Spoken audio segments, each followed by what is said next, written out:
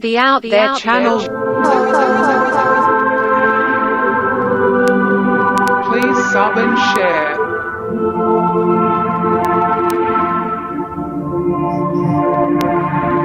Searching for the truth. UFOs, aliens, greys and ufology. Real images, real stories, real videos, real cases, researched and investigated by professionals in the field and cutting-edge discoveries. Multiple witnesses, abduction accounts brought to you by Team The Out There channel.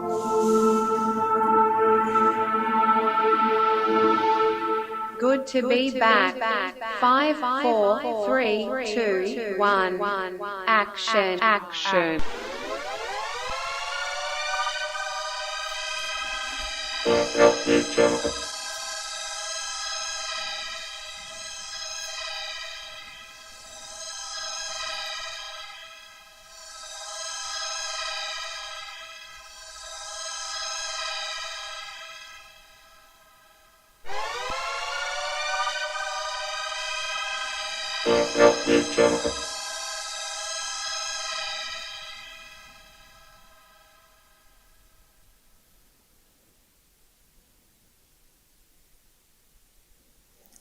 Yo. Yeah, I forgot to check the mixer settings. Looks like it saved maximum volume instead of the default volume. So I don't know how it ended up on Google, but I think it might have clipped the sound, which is little crackle sounds.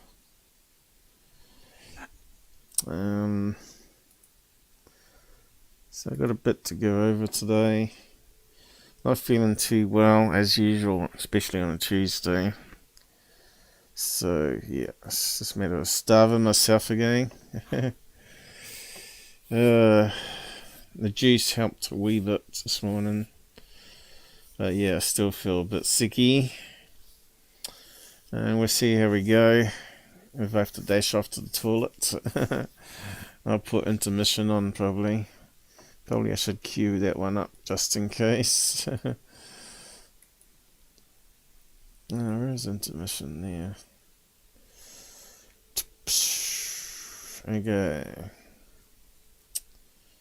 Oops, I forgot to open up the folder. Not sure if I need it today though, but I suppose I better bring it over.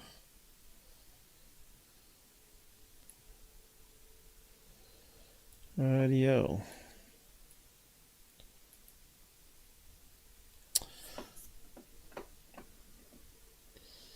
See if anyone joins us.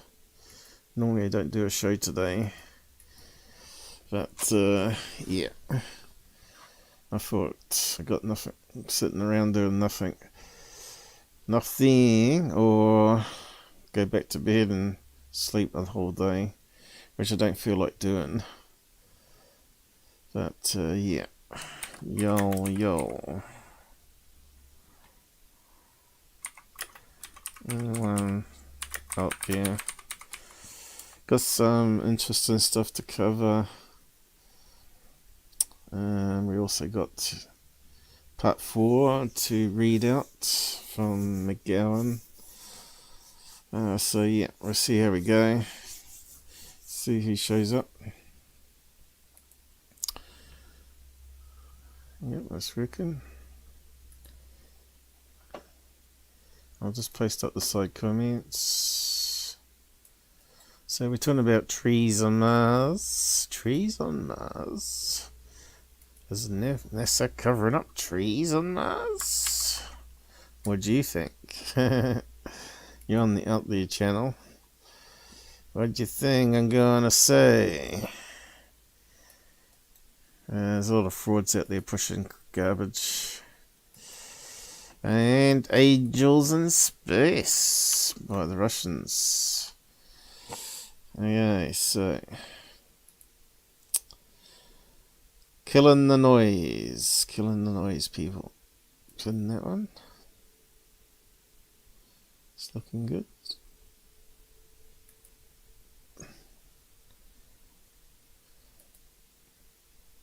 Alright. Looks like it's working.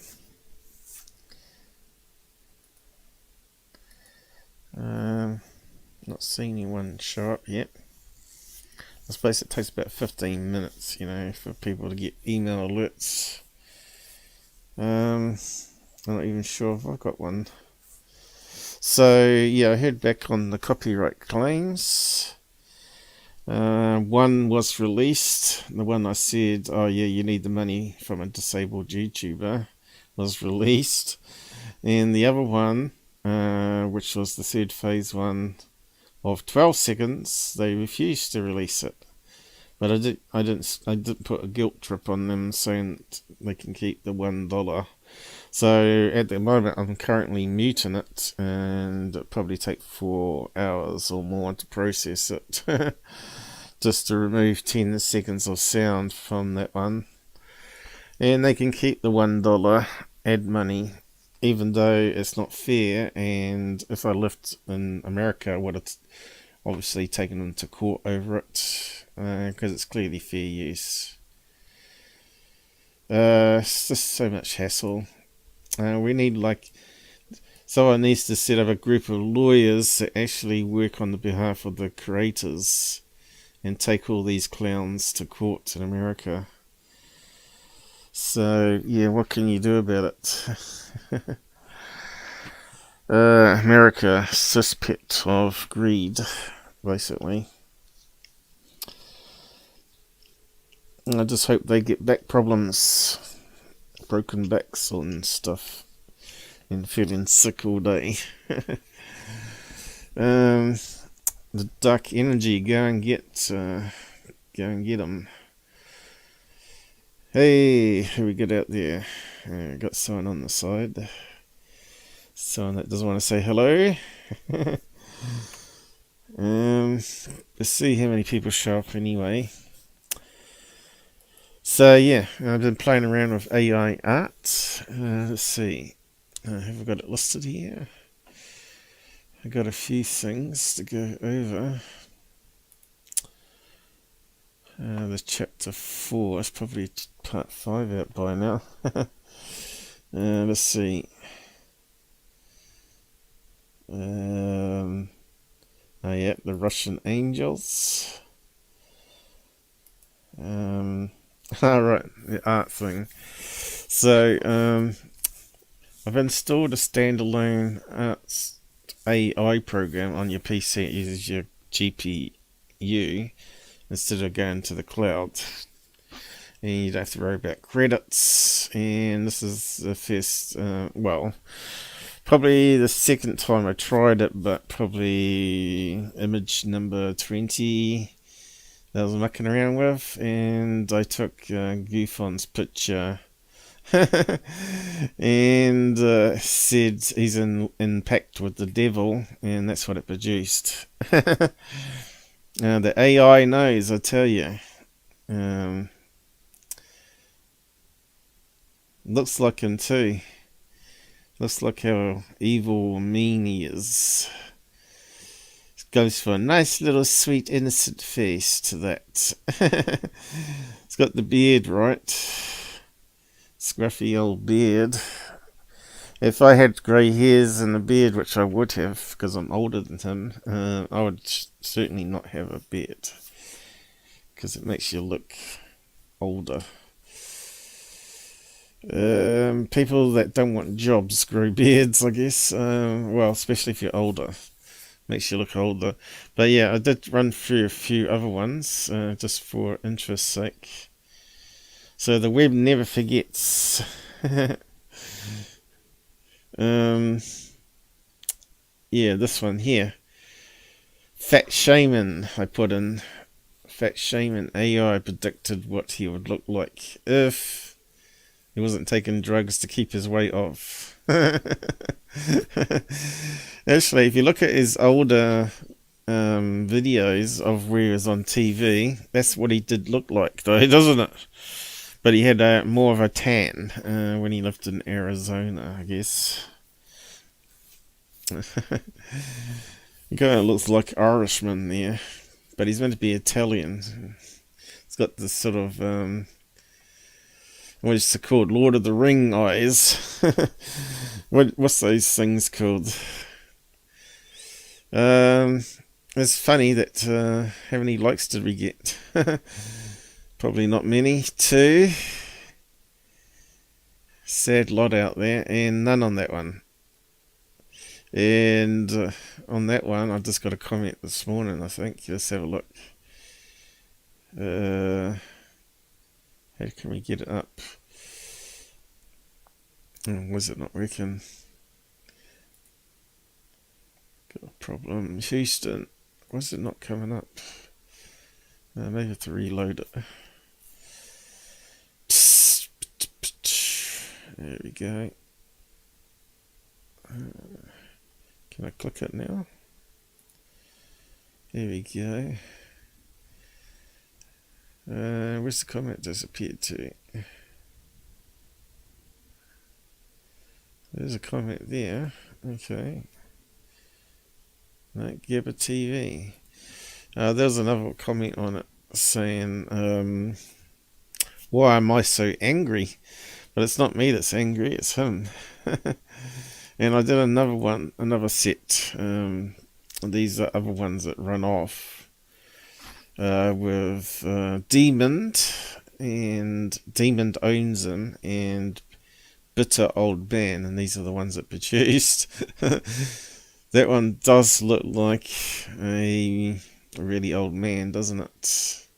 Without his teeth in. He's got his tongue sticking out. It's hilarious. This one here cracked me up. I know he did look a wee bit strange when he was younger, but that's what it produced. The Demons looks like Mexican guy. I don't know. What's that in his ears? Torture clips. So that's what he would look like if he shaved off his chin. I suppose it's got his chin pretty well. The edge of the chin. There's another old man one with his tongue sticking out. I'll post the links to it, so if you want to keep copies of them if you want. And this one here, instead of the tongue sticking out, more of it's bug-eyed. But yeah, if you open up bigger, you see the hat changes too, like this one here. Instead of USA, it says USR,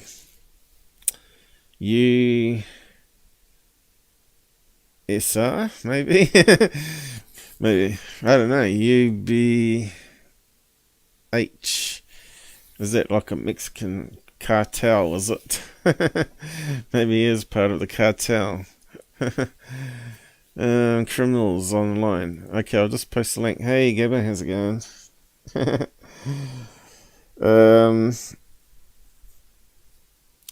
GUFON sold his soul to the devil. He certainly did. He's a goner.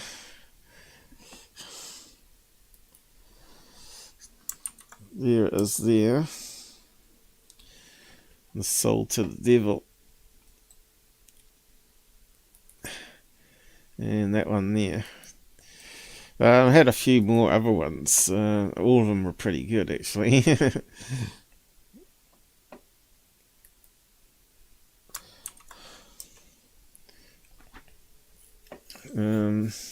you had to draw that yourself, you'd have to be a fairly good artist, I think. Yeah, this goes to show the future is going to be interesting. Why am I so mean to him? He never deserves it. Well, it's the best I can do when he slanders me, right? And Google doesn't do anything about it, so, you know. But so that's the tree thing. We'll come to that eventually. I'll stick up open lines so you want to drop on, but don't take over the show too much. If you want to say something, you can. I'll just pop it up there. There we go. Free for all. Everybody knows how to jump on that by now.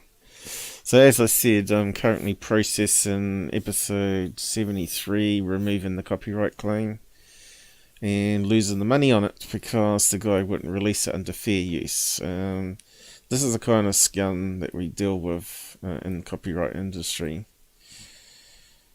It's a damn shame, but yeah, at the moment it'll play normally, and you shouldn't notice anything apart from where I'm sort of debunking the video.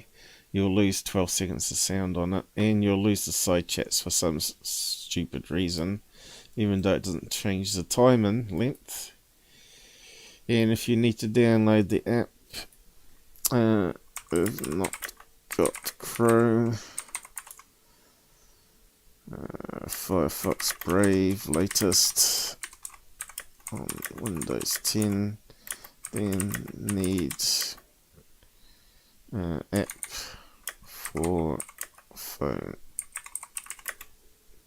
tablet. Like I said, I'm not terribly well again, so my stomach googles up every so often, and I feel a wee bit under weather again. So yeah, you can jump on if you want to, Gabber. I'm not sure how much CPU I can play around with. Got some more stuff here. Yeah. I thought I had a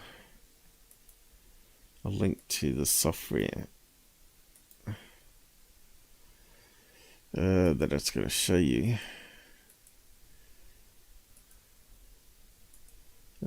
Must have got deleted, is it? That's strange. I had it posted. And let's see. It's called Diffusion. Not sure how big it is. I think it's probably like 10 gigabytes. It downloads a small part from GitHub, I think it is. Where is it? Talks about it here.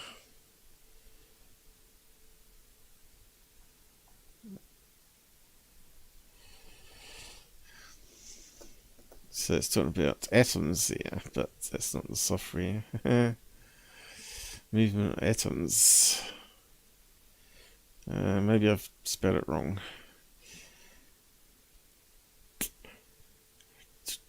Oh no, here it is. No. I see it up here. Stable Diffusion AI has mastered the female form. Well, it's certainly mastered GUFON.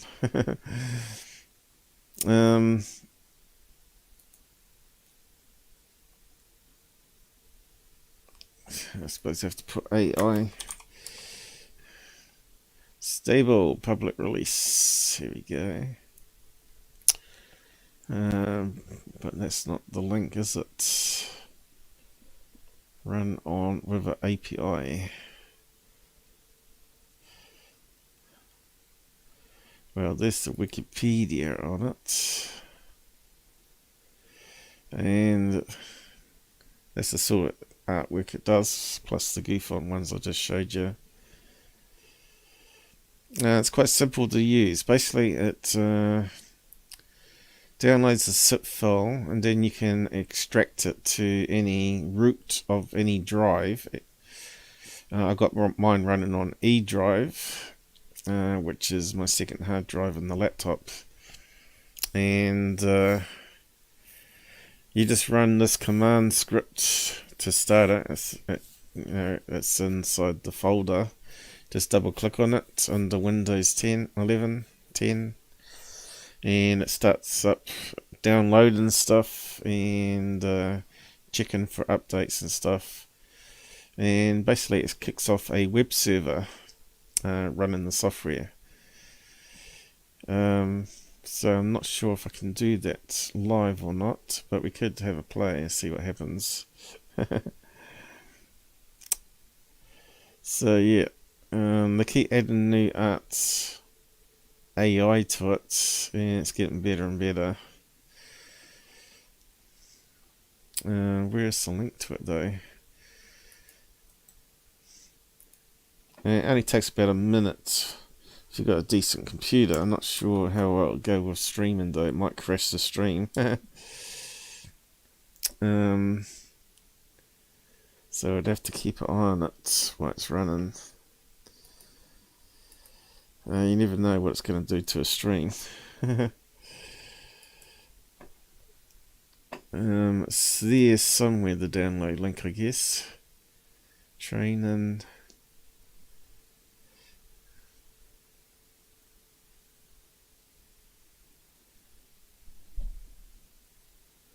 What's it talking about? Hardware architecture. Oh, right. What's it saying here? Diagram.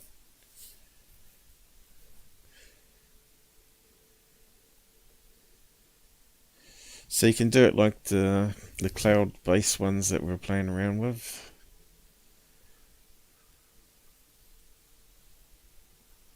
Source available, so it's open source. Looks of it.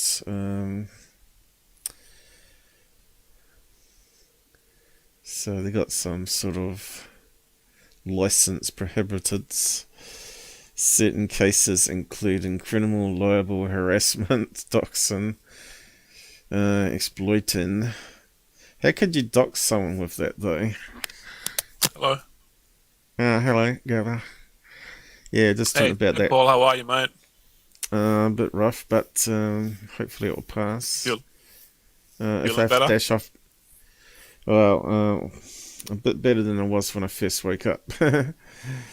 I might need to dash off the toilet. Your computer's going to die if you try and do AI and stream.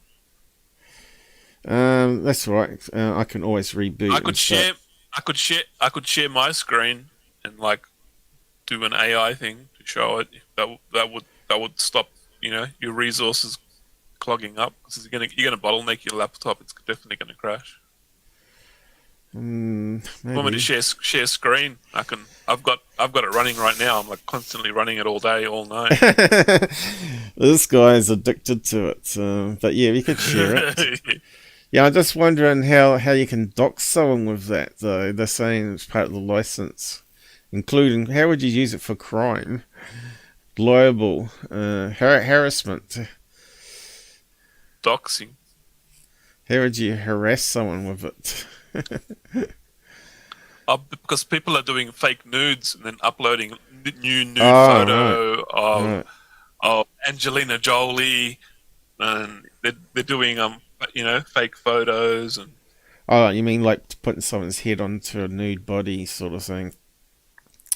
Yeah, they're using AI to make fake photos of like famous people doing compromising things.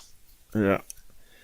So there's a lot to it, but that doesn't actually give us any snapshots of the current build, how it looks like, does it? Where's the download link to it? Should have been here, shouldn't it? I can't access my Discord. It's just broken. It's not responding. I've been trying to access it. It crashed and just like. You have to. If that happens, just uninstall it again and just reinstall the app, and then it will come right. It's because they keep modifying it, right, and eventually it doesn't sort of update properly. And no doubt mine's been playing up too, so I'll probably have to uninstall mine. Install it. Yeah, just trying to see why they got a stable download link for it. Suppose what you could do. I could have grabbed it. I could have grabbed it off Discord and just sent it to you right now, but I can't access my Discord. Let's put download. Here we go. Is that the one? GitHub. I mean. There. So I think that's the page. It's got some more examples put up there.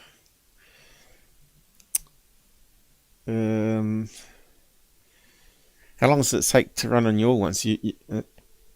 Mine My is one, like maximum of 2 minutes, I think. I'm doing 20 in 430 seconds. 20 images. Okay. But I'm doing 15 steps to test it. Usually I go up to like 100 steps, and then I like go up resolution up to like that one's pretty cool. 720p resolution. A lizard alien playing a light guitar. That was kind of cool. You never know what you're going to get. You can type in lots of keywords, and you can give it. You can reuse the image into the next processing line, and Probably access the Discord on my phone. refines it. Let me do it for my phone. Yes. So obviously there's a link off here that downloads it. Obviously that's not the page I found, but I think you can go download zip or somewhere on the side here. There, I think. Latest. Probably because mine's scaled up here, I can't quite read it. Should be a download link, shouldn't there? Might be another page that simplifies it a bit more. Oh yeah, let's just post the link there. I got the link for you. I'm in the Discord now. I'm just scrolling up through all the photos. Oh, you can post it in the side comments. That's my 2 links for it anyway. And then we have to start talking about angels in space. But yeah, we can just do a demonstration for people to watch. I really got a couple of people on anyway. If I go full screen, and you can share yours. I think we've done it before, where you're showing your drawings or something, was it? Yeah. But will it crash yours, capturing your screen, sharing it to me though? It shouldn't. But you can always restart it in the browser again. It's no biggie for you. So yeah. I just sent the link. to my email. I gotta check my email first. Let me grab the link. Where the hell's Google?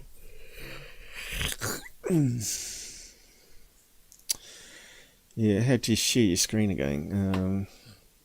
That one there, I think. There's the link. Start or stop sharing your screen. Copy I can't do it because I'm the host. My browser's gone weird. It's all that Chinese. It's all that Chinese hackers that you're dating. Link download for AI art. Yeah, it's best to put a name of it.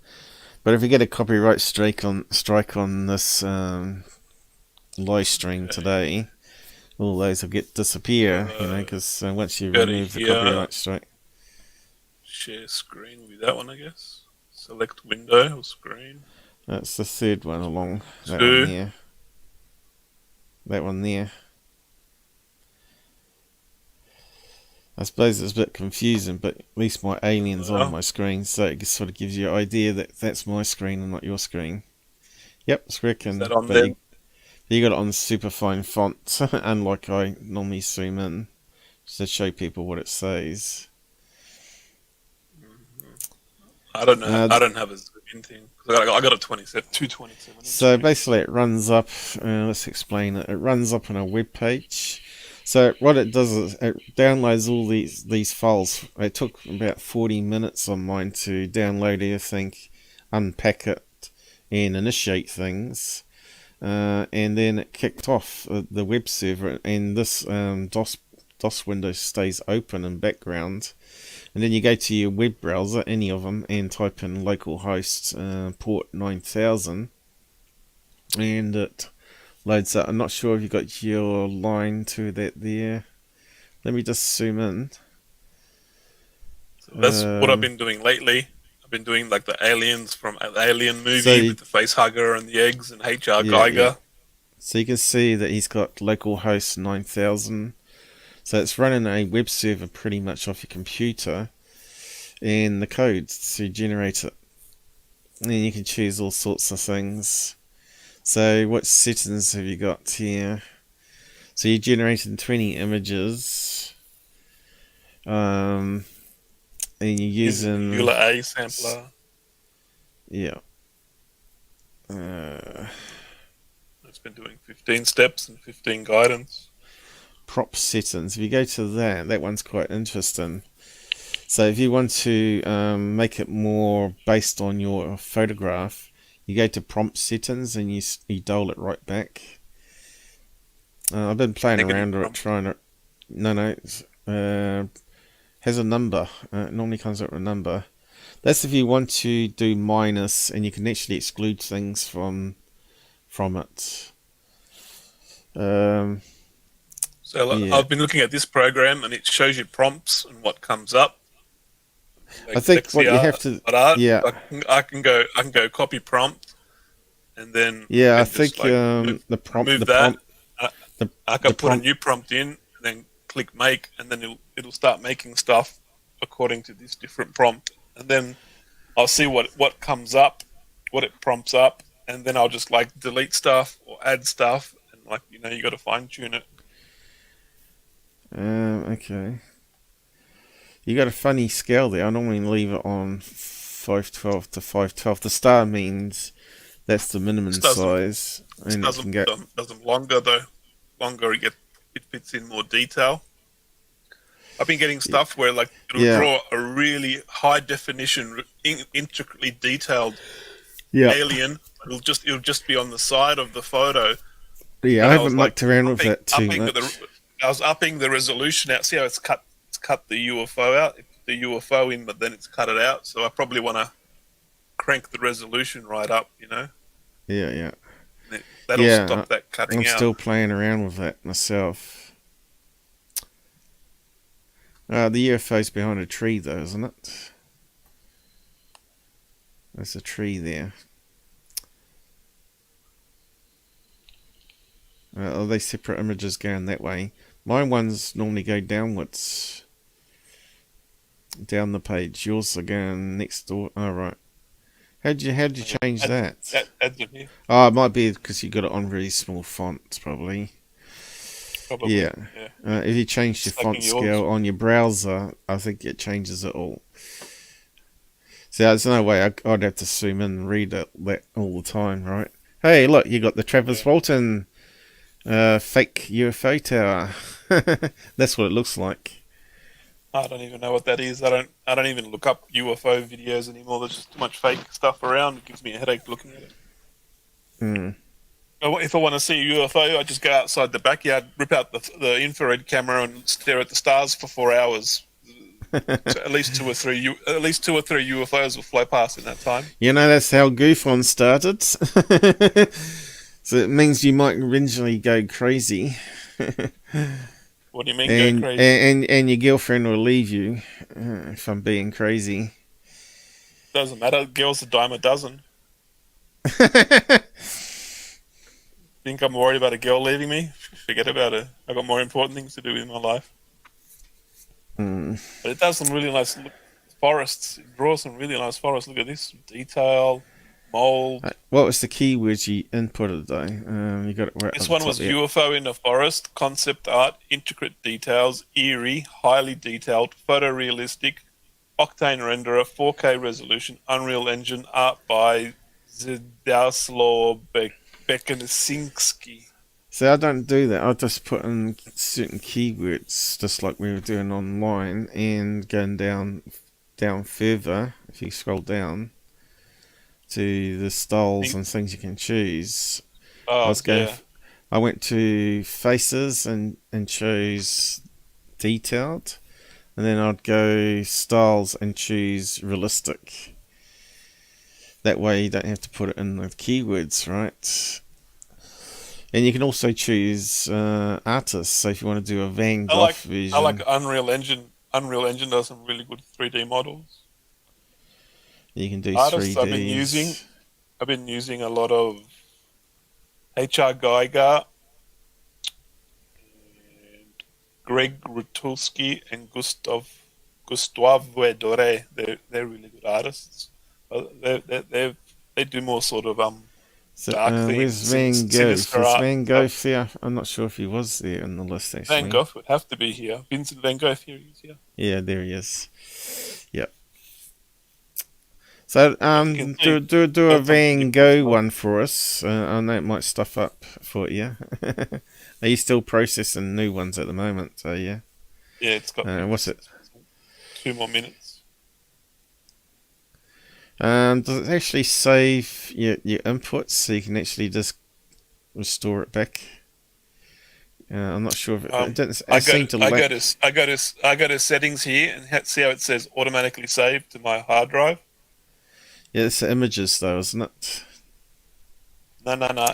This will save both. I'll show you what I mean. Okay. See, I haven't mucked around, but I've only been on it like it's 2 hours. So I go to the folder and see I've got all my photos here. Like you can tell I've been doing a lot of AI art. He's a All crazy the cat different man, by photos. the way.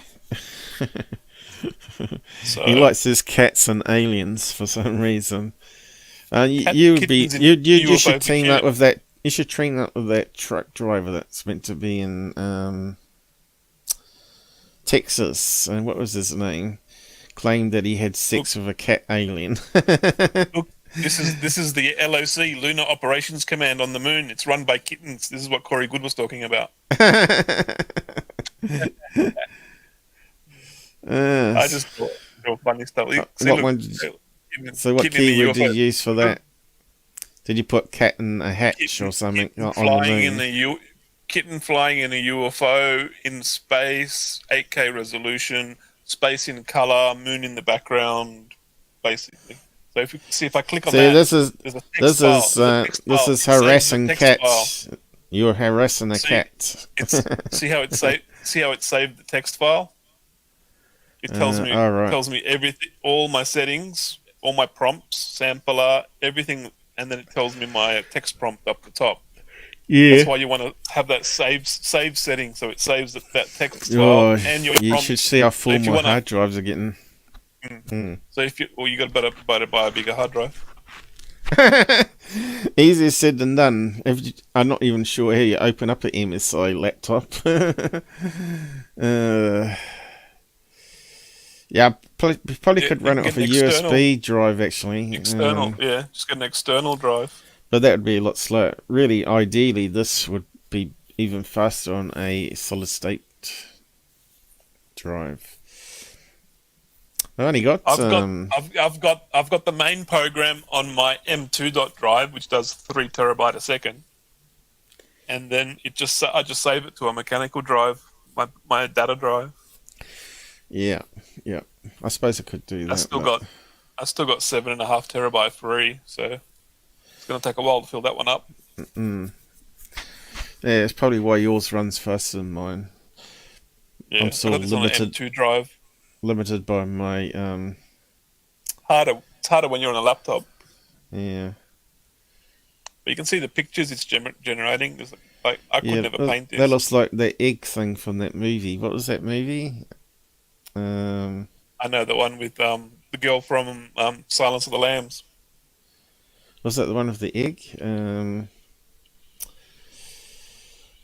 It wasn't Coneheads, was it? No. I think it was called Contact. Contact. No. I don't know what it's called now. Don't know if it was called Contact, was it? That's the one where she sits inside a sort of a dome thing, and it spins around really fast. Gets a signal from space, and they work out its instructions how to build a time traveling device. This is a prompt I found on this Lexia place. Like I type in Roswell alien, and then I just look at stuff, and I'm like, oh, that's a nice picture, and then I just look at the prompt, and I copy it, and then I just add or delete or edit, and then like it tells you what the prompt's going to make. What was that? Dyslexia art. What was that site you did? This one here. Well, you should post it in the side, I suppose. I'll post it in the side for you. That's Dyslexia. Help finding prompts. And let's try this. This was pretty cool. I found this pretty funny. I did some really cool photos. I'm going to have to improve on it, but like that's just the basic. We'll just remove that, and we'll try a new run. So this is processed in real time. Yeah, you got to explain to people what you're doing there. So I've added a new prompt. The new prompt is Polaroid photograph of horrific alien beings visiting Earth, 1950. And it's processing, as you can see. It's processing, images. so it's 5 minutes. So it's going to do a photo every 20 seconds. Look at the photo. Ooh, it's a bit nudie. Found some people. Found some people with alien masks on. Oh no! But it's hit and miss. It's hit and miss. Like that's what it did. Where is it? I did it before. Yeah, I noticed if you do more images, right? If you do more images, it seems to change something. Like so you did the art style. Looked like a Polaroid from 1950s with the two aliens. That came out pretty cool, actually, except for this. Oh, you better do Skinny Bob too, won't you? If you can, that's another good one. That'll probably be the next phase: how to create emanations off the artwork. Yeah, that came out good, but then put two floating heads on it, so that needs to be redone. That one looks cool. Look at the little like science fiction aliens from like Doctor Who or something. Yeah, you got a bunch of aliens there. So it's hit. I tell you, Gabber's alien mad. I wonder if 18 Worlds is about. Or did he get some astro train abduction event happen to him? Yeah, so I find you got to do sometimes like 100 photos, and you'll have like 2 or 3 that are just gems. Gems. That's why I just sit there just punching it out all day, changing. Adding a new art style, deleting a word, adding a word. So anyone out there can, if you've got a decent laptop or desktop computer with a decent GPU, just download the free open source and have a bit of a play yourself. It's quite addictive, and you can see you can get some really good results from it. You could pass art school. Just say to the thing, "Oh, I painted this," and blah blah blah. Imagine how many students are going to cheat and just type in AI and then just like copy and paste and go, "I drew this," and then I passed my assignment. They're all going to be doing this. Yeah, they're all going to be doing it. Well, there's a difference between real paint on a canvas and a print, though. But yeah, but a lot of people do digital art now for like websites, making advertisements, building websites, making video content. I think you can use the art from this for commercial sites, can't you? I don't see that in the legal thing. Like, so you're harassing alien greys. I would get a good photo, grab it, and then like magic wand them out and put a cool background in and change it all around. I would go ham. Yeah. Be interesting to add the word demon or devil to it and see how it comes out. Demons. You're gonna get monstrosities. Some of the artwork is quite scary or gives off bad vibes, doesn't it? Some of the stuff I got was arms and limbs when I put in demons, and it was connected to chains, and it was really weird.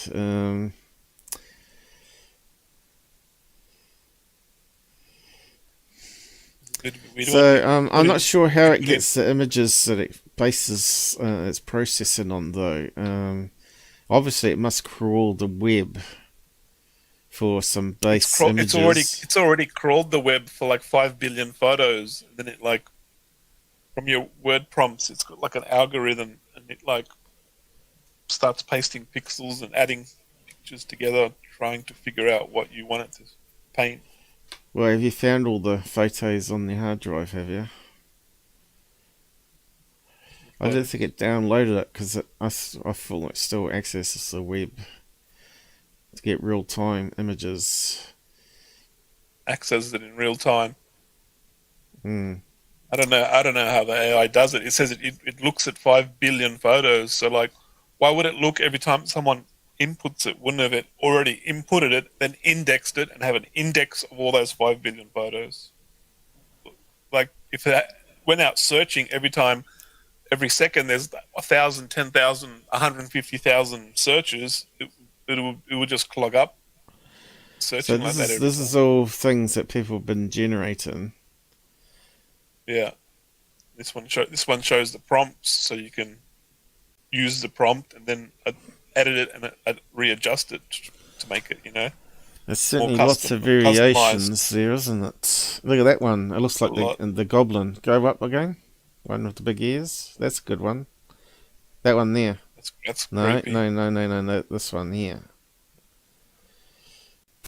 That one here. The goblin. Have you not heard of the Hopkinsville goblins? There's that Hopkinsville goblin there with the big ears. You gone past it. You gone past it. This one. I was pointing to it on the screen. Yeah. No, I was pointing to it. You weren't watching my screen. That one, yeah. I can't watch your screen. Oh, I could. Let me flip your screen onto my other monitor. Too late now. But as soon as you change location, it's gone. Yeah. But you can if you got two screens. Haven't you got two screens? Yeah, I got two screens now. Now I'm looking at the Jitsu. You normally have a stream on the other one and capture one on the other one. These little blue aliens, the funny ones. Yeah, but you went past the goblins. Goblins. This one Goblin. here. There's the goblin. There. Oh, that one, yeah. Yeah, Hopkinsville goblins they're called. They had super red cutest eyes. alien grey you ever did see. That's the prompt. No, it's not. But you want to change. You want to use that as a template and say change it with red eyes and put red eyes and a flower in each hand. No, and sharp teeth. Sharp teeth or whatever. Yeah. You can modify it. Yeah, like jaw mouth. That would be interesting. Hey, Danny, how's it going? Tommy, I mean, Danny. Where did I get Danny from? Tommy. Yeah, we're just talking about AI art program that you can just it's open source. You can just download and install it on your computer, and these are some of the images that people have generated using it. Danny, where did I get Danny from? Yeah. Oh, Danny boy. Danny. AI draws as a praying mantis. AI draws. I don't think I've ever had a Danny on the alien. channel, actually. That stopped. Not even sure where Danny comes from. Maybe it's subliminal. That one looks pretty cool. Coming out of a little portal. There. It draws some really cool stuff, AI. Look at these ones. Can you just type one? Can you type in one that says 2-foot goblins or something like that? See what it comes up with. 2-foot goblins with shark teeth. Short goblin with shark teeth. Let's see what comes up. It might actually give us a hybrid. So we won't spend all the time on this though, but we'll just do. I'll just draw four of them. See what it comes up with. Be interesting to see what it comes up with. Minute and a half. We'll see what else while it's drawing. See what else other people have drawn. Oh, don't you have the preview on so you can see it generating it on the fly? Nah. I turn on the preview, and it comes out all this noise. It starts with all this static, and you see the static forming builds shapes. it from pixels. Yeah, it starts to build it from Pixels, yeah, and you can see it forming what it's going to look like. And it's quite good.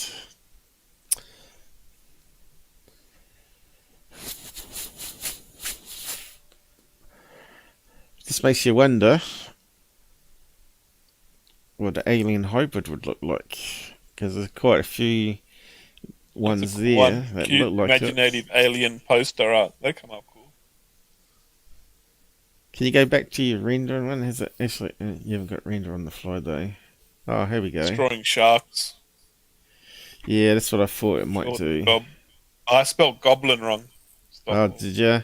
So that's why you got gob, the mouth, you see. Yeah. Yeah, grammar, spelling, back to school. Short green goblin. I'll just zoom in so people can read that. So that's what we're telling it to generate art on. Normally I have preview ticked. Whereabouts was that? Can't remember now. Down here. That one there at the top there. Show the line preview of the image. Yeah. That one there. Yeah, the rendering. I've been generating hundreds and hundreds of them, so I don't bother looking at the preview. Should only take about 2 minutes. Oh, that's getting better. That looks like a goblin. Shark.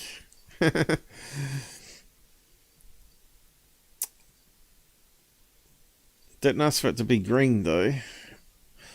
Oh, did you? Oh, you did. Maybe that limits it then. Green goblin. Silver goblin. Nah, you can tell it to be any color. I can say grey, and it'll just make goblins with the grey color.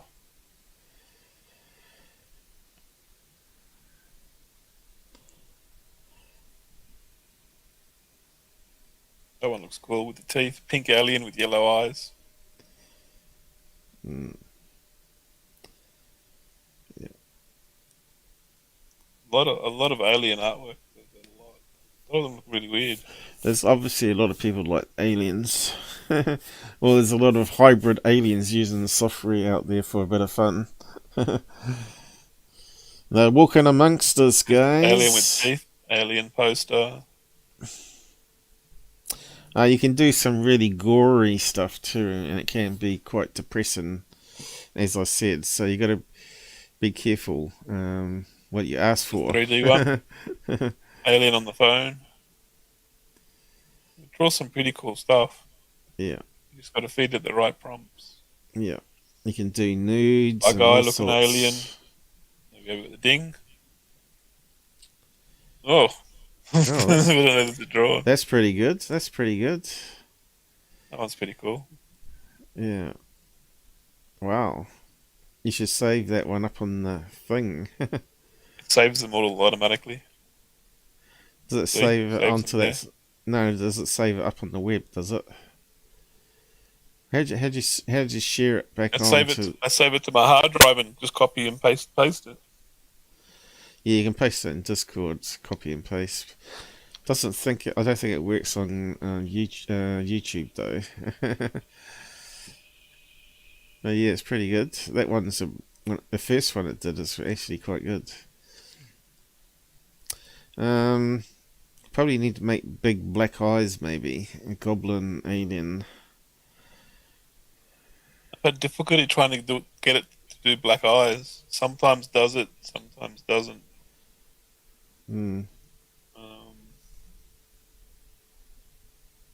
Sometimes it just puts weird eyes in there. Sometimes with green eyes, yellow eyes, red eyes.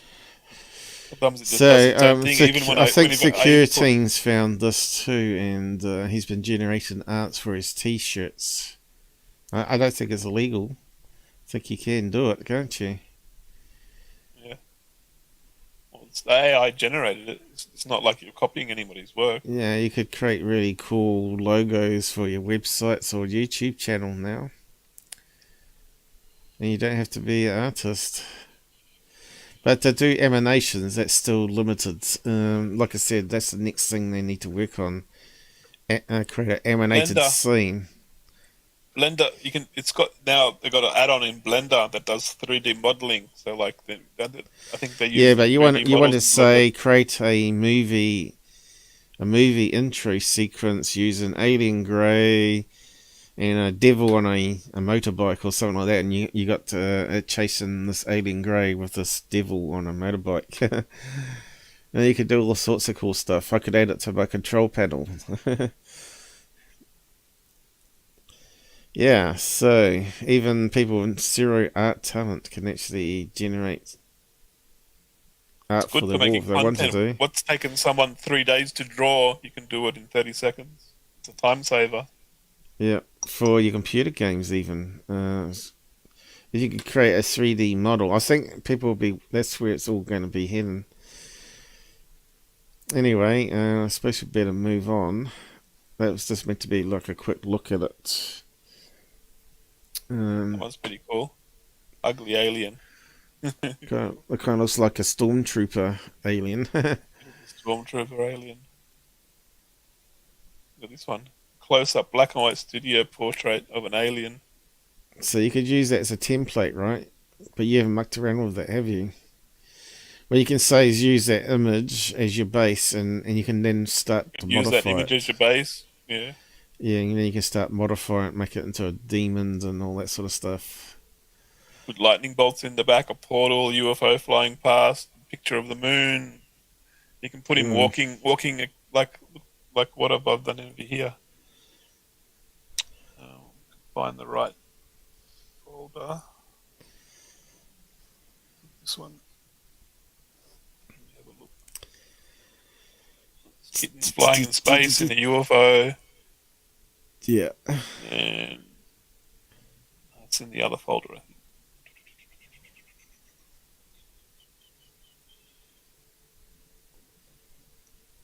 You can see some of start doing animation aliens. Can't see the animation I there, go though. back. I go back a folder. Go into this folder.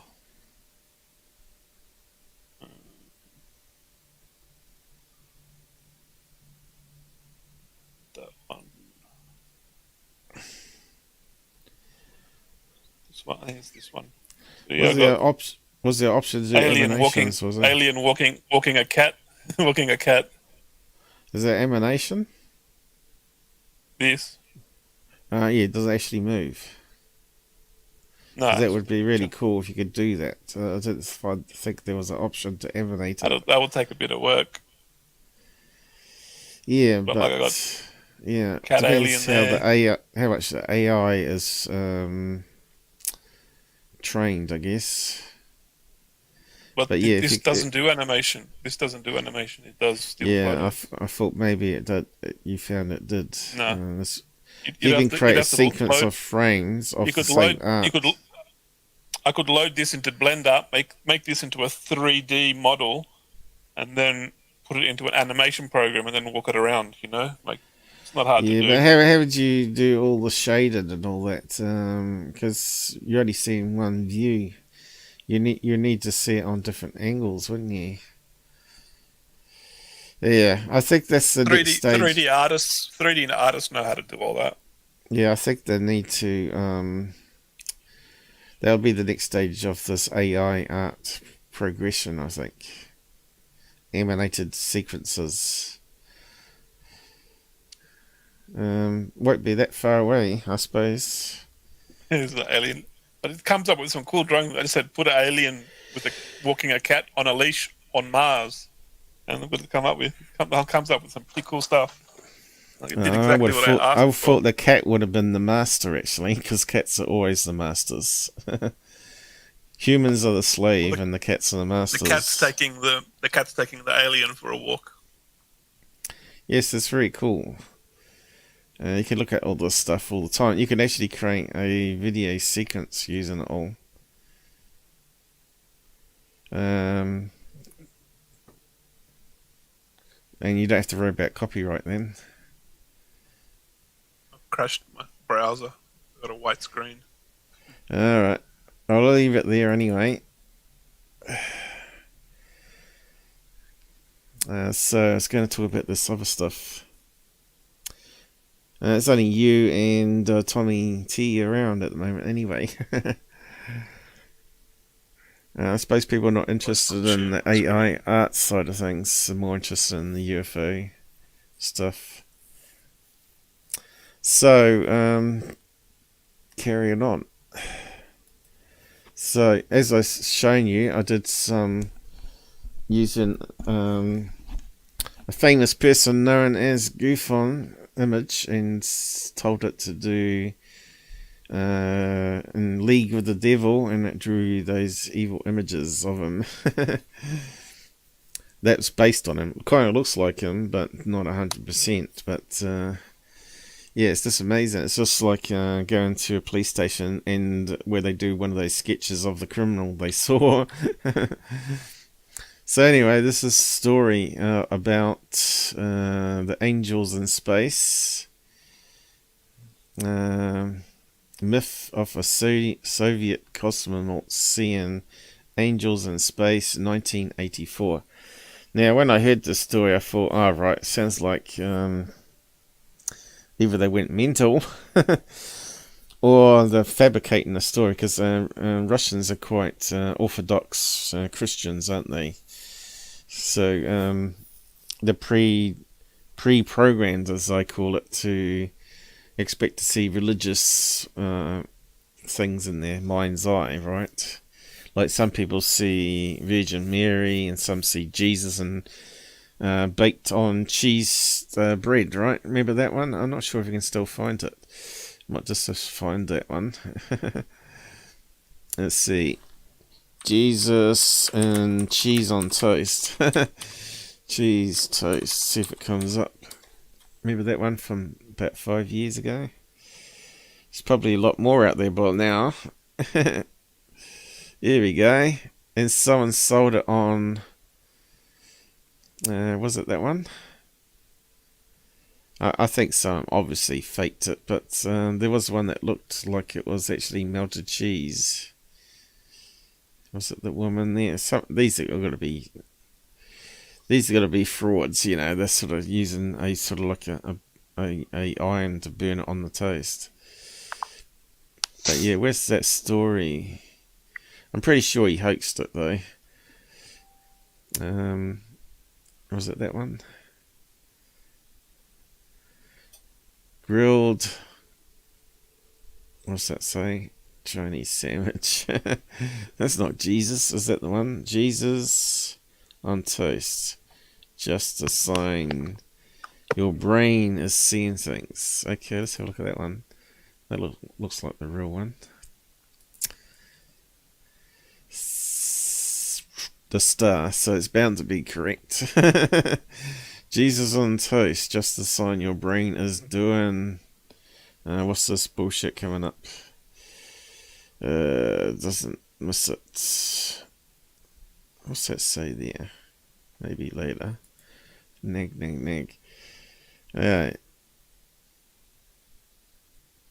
Okay, what are we looking at? Alright. You can see the face coming out here. Our brain is doing what it's meant to do. It's meant to see faces. Mind you, that's a pretty burnt up piece of cheese on toast. I wouldn't want to eat it. It's been too long under the grill. What kind of bread is that? It's triangle shaped. Italy, is it?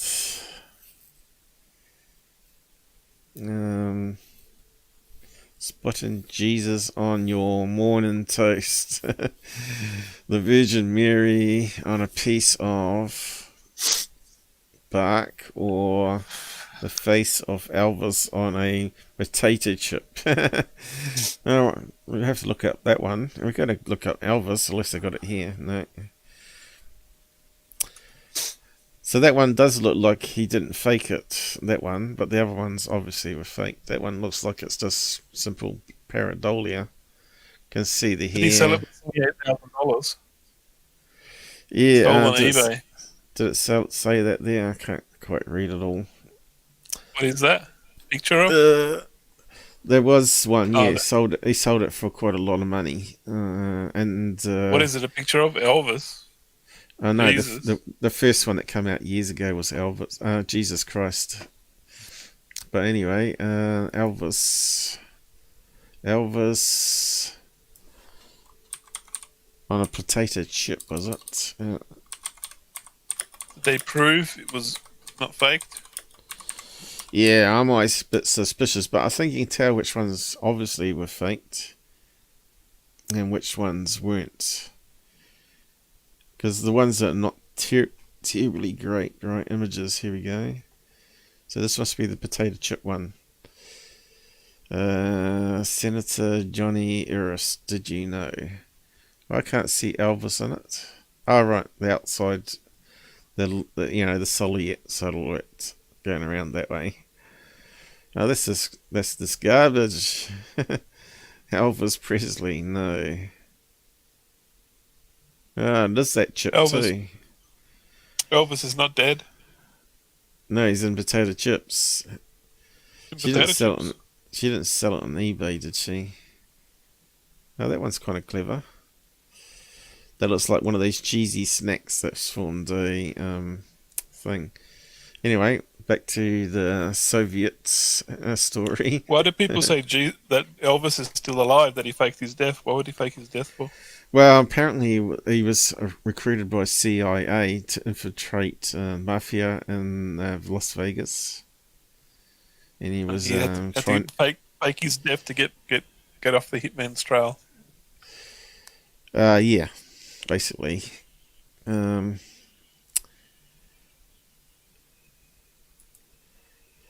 But I think his was like Michael Jackson, lots of pills, to try and knock him out. Because once you get on the drugs, what was he doing? Being a narc for the bloody FBI? What's wrong with him? CIA, was it? CIA. What the hell are you doing? Going against mafia, of extremely violent group. Well, we're not streaming talking about Elvis Presley and CIA though, so we don't want to focus on that. But you can you just can do a Google and do your own research on that. Anyway, I'm disappointed that Elvis is a snitch for the CIA. I might just read out, see how this one reads out. It's a lot of reading there.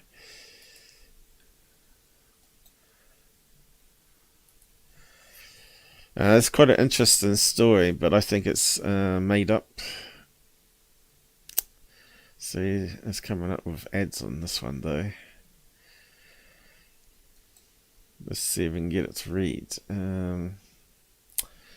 We could just click on that now, can we? They've added it to it. Yeah, looks like you can. USSR, the myth of Soviet cosmonauts seeing angels in space. Is that loud enough? 1984. November 18th, 2020. Adrian Chon-Wiles, Ph.D., Political Commissar, Human Interest, Soviet Studies, 1917 to 1991, for comments. I think it's loud enough. Soviet cosmonauts Leonid Kazim, Vladimir Solovyov and Oleg Atkov, 1984.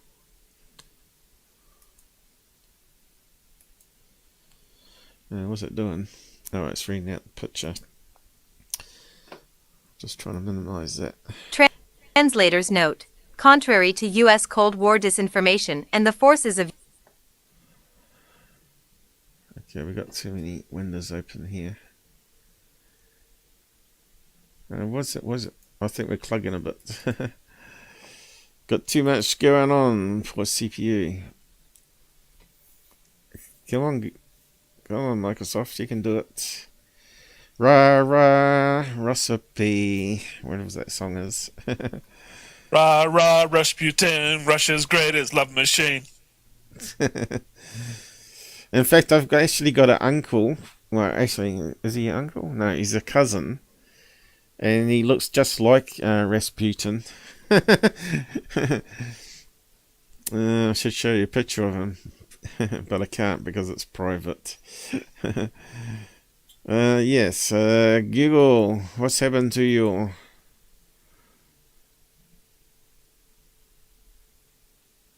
It's gone on strike. Oh, here we go. Forces of U.S. anti-intellectualism. religion was never banned in the USSR. On the contrary, unlike the Tsarist system that preceded it, the Soviet system guaranteed freedom of religion. See Muhammad Ali's 1978 visit to the USSR. Like the Constitution of the USA, however, the Constitution of the USSR separated church from state and the classroom from the church. Like in the USSR, the state of the USSR was secular and its development guided through the progression of rational science.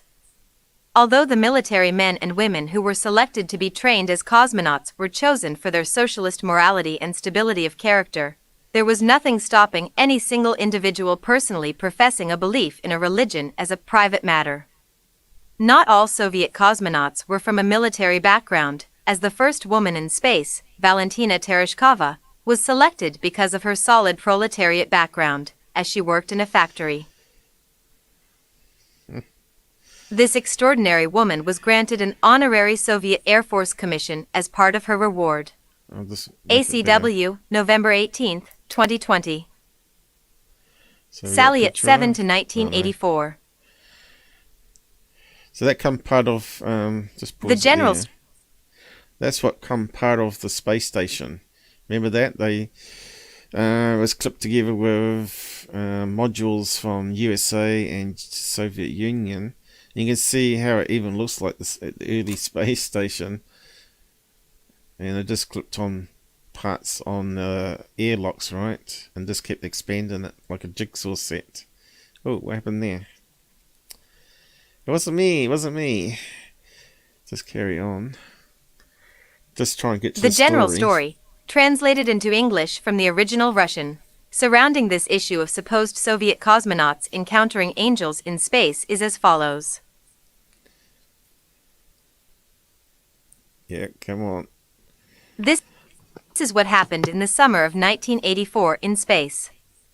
It was the 155th day of the manned flight of the Soviet space orbital station Salyut 7, where the commander, Oleg Atkov, was serving with the cosmonauts Vladimir Solovyov and Leonid Kazim. Suddenly, the station was flooded with a sparkling orange light, which was so strong that it blinded the occupants for a time, and they thought that there was a fire or an explosion on the ship. The cosmonauts reported the incident to the Mission Control Center. When their ability to see returned, the cosmonauts looked through the portholes and reported that they could see faces.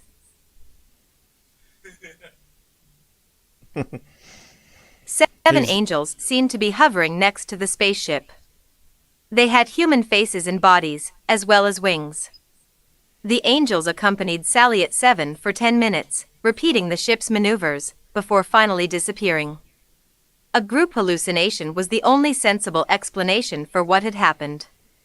The cosmonauts logically assumed that they had all suffered from a temporary episode of madness brought on by stress and tiredness. Yeah, that could explain GUFON, couldn't it? But yeah, when you think about it, they're in space, they're going to get extra radiation bursts. Things could go into the visual mind set, but would everybody on board see all angels? So there's a wee bit more to the story, because we know the Russians, we know about the Russian, the one, phobies, or whatever it's called, the one that sort of meant to have been attacked by a cigar-shaped UFO, turned out to be a bollock story, because I debunked it, because it took lots of other photographs before and after, and that cigar shape was all in random places on the images.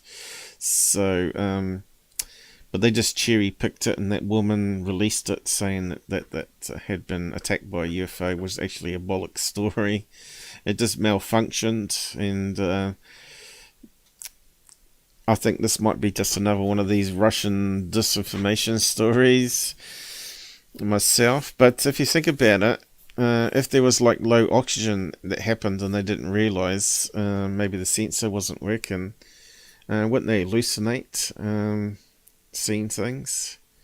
And if someone said, oh, I see an angel, and then they all look out the window and they have that sort of predefined what they're looking for, angel, out the window, and they all start seeing it. So I think maybe here, they don't actually see anything real. They sort of imagine it in the mind's eye, which is really possible. Tiredness. And that's what they're Later, saying on the here. 167th day of the flight, 3 of their colleagues joined these cosmonauts, Svetlana Savitskaya, Igor Vok, and Vladimir Zanabekov. Once again, there was a bright orange light and 7 angels. According to the eyewitnesses, each was the size of an airliner. This time, all 6 cosmonauts reported to Earth that they had seen smiling angels. If it were only about the first crew, which set a record of 237 days in space. So the red flag here for me, if they saw that, so where's all the onboard cameras, and why aren't they aiming a camera out the window as well? You know, the ship normally would have cameras set up so they can record it, but like in case there was like a black box, you know, a disaster, like a plane. I reckon all airplanes should have also dash cams, right? So yeah, they could see what was going on in cabin at the time, as well as just hearing voices, because in the old days they didn't have the technology that we've got now, so these black boxes can be very small and store a lot of information. What's that, Gabber? Hear me? Yeah, you're breaking up. Yeah, Jitsu was going crazy, and I told it to use my microphone, and it asked me 20 times to use the microphone. Sorry. Yeah, I don't know what's going on with your system. It might be because you're running that art program at the same time, maybe. No, I stopped. I haven't touched it for like 10 minutes. Well, you sound normal now, like you were before. So yeah, seeing 7 angels. I think that comes from the Bible, doesn't it? The 7 angels. This is why 7? Why not 6? Why not 5? Why not 8? So it sounds really Christian based to me. 7 angels. Catholics maybe. Orthodox Christians, is it? Or is it Catholics they have over there? Orthodox Catholics. Russians have Russian Orthodox. Is it Catholics religion, or is it Russians Christian have religion? Russians have Russian Orthodox. Yeah, but it's based on Catholic or Christian. It's based on the Greek Orthodox. There we go. Gabriel, It's based on Greek Michael. Orthodox. There's your 7 there. Raphael, Sipal, Ural, blah blah, whatever their names are. They sound like demon names, actually, don't they? 7 archangels. There you go. I knew it was. Is it Catholic? Yeah. What does it mean by the number 7 in Catholicism? For instance, the number of 7 signifies completion and rest. Alright, 7 days of the week. Is the 7th day of creation when God rested. Okay, so 7 fallen angels. This is where it's coming in. So you can see, if you're going to be like a shill astronaut or cosmonaut, Cozy, then making up this religious story about the 7 angels would fit in with a lot of religious people. And you could sell lots of books after. 7 archangels is also Greek Orthodox. Yeah, so you got 7 fallen angels, and you got these other ones. So they're totally different. You got Satan himself. So there's Also, good angels, 7 good angels, and 7 bad ones. See, I didn't even know all that because I don't really follow religion. What's the number 7 special? yeah, it's also in Greek Orthodox. It's in the Greek New Testament. 7 archangels, but they're Jew, Catholic, Christian. They all read from the same Bible, King James Bible. Anyway, it all comes from the same place, you know. Yeah, that's what I think. What is God's number in the Bible? Number 1. Catholic thing, not a Catholic. Sometimes thing it's used to refer to a value falling short of a 7. For example, the number of the beast is 666, which represents the evil. I wonder if GUFON's got that tattooed on his back by now. And having fallen short of the divinely perfect number of 7. I don't see how 7's perfect though. I thought 0 would be perfect because it goes right around. What goes around comes around. So yeah, what does 444 mean? Another symbol of 44 is part of that it's a response to all your thoughts and prayers. That's kind of strange. 777. Currently, according to American publication, the Orthodox Study Bible 77 represents the threefold perfection of the Trinity. I thought the Trinity was 333. Use 3. Yeah, 777. I don't see how that's got it. 333 in Bible. Holy Trinity. God, Jesus, and the Holy Spirit. Multiple threes are used in biblical discussions of the promised land. Land flowing with milk and honey. That's Australia. You live in the land of milk and honey. That's Milk and honey. Yeah, that's Australian. People probably don't realise that though. They live in America. They think America's milk and honey. But no, they haven't been to Australia. You got to go to Australia until you lived. And New Zealand, of course. Anyway, we're going to spend ages looking over the Bible studies. So let's just carry on with this. So you can start to see how this is start to fall together now. Space orbit. This episode could be logically attributed to the ongoing stress accumulated during the long space travel. However, how would this explain the meeting of the second crew with the angels? Soviet archive documents reveals the following reliable data. 3 crews landed on Salyut 7 by Soyuz rockets, February, July 1984. Arrived by Soyuz T-10, Team Crew 10, February 8 to October 2, 1984, Third Main Expedition. Leonid Kazim, Vladimir Solovyv, Oleg Atkov. So it pauses all the white space, you see. Arrived Soyuz T-11, Team Crew 11, April 4th to April 11th, 1984, Third Visiting Expedition. Yuri Malyshev, They can say the names better than I Gennady can. Strekalov, Rakesh Sharma, India. It's quite good. Arrived by speech Soyuz T-12, Team Crew 12, July 18th to July 29th. Okay, can we skim Vladimir this? Zenab, Okay, Svetlana okay. Savitskaya, Igor Vok, Okay, there we go. Come on. It's processing. Probably going to skip Bartek it now. Bierzicki, November Yeah, it 20th, did. 20. Hang on, let me Bartek skip it. Bierzicki, November. What's that one it said above?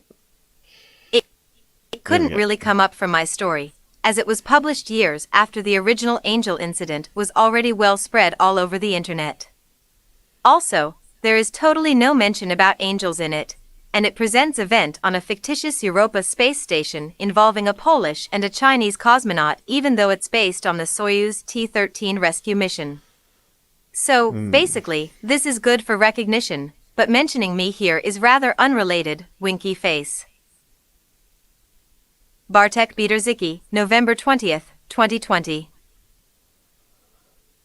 Thank you, Bartek Bierzicki, for your kind and informative advice. I apologize for the misunderstanding. Russian language sources. So, that's the breakdown of it. https://forum.novos.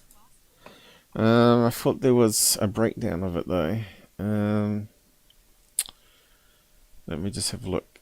I think there's a lot more to it. Let's see what these guys are saying. It couldn't really come up from my story, as it was published years after the original Angel incident. was already well spread all over the internet. Also, there's a totally no mention about angels in it. It represents an event on the fictitious Europa space station involving a Polish and Chinese. Okay, we just read that though. Yeah, where's the missing bit? Maybe it's on the next tab. Let me just have a look. So yeah, how did that happen though? So 3 people were up there to start with, saw a big bright flash of orange, looked out the window and they saw 7 angels the size of jumbo jets. Yeah, no video. It was in the KGB vault. You see how I'm a wee bit suspect of this story, because it sounds really programmed to be a good story when they come back down to land to write a book on. It's almost like the Nimitz encounter, really. Remember, Kevin Day wrote a 95-page book. Have you read the 95-page book, Gabber? No. It's actually quite good. Yeah, I pasted it on Discord, a link to it if you want to search for it. It's probably scrolled up top of the page somewhere. But yeah, he talks about being like a sailor going to Philippines, is it, or Indonesia or somewhere like that, meeting a girl in a shop, buying some stuff from the shop, and he finds a lot of money in it. Turns out the grandma had stored had a lot of their savings into this item, which they thought no one would buy, or they wouldn't sell it. And the young girl was filling in, and she gave it to him. So he went back and gave back the money. Yeah, he talks about all that, and then he talks about the UFO Nimitz encounter, the UFO that they saw. And then he goes into the deep end of saying about seekers or something. No, not seekers, seers. S-E-E-R-S. And he was talking about that there's certain people in the world that can summon UFOs by being seers, and they can change reality of the whole world, or they can change the timeline. So he was going into the Mandela effect. So yeah, it got a bit crazy, the story. So it's worth having a read of it. This sounds very much a bit like the story he would write. No wonder they say that he went a bit crazy after all the publicity. I don't know if he is, but he looked ill to me. So was it a mass? Sounds like a wackadoo David Wilcock story. Yeah, it does. Let's see, what else did I have on that? So I'll post the link to that anyway, if you want to read. Corey Good and his Zulu aliens. 7 CCCP angels.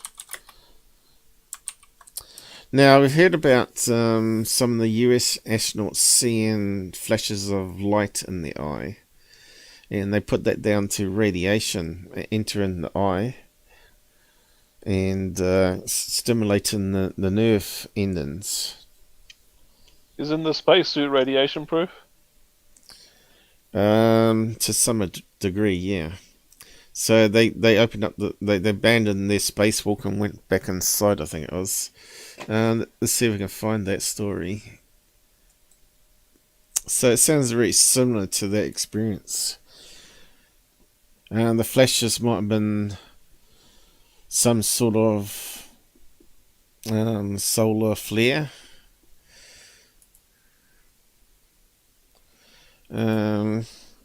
US spacemen see flashes of light. I think it was Buzz, was it?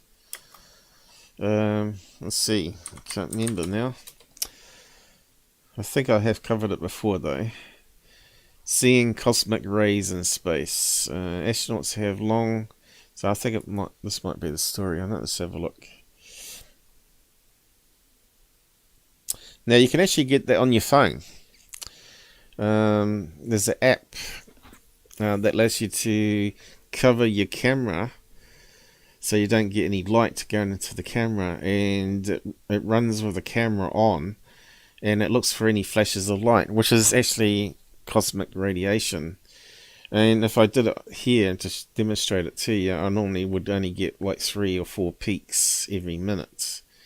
But it just shows you that radiation, the gamma rays, is all around us as part of background radiation.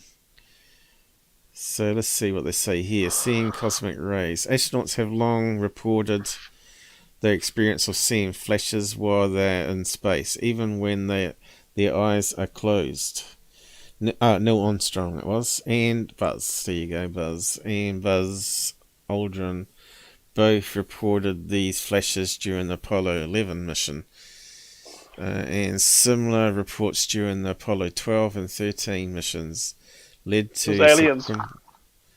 And that was radiation, including experiments specially looking at this strange phenomenon. These experiments involved blindfolding crew members and recording their comments during designated observation sessions. So all those NASA transcripts. Oh, I see lights on the moon. I see, it could be something they're doing with the experiment. But in this case, the lights on the moon is another thing that we talked about last time.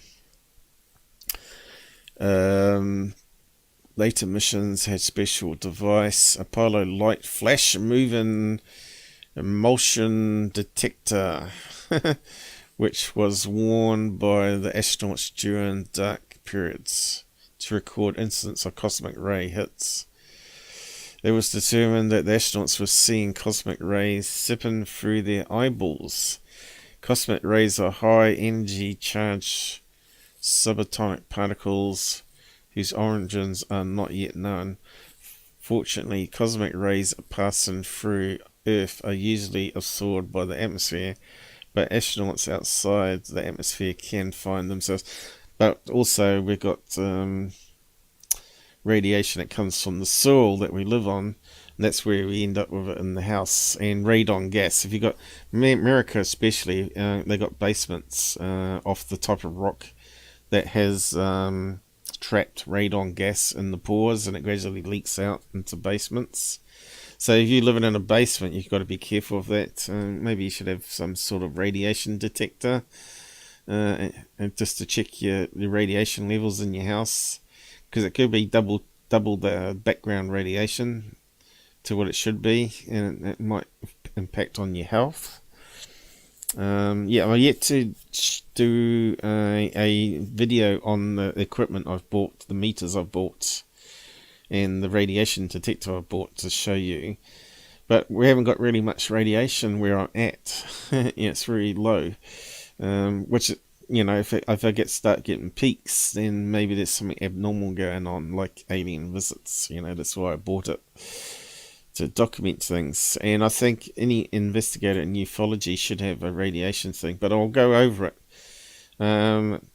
Costs about 70 New Zealand dollars, or about 50 US dollars. They're pretty reasonable.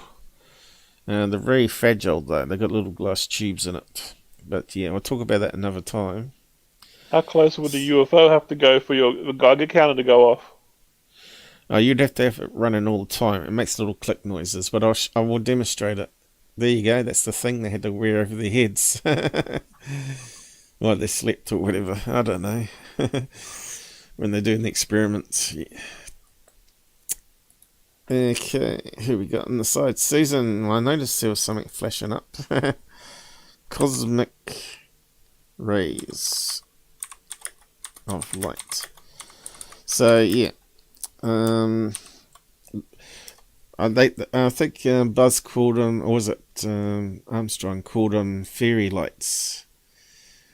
Fairies in space. Fairy light space. I'm not sure if it says it on the article or not, but you can read the rest of it if you want to.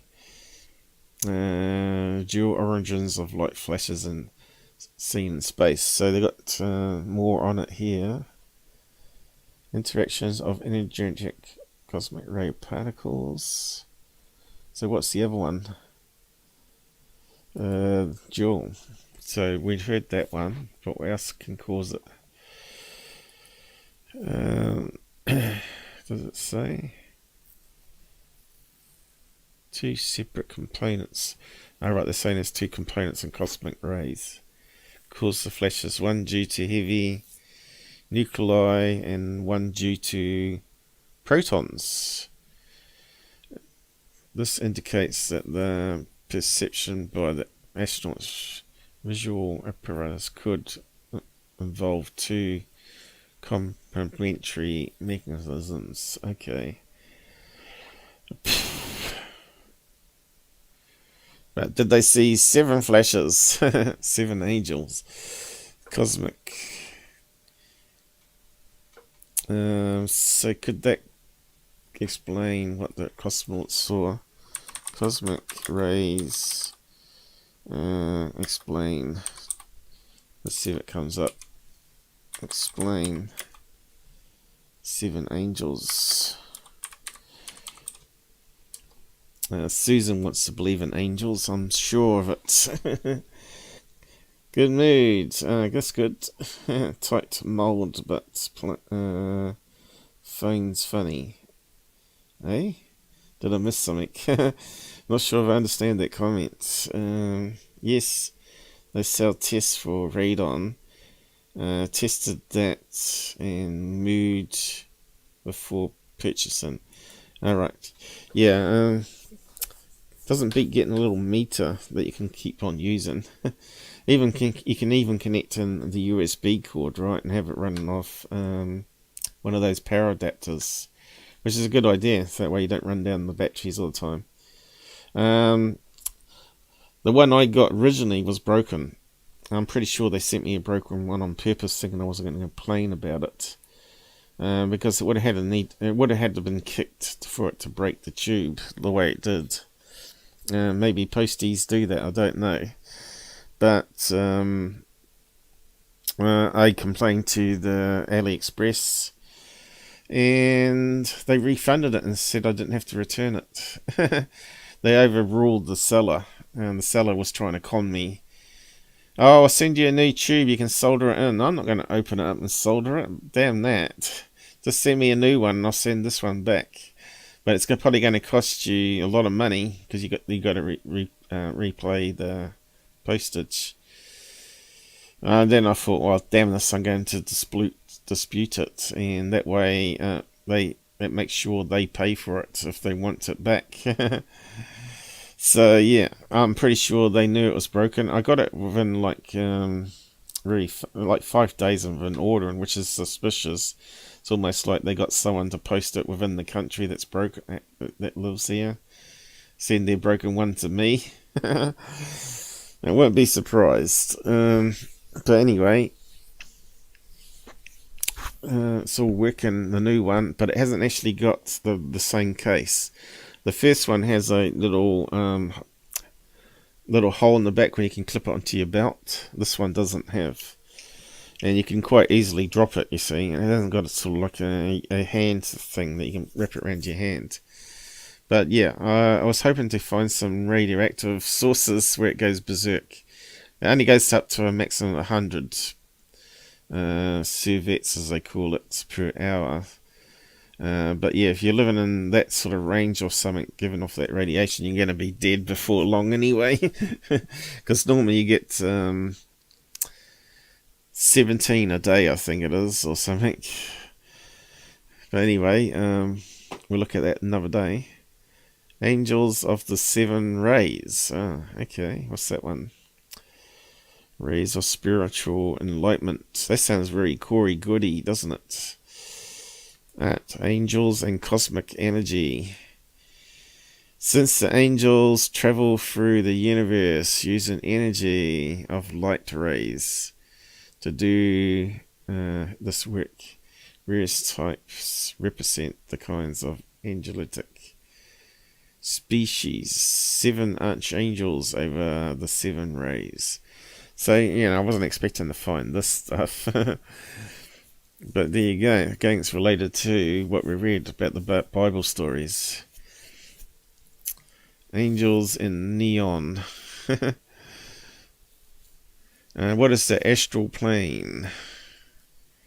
Who are the devious angels? I wonder if his name's GUFON.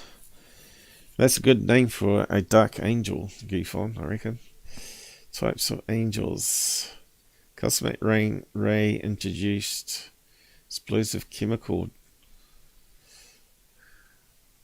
So it wasn't what we're after. We're after the Cosmonaut story there, weren't we? I forgot to get a drink because I was sick.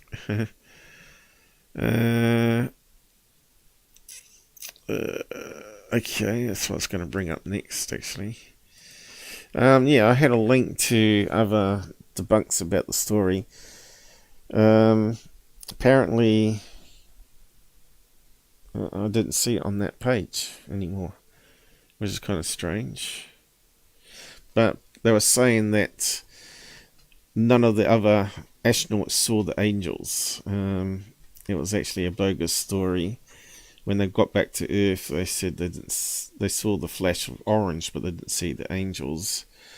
And no one recorded anything on video, so I just think it's one of these made-up stories that the cosmonauts thought, oh, we'll just tell the story and we'll be famous and we'll make money from it. That's my gut feeling. There's no physical proof of angels in space, but I've seen that people use that SOHO image, right? Let's see, angel, they call it angel, SOHO image. Let's try that. Might have to say sun, whatever it is. Sun, maybe. Let's have a look. You know one. You probably know the one I mean when we see it. Oh, this one here. So that's people are saying that's what the cosmonauts saw, but it's not orange. It's white. And we've gone through the debunks of that. Here's the one that's actually got some sparks coming of it. Angel-like UFOs seen near the sun. Of course, that's camera artifacts, I believe. But you can see a lot of people have been talking about it, especially for channels. Ufology. Here we go. Satellite solar UFOs. Let's go there and have a look. I don't think these guys would have debunked it though.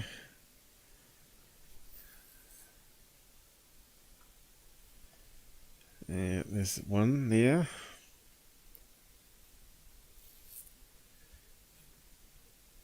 Another one there. His wings got a bit clipped on that one. A clipped angel.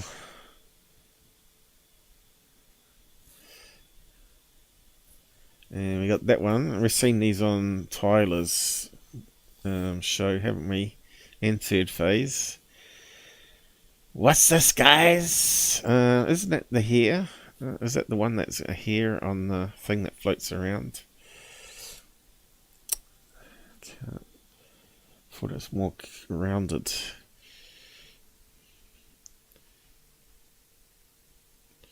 But we have talked about these ones before. Let's see. It's quite hard to find debunks over the conspiracy sites though. I think I had to explain it. Let's see.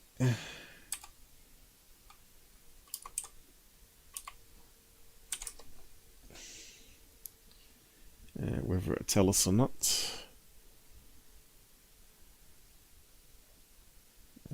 I know I have come across identical information on it before. You can see that's limited the research. There's only a few sites that's come up with a science of sun grazers.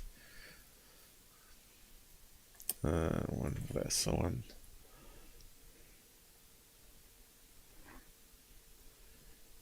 Near sun comets. Okay. They call them grazers because they don't quite go into it, maybe.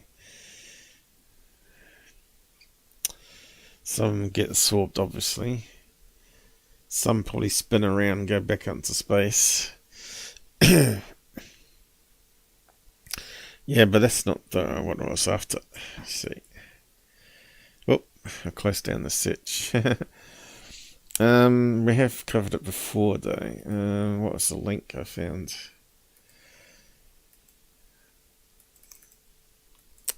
SOHO. See what comes up. Okay, so we got the plane flying in front. That one. SOHO BS. Solar eclipse. Oh yeah, I did this funny one here. Emanation of UFOs flying.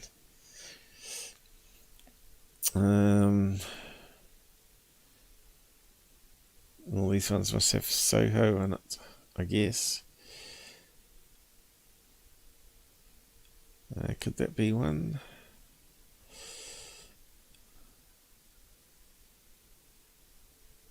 SOHO grey block. You can see we've covered it over the years. Always keeps coming back though. Let's see if there's a link in this one. Now we've got chapters. So it wasn't that long ago, I guess. How many years ago? 2020. So let's see what chapters we got. Sky Critters, Third Phase SOHO, Mothership. Okay, let's have a look at that one.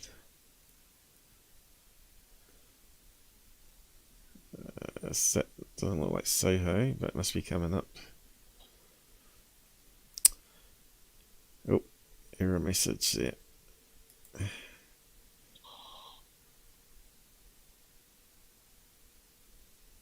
What's going on there, Paul? Is it playing? Right, here we go. Welcome to Stereo Learning Center. I think that talks about As it. he said, 5 minutes research into what we're seeing in the images. So, That was an angel one though. Don't think. you can see it's got this cross here shape. That's talking about that other one.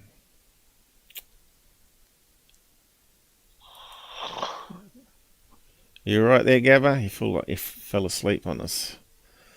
I'm Gabber? just resting. No, can you hear me? Yeah, I thought you were sleeping. No, I'm You're- just resting, you're- listening to you.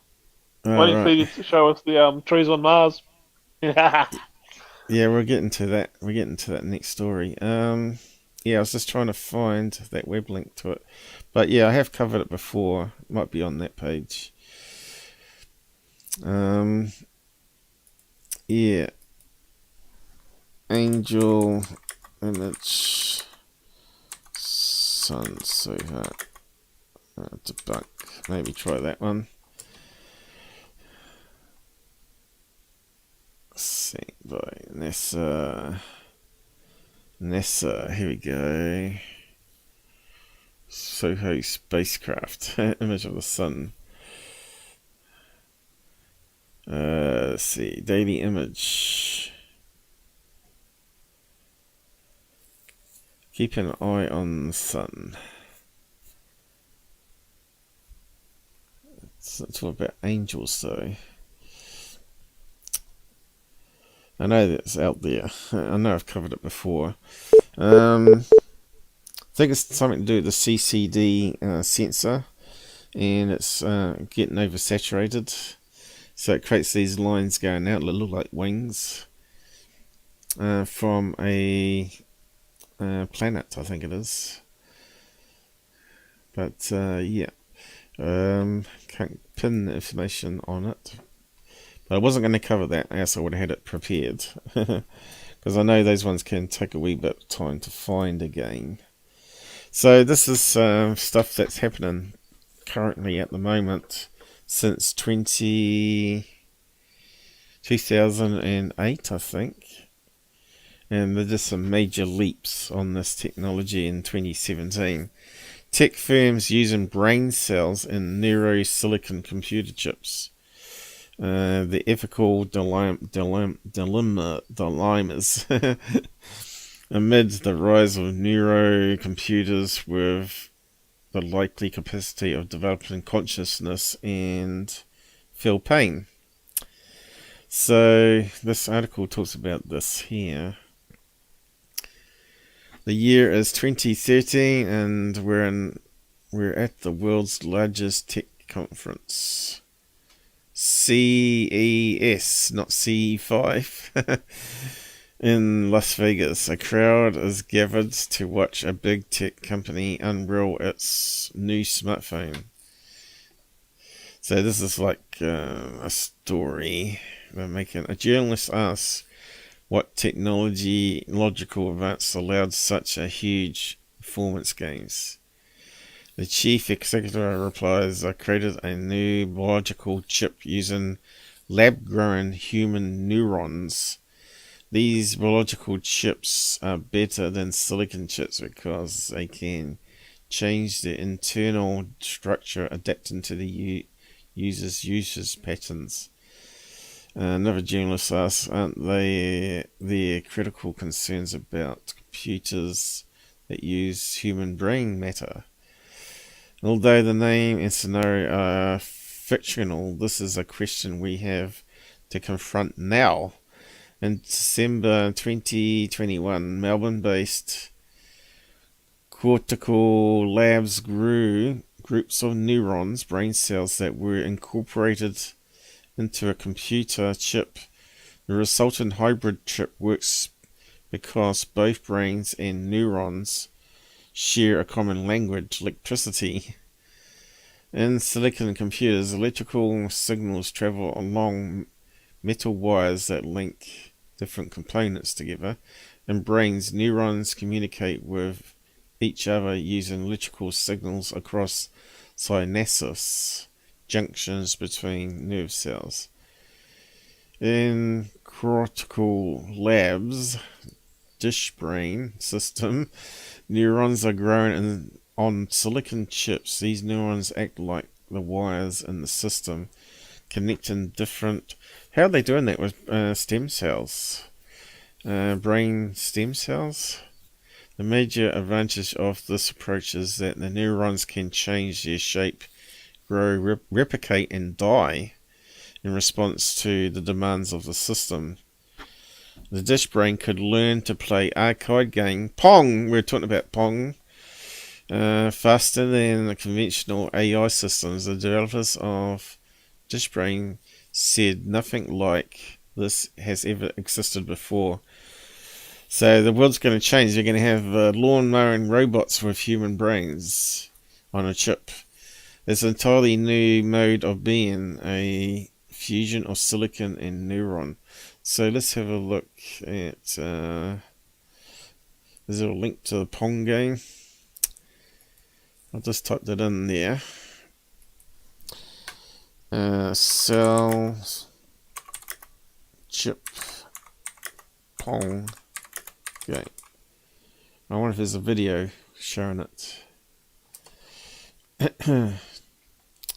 Human brain cells and just learn to play Pong. Looks like it might be not the actual company though. And it worked. They taught it to play Pong and it worked. So imagine plugging AI art algorithms into a living brain chip. What's going to happen then? So yeah, has anyone actually got any videos of this?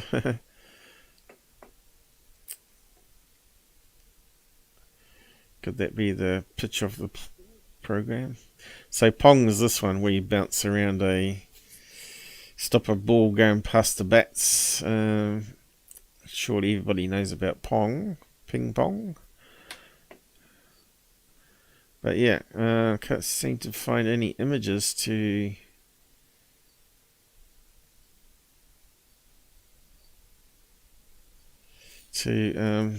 well, a video to that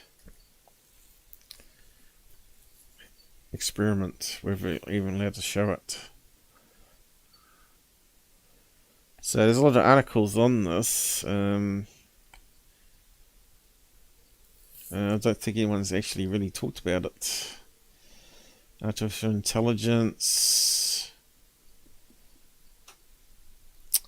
Creating an artificial general intelligence, AGI, one capable of learning to perform novel tasks in real time, has been a challenge for scientists. So what's going to happen in the next 10 years? I think it's going to be a massive change in this. Now I'm scared.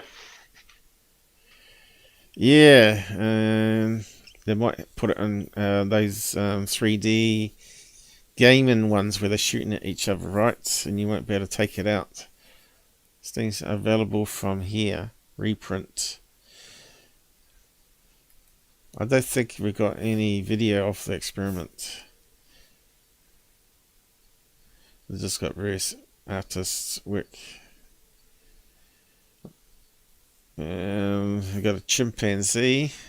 Whatever that's got to do with it. Planet of the Apes. Pong. Not only can this neuro-linked monkey play Pong, he can do it with just his mind. Poor monkeys, they got a little chip wired into them. So it's other stuff they're mucking around with. It gets very dark, doesn't it? What humans can do to animals. Look at the monkey. Yeah, we'll probably end up with not the coronavirus, we'll end up with monkeypox. AI monkeypox. Yeah, monkeypox, Pong, monkey Pong pox. Okay, so the saint here believes the hybrid chips could be the key to the kinds of complex reasoning that today's computers and AI can't produce. Another startup making company from lab-grown neurons. What's that say? Nokia. It sounds Asian, doesn't it? Nokia. Believes the technology will revolutionize several industries, including agriculture, healthcare, military technology, bingo, and airport security. So that kind of reminds me of Robocop. Line up here. You, come here. What's that under in your jacket? And brings out the rail guns.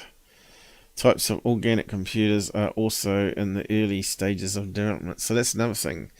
So you're going to have brain organic. Contains 1,000 times more data storage than the average iPad.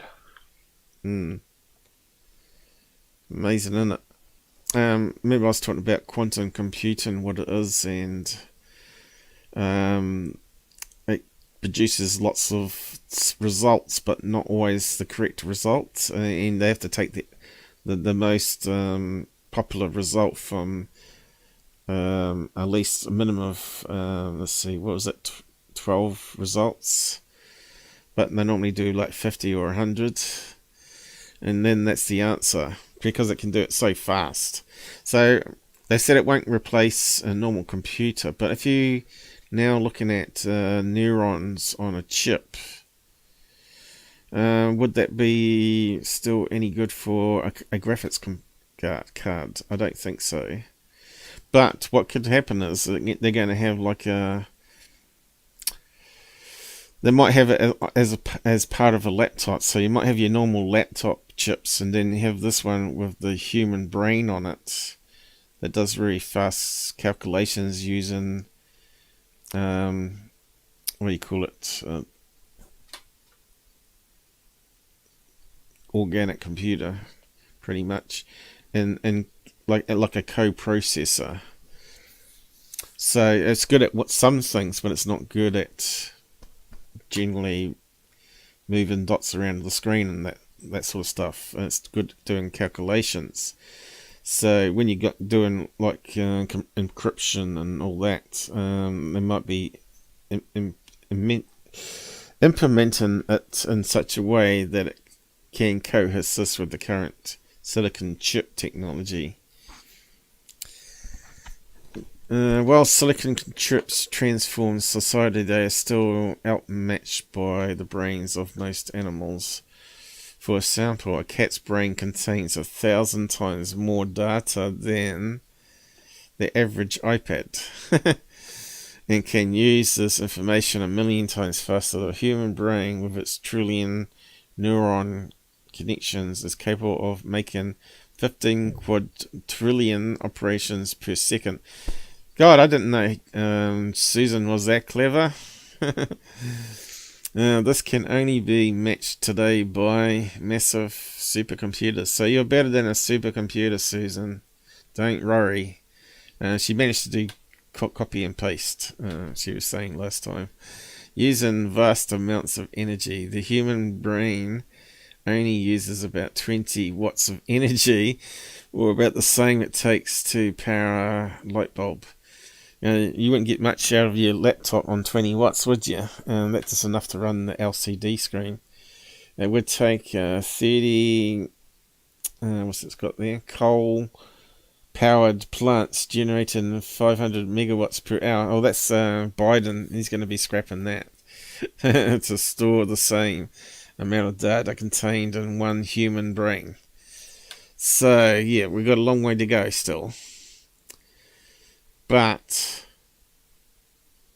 if you could use the human cells for visual processing, right? So you could get a robot to understand the layout of a lawn, because all lawns are different, right?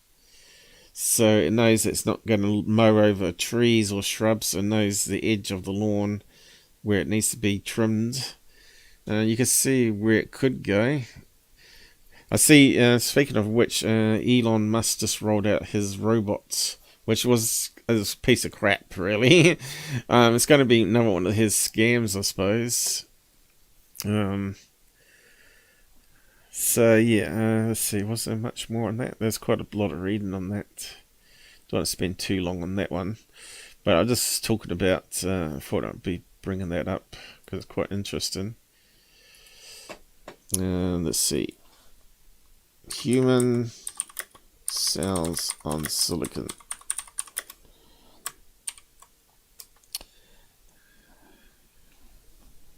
Gonna float. And yes, I believe in angels. There you go. Yes, he's gonna float like an angel and sting like a bee. You don't read anything. You don't read anything. What do you mean I don't read anything?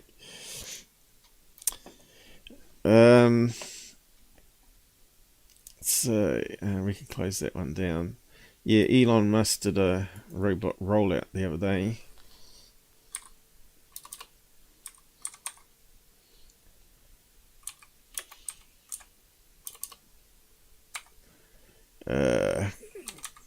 Robots.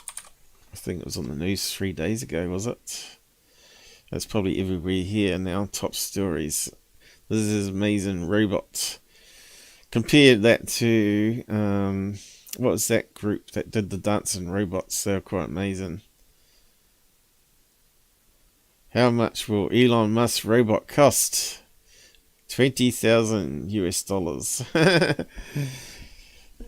That would be like 40,000 New Zealand dollars to have a robot that can't do much.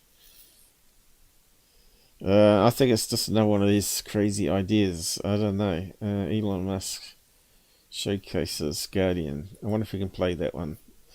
Let's have a look. There we go.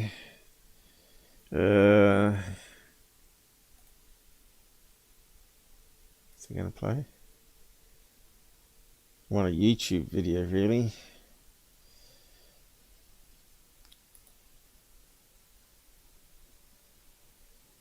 How come it's not making any sound though?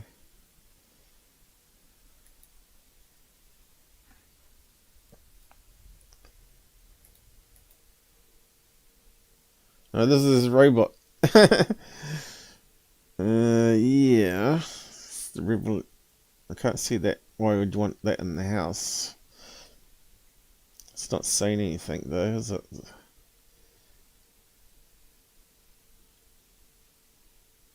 I'm not too sure why. Should be. He's talking, blabbing about it. I wanted to see it walk out on the stage because that was hilarious. It worked. Walked like me with a bad back. Let's see if we can find something better. Let's go to YouTube videos. Did you see this on your news? Oh, you probably don't watch the news though.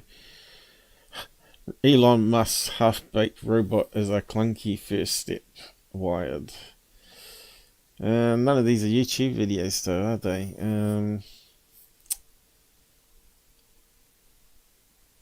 Now here's one. Is it safe to play it though? 1 minute, that sounds more like it. Is it YouTube? No, probably not. Okay, let's have a look. Where's the one for the news? That's what we want. The Verge. Is that a news? Newspaper, is it? Welcome to Tesla AI Day 2022. I do want to set some expectations with respect to our Optimus robot. As you know, last... I want to do it with you guys tonight, but it's the first time, so let's see. You ready? Let's go! Go. Oh, it's got music. Damn it. Copyright claim again.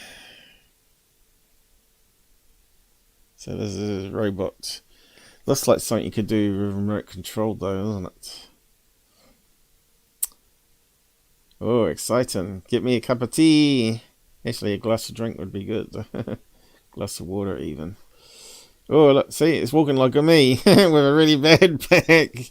Hang on, I gotta have a shit. Quick, get to the toilet. Get to the toilet. Ah, I'm not gonna make it.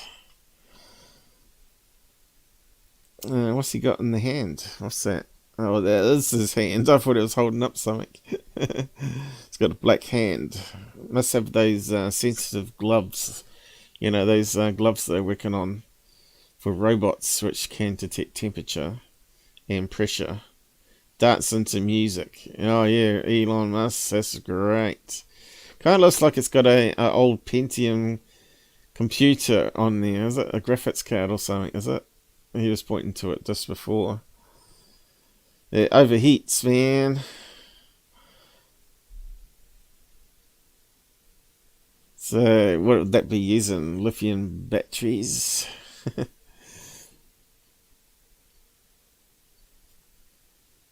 Yeah, Elon, not impressed. So, what can it do?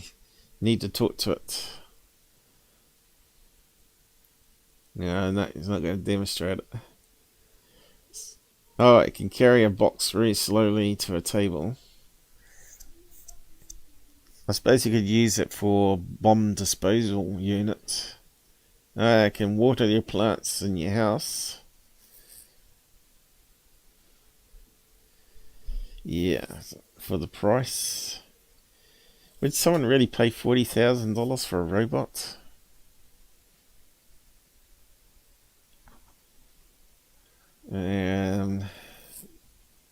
I suppose someone might. But anyway, you get the idea. So, on to this one. Gabber, you're still there. Have we dropped out? Has something gone wrong? Seems very quiet. Browser crashed. Okay, restart it again. I told you use portable. Then you never have any problem. Always use portable for live streams and you'll be okay. Let's just bring it down. So Gabber brought this one up, so I thought he could talk about it. And I'll go through the debunk for it. Come back to that one. Yeah, he's disappeared. I thought it got too quiet.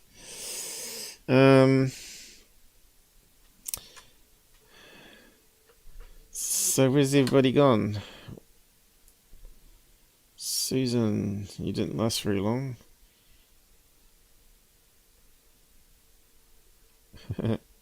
She mad with me again because I talked about cut and paste. Yeah. Link. What link? I gave it to you last time. It takes ages to look it up. I thought you installed it last time, so you wouldn't have this trouble. It's called Portable Apps, and just type Portable Apps space apps space Brave or something like that, or Chrome, and download it and install it on another root of a drive, like your USB drive even. It doesn't really matter.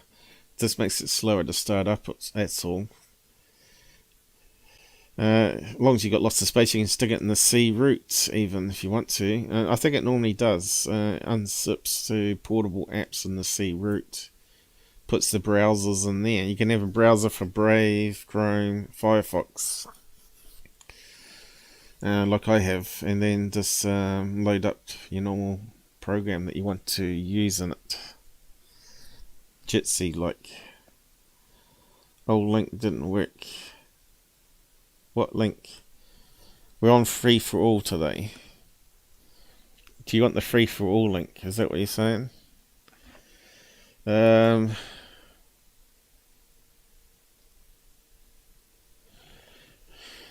free for all link. Okay, let me just bring it up again.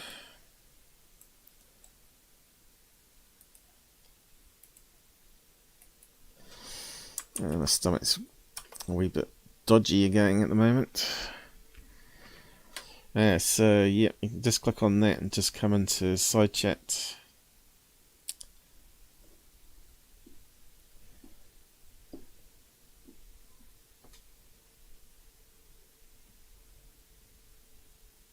Have you got the portable installed, have you? Plex, what's Plex? Alright, you got the portable ink link. So, Plex is close to the link to the portable Chrome, is it? Is that the Chrome one, or Brave? I use Brave myself, as you can see, because it's a lot faster. Chrome has a lot of extra garbage in it. Ah, he's back on. Are you doing it through portable app? Me? Yeah, there you go. Are you there? Yeah, hello? Yeah, we can hear you. Are you using the portable app for Jitsi because it won't crash then? No. Because it keeps it separate memory space. Keeps it all separate. Because that's why Chromium works, right? I had too many AI pictures running. It just crashed everything. Yeah, I thought you're overdoing it there. Yeah, so we're going to talk about this, what you sent us the other day. And you said, look, NASA are covering up the trees on Mars, wasn't it? They look like trees to me. I see grass, I see tree trunks, and I see leaves on top of the trees. It's very blurry. They look a bit burnt. Looks very blurry though. But yeah, we're going to explain it to people. What does it say here? What about that figure? There's a figure walking. See the figure walking to the left? Look, he's got 2 legs, an arm, and a head. Where's that? I don't see any figures. To the left. To the left. This way. Under the big tree. The first big tree on the left. There's like a says there, bipedal hominoid. Where? There. Left. First there? tree, see? There? Yeah. See the 2 legs? No. 2 legs, an arm, and a head. Could be a tree trunk. I don't know. Yeah, it could I be a don't tree see trunk. anything like that. That's what they're claiming. They reckon that's a bipedal. What site did Figuroid you walking. find? What site did you find that on? Your favorite site. That's on Dr. Sala's new video. Oh, you're kidding! They actually made a movie. They made a new movie about it. They sit there explaining. Look, there's a picture of a bipedal creature walking past the trees. There's trees on Mars, and I'm like, what? Right. Yeah. So that comes from his movie, does it, or from his website? From his YouTube. It's not from his YouTube. So he's saying this shows what a shill he is and why Corey Good is as well. He showed no analysis or didn't explain anything. He just, The strident, he called it a gremlin. I don't see a gremlin carrying a small human figure in its arms. Whereabouts are we seeing that? You could at least here is it? He zoomed in here. Zoomed in on that one. Oh, right, he's saying that there's 2 legs there, is he? Yeah. So whereabouts is that? First tree. That's on the far left. The first tall tree on the far left. Yeah. This one here. I don't actually see humanoid. Anyway, breaking it down, we get the full image, and it's not blurry like that. Strange Mars photo includes tantalizing tree illusion. So this come from this underneath. I wonder if we can get it to read out. It's not the same as Edge though. Let's see, did I still have read out text on that? Read selected, okay. It's not saying anything. It's not working now. Read the selected screen recorder. Stop working. Google Translate. No, won't read it out now. Okay, that's gone. Let's just read it out ourselves. This new image of the Mars, taken by NASA's Mars Reconnaissance Orbiter, MRO, shows an optical illusion. What appears to be trees rising from the Martian surface are actually dark streaks of collapsed material running down sand dunes due to carbon dioxide frost evaporation. The image was released in January 2010. They're still talking about it today on fraud UFO channels, right? Natural. What is it? Optical illusion. Yeah. Weird. Yeah. It's clever though, isn't Optical illusion. Yeah, so it's like we have to draw a picture of it. How to get the optical illusion. Is it going to come up? So they're not those trees aren't pointing up. They're running down. So let's draw a diagram for it then. So weird. Explain it. So let's just draw an outline of a dune like that from a side view rather than up in the air from a satellite looking down. And underneath that sand layer you have volcanic rock. Need a bigger brush. But I wonder if we can actually seal it off there. Probably not. Let's try this. 2 different colours. Okay, there's the sand. Where's brown? Or black? Oh, I didn't want it. I should have clicked there. Okay, let's try that again. Well, it should be more black. Now that'll do. Okay. So underground, under these dunes, is frozen dioxide, they said, which is a gas that plants breathe in their atmosphere. They take out the carbon and separate the oxygen. You said plants leave it in the atmosphere, so there was trees on Mars. No. Carbon dioxide on our planet sucks it out the air, splits the carbon off the CO2, and releases the oxygen which we breathe in. All right. Then our bodies suck it into our lungs, and the waste products from burning sugar in our blood, which is carbon, gets attached to the oxygen again, and is then released from our breath as CO2 again, which the plants then reabsorb and convert it back into oxygen again. So we coexist, and the plants and animals coexist. But it's not the only source of oxygen, obviously. But the main source would be all the things living on the planet, I guess. And also, we read last time, was meteorites. Meteorites transformed the CO2, they said. And also probably seeded the planet with plants, right? So, actually, I should have done that. Should have kept it a dark brown there, because I was going to draw little pockets. So we've got to represent little pockets of, and got to fill them in. I'll just do orange. So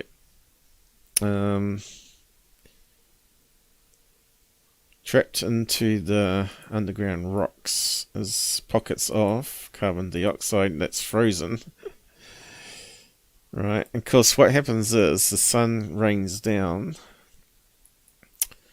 like this.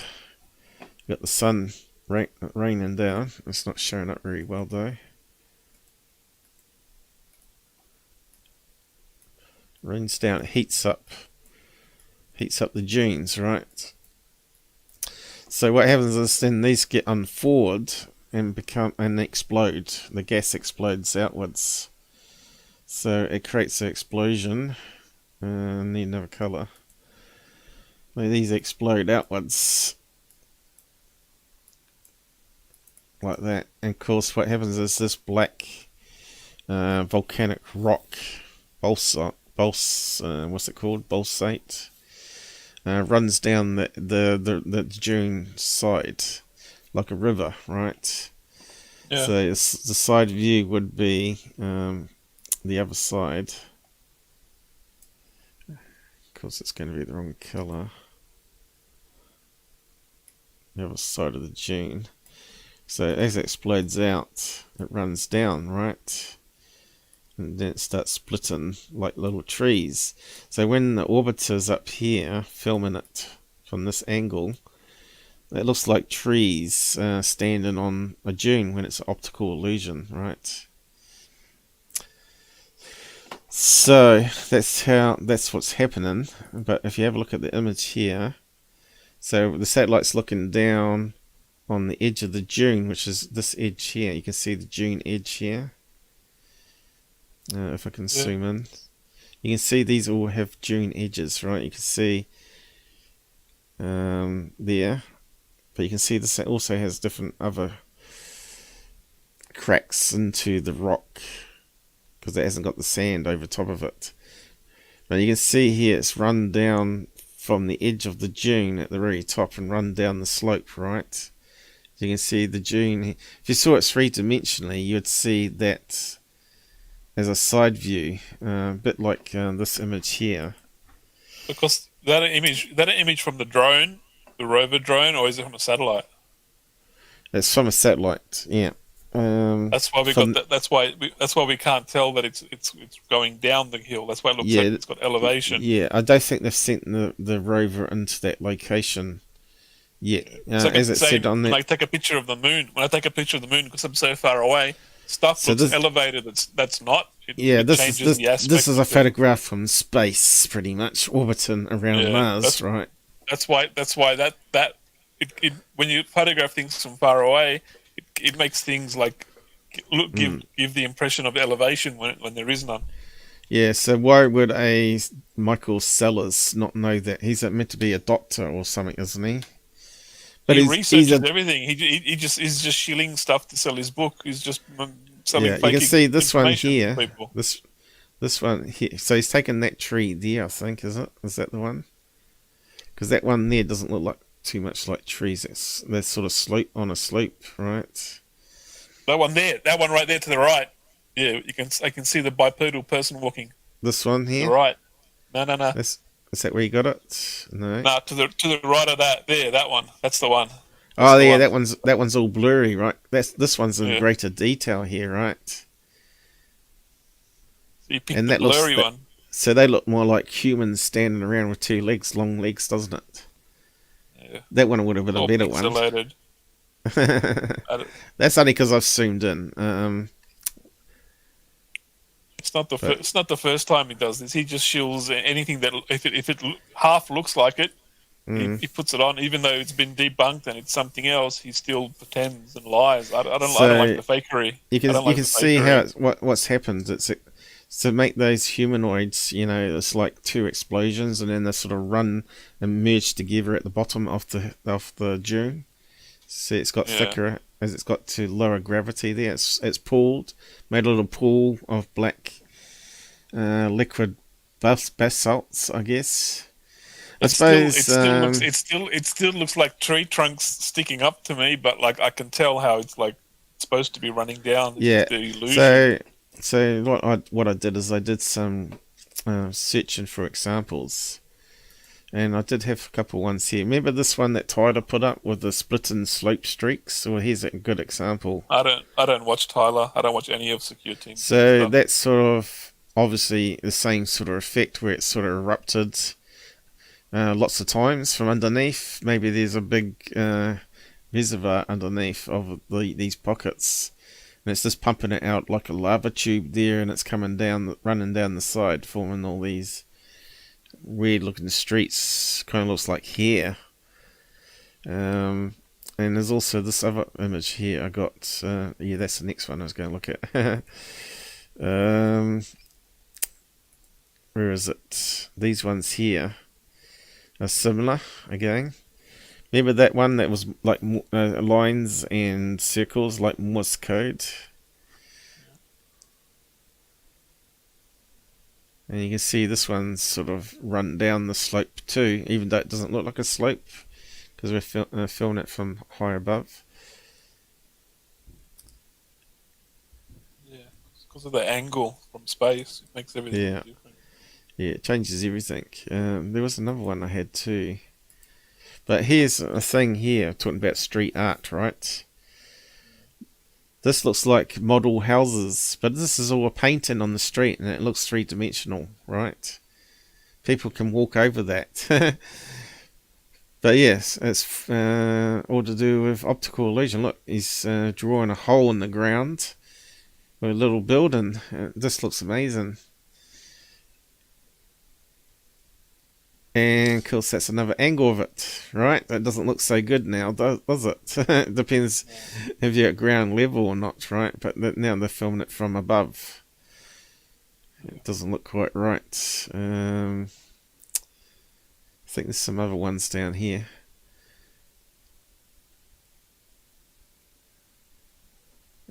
Where they paint it on the side. This one here, look at this.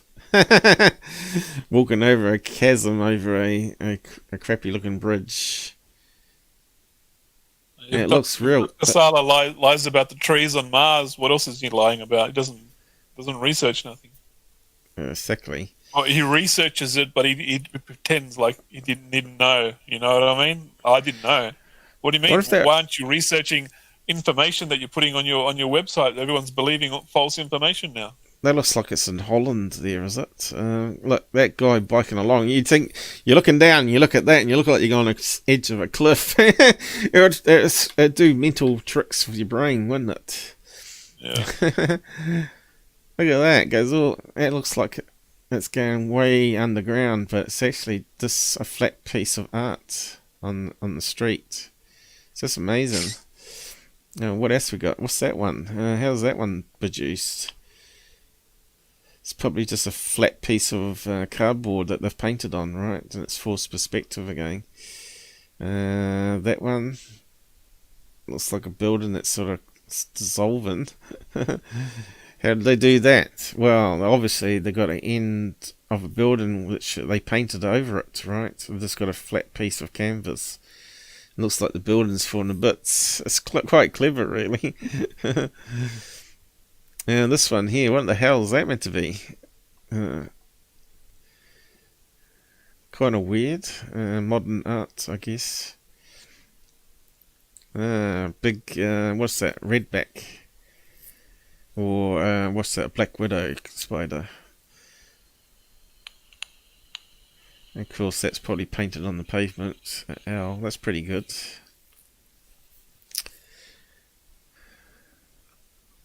Look at this one. Someone's painted that near a beach, is it? It looks like it's fallen off into endless waterfall. That's just amazing. And there's no one where they painted side of buildings of people hanging out the windows. What is it, Santa Claus or something? I don't know. And there's that one again. You can see the edge of the building now. He's blended it in with the sky. I suppose on a cloudy day it doesn't sort of work as well. Can't believe anything Dr. Sala says. Yeah, no. So we don't really want to promote him. We just wanted to debunk him, of course. I was going to give you a link to that, but I thought, nah, you can do a look. So yeah. Another example, we don't need that anymore. And we come I'm going to post this. the link on Dr. Sala's video. I go, that's not trees. I'm going to post the link on Dr. Sala's video. Go on then. You'll be banned. He'll just ban me. I'll post that one there of images of Mars, because you might want a closer look at the images there. Plexus saying he's got the 5 best portable apps for you on the side there. You should bookmark it and actually have it installed and have a play with it if you haven't really installed it yet, Gabber. Portable apps. Paradolia, that's the one. Plex, yes. NASA, I'll download it. I'll download them and put them in my streaks. app folder. I can use them whenever I need them. Yeah. So he didn't mention it was actually debunked or anything to people. Oh, what's happened there? Oh, that's my drawing behind. So, yeah, I think, it needed some explanation because on those websites, they're just all words and not illustrations of how it works. I guess what happens is the CO2 explodes out as a gas, making a hole. But there would be water mixed in with the basalt. And then it probably makes that like a black chalky runniness that runs down the side.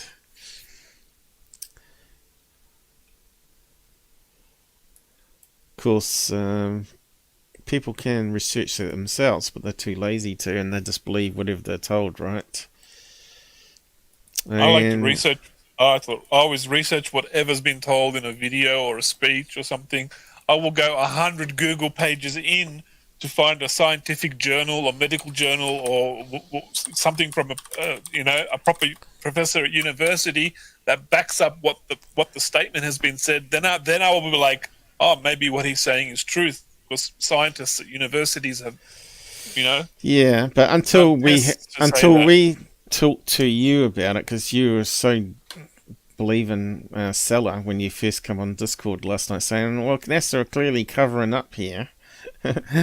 Yeah, but they're the ones. They're the ones that released the image. Why haven't they airbrushed? It really did look like trees to me. That's why I was confused. Like, Yeah, why didn't they airbrush it out? Yeah, please tell me what it is. Last time you were talking about why didn't they airbrush it? They airbrush everything. No, they don't. They do. There we go. Look, they're big time airbrushes. Their favorite program is Photoshop. NASA Photoshop. So that one's quite interesting. That one looks like it's going the opposite direction there at the top there. Look. See, it's running downwards towards that mountain. Yeah, you can see it's coming down with gravity. You can see. Yeah, you can see that one. You can see it's coming down the slope. And you can see these ones exploded on a level plane, and they didn't run anywhere. Look at that. It's like little... made a puddle. It's made a puddle there. Puddle or bomb craters. Look, that one's sort of dripped a wee bit there. So that ruins the illusion, you see. Even after explaining it to me, they still look like trees. I look at that now. I still looks like trees. But if I get the illusion out of my head, I go, it's not trees. It's running down the slope. You can sort of tell it's running down the slope. Yeah. That's so he's working on pareidolia of the brain, right? Dr. Sala's working on pareidolia of the brain. I'm not sure if I've covered this before, actually, the tree one, but just the way you brought it up, because it's quite a good one to bring up. On a UFO site to debunk the noise, right? So let's see what they're saying here. Naturally erupting dust clouds on Mars. But I think the top of that illusion breaks the illusion, right? So if he showed you that whole picture where you can zoom and look around, you would have finally sussed out what was going on. Because you would have seen, well, how come there's little round black circles at the top? That look surprisingly like trees near planet's North Pole, but do not be fooled. It's just an optical illusion. NASA scientists say, oh, they're always lying. Mushroom trees are actually dark balsamic sand pushed on the surface. That's what I try to draw with my little diagram. So yeah, what is... let's just have a look at that on Google. I think it's volcanic rock, or what you get from very heated silicon, isn't it? Or yeah, let's just find out. Search. Okay, let's see what they say it is.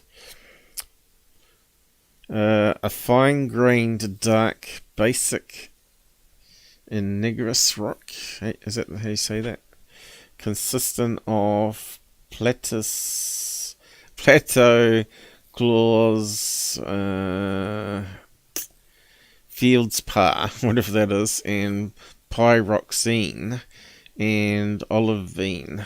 The most common volcanic rock, and usually exclusive sea flood basalt, a form of black unglazed pottery. Okay. What is material? It's going to say the same thing. Yep. What is balsamic volcano? Balsamic volcanoes are characterized by the persistent periods of activity ranging from blah blah lava flows to explosive eruptions. Okay. But why is it black though? What makes it black? Let's see. What makes it black? It's got to be one of those components in it, I guess. It's high content of aggregates or other dark coloured pyroxene materials. So it must be something to do with that. Yeah. So what's the definition of that then? Okay, here we go. That looks like silver rather than black, but I suppose if it gets oxidized, common meteorites. Oh, here you go. Common in meteorites. That's where it would be on Mars, and in exclusive igneous rocks. Most significant abundant group or rock forming ferromagnesium silicates. There you go, silicon. They are found in almost every variety of igneous rock. They form under conditions of regular or contact metamorphosis.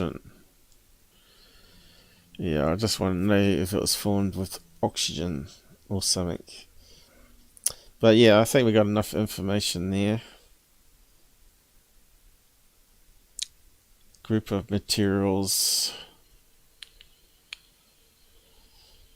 So, meteorites and volcanoes, and Mars has both of those. So there's that.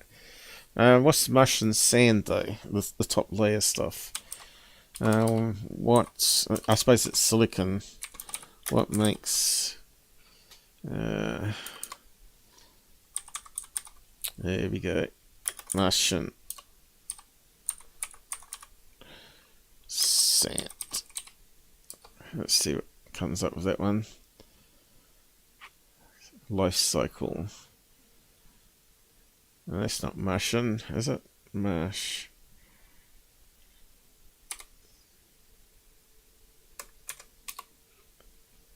That's not expulsion. Let's see what comes up. Martian surface streaks may be formed by boiling sand. According to a study that was back in 2016, when boiling water causes grains of sand to guggle and pop. What are Mars rocks made of? What does Mars have? Sandstone. Data from Curiosity has already transformed our understanding. We have discovered outcrops of pebble rocks, pebble beds, and sandstones with signs of ancient underwater dunes. These represent the first. Okay.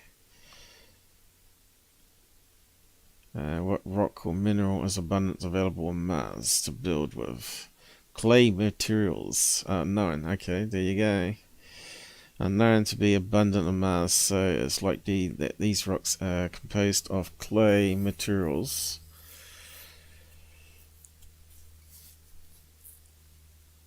How much gold is it on the moon? Who knows? Satellite imaging has shown that the top 10 centimeters of regolith Mars soil is at the South Pole, appeared to hold about 10 times more gold than the richest mines on Earth. Okay, that's why they want to go up there, guys. They want to mine the moon. How come the aliens didn't want that? Because I heard stories of aliens were actually consuming gold for their life force. Remember that story? If you What type will they in do? that. Aliens were suing God. No, they actually eat gold because it gives them long life or something. Aliens. Have you not heard the Aliens story? eat gold. Yeah, that's why they went to the mines to mine. They were mining it from. Mine it. Yeah, That's this is why where they these said stories gold go. mining slaves. Aliens love gold as much as humans. ABC 9. Alien experts believe that the best evidence of extraterrestrial life could be found hidden in ancient ruins on Earth. The alien gold plates. And what else? New Stories proof are of getting alien wild. life. Yeah, ancient aliens. Biblical proof of ancient aliens. Mineral eaten intrastellar bacteria may give clues. What does the gold do? Why do they eat the gold? Yeah, conspiracy theories. I just seen if there's anything that we can actually find that actually will be better. Ancient astronaut series. This rabbit hole is just getting too much for me. I want out. I want out. I don't want this. You're halfway in a rabbit hole anyway. Eat gold. Let's just click on that story then. Let's have a look at it. Aliens love gold as much as us. Okay, but what they do with it? ABC News. Today is ABC UFO. News. What's happening there? They got some video popping up. Today's UFO day. People in different countries are coming together to share stories about their alien encounters. Many the will gold stay. rituals in South America where they chuck the gold in the lake for the aliens. Yeah, many will stay up late monitoring the sky for UFOs. But alien experts will remind people that the best evidence could be found hidden in ancient ruins. So we read that before. The gold rituals at the circular mountain lake, whatever that is, Grata Tavia, located just north of Bogota, inspired the legend of El Dorado. And other, that's the city of gold, isn't it? The other El Dorado, mysteries. Cities of gold, yeah, there we go.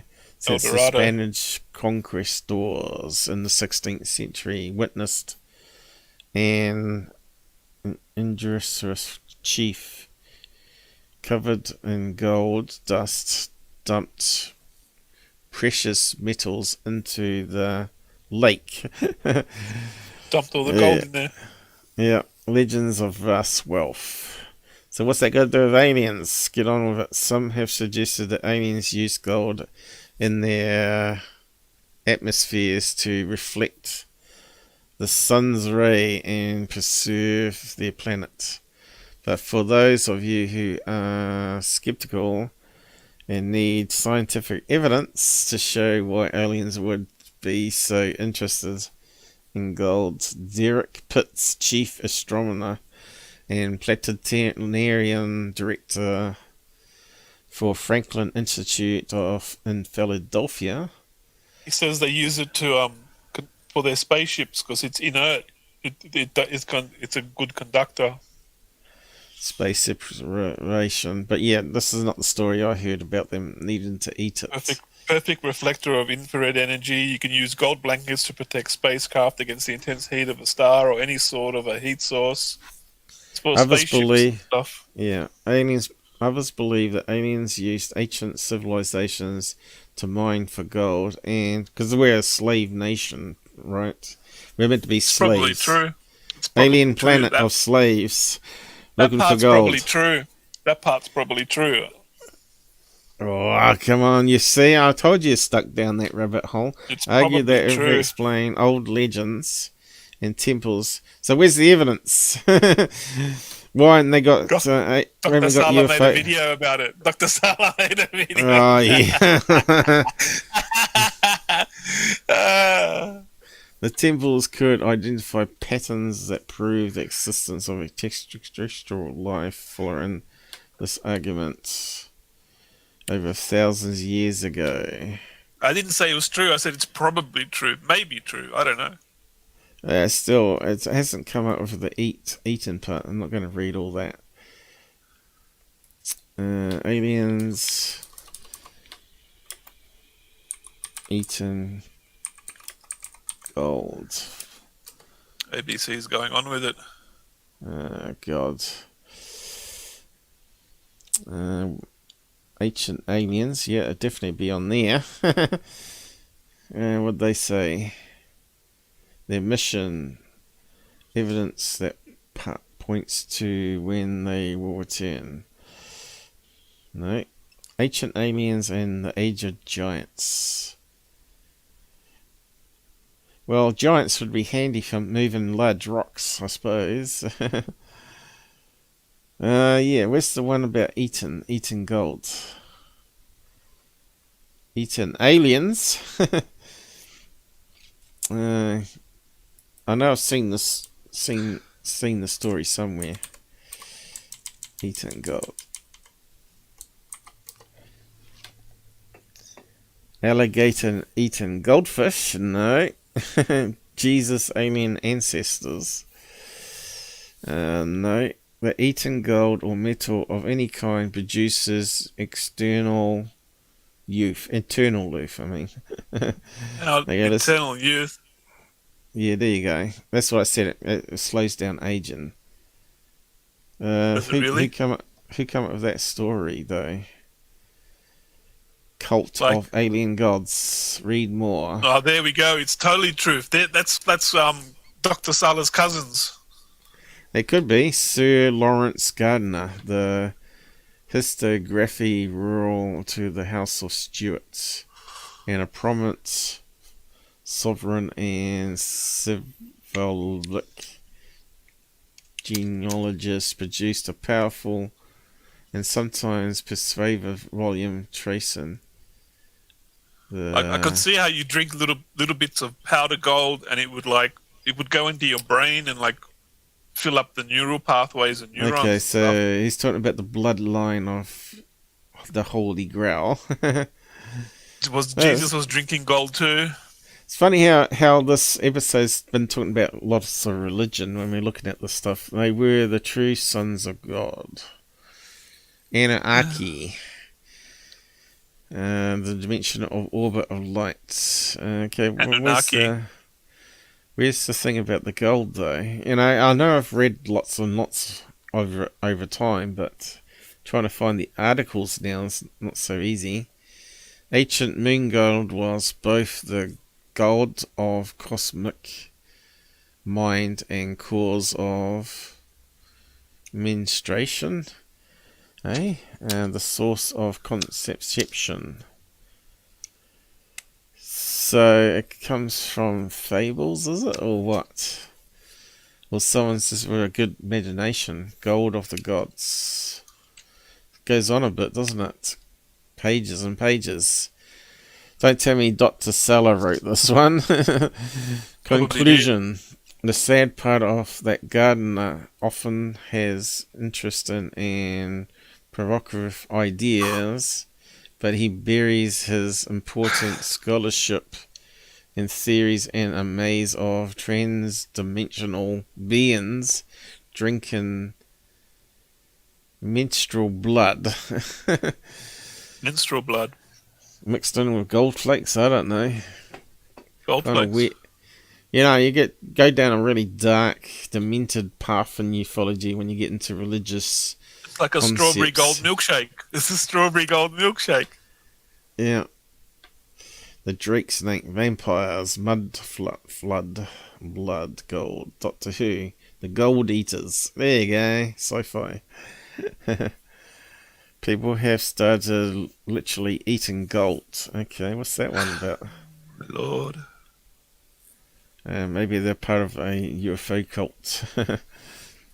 I know, have you heard about silver though? They reckon if you eat with silver spoons, you gradually absorb some silver that your body needs. That's another thing. I have a story about a person who would eat silver. And he turned silver? I knew this nurse that worked in the nursing home, and she said there was this guy that came in and he would steal all the silver cutlery in the nursing home, and he was trying to eat it, and he kept trying to eat it all the time. And he kept telling everyone the aliens abducted him, and they put a silver ball inside his brain, and he has to eat silver. And they called him Silverman. And one time I was down on the south coast, and it was like early in the morning, and I saw Silverman, and I looked up, and I was just parked at like a little park stop with a little park, having a rest, and I was like, I looked at my ex-girlfriend, and I said, look, is that Silverman? And we both looked up, and there was this guy covered in silver paint. All his skin was silver paint, and he had like silver clothes on, and he was sitting at the bus stop at 4:00 in the morning, 4:30 in the morning, right on top of the hill, up in Milton in southern New South Wales on the coast, and he was looking up at the sky like he was waiting for something to come out of the sky. And I was like, let's get the hell out of here. He's waiting for something. The ship's going to come or something. Silver has no known functional benefits in the body when taken by mouth. Silver is not a nutritional, essential mineral or useful dietary supplement. People may be exposed to silver, usually in tiny amounts through air, water and food, and in certain activities such as jewelry making and soldering. What does silver do to humans? That's what we just read. Is silver harmful to humans? Silver exhibits low toxicity. Okay. Doesn't silver like kill all bacteria and stuff? Not silver, but brass. That's why you got brass doorknobs. You might have heard about that, especially in ancient London, where they used to put it on doors. So if you touched it, the germs would die. It has some sort of something to do with How come they use antimicrobial silver in medicinal and consumer applications as antibacterial? So I'm not sure Is why silver an antibacterial? The use of silver in medicine dates back thousands of years. Scientists have long known that metal is a potent antibacterial agent. It is. All right, Silver ions perform their deadly work because the Japanese have washing machines and they spray micronic parts of silver into your clothes, and it kills the bacteria in your clothes when you wash the clothes. Yeah. The risks and benefit of colloidal silver. So this is the one that you can buy, isn't it? Supports consuming, but there is metallic silver kills less than 1 log of bacterial in 9 hours. Yeah. So what was it used for though? What were people consuming it for? Antibacterial agent and topical wound dressing. Okay, so let's have a read of that one. I know we sort of got off track a wee bit here, but how come the aliens didn't want silver then? Eh? Commercially sold products. Back in the day, silver was worth 10 times more than gold. It's often touted as antibacterial agent dressing. Some people claim it can cure a cold faster, heal the body better, and even treat cancer or HIV. So you can see a lot of shilling in this product then. Okay. Well, that's all we got on it. Yeah, so obviously there's lots. You can sell it to make lots of money, right, to people that are ill, telling them the benefits of it.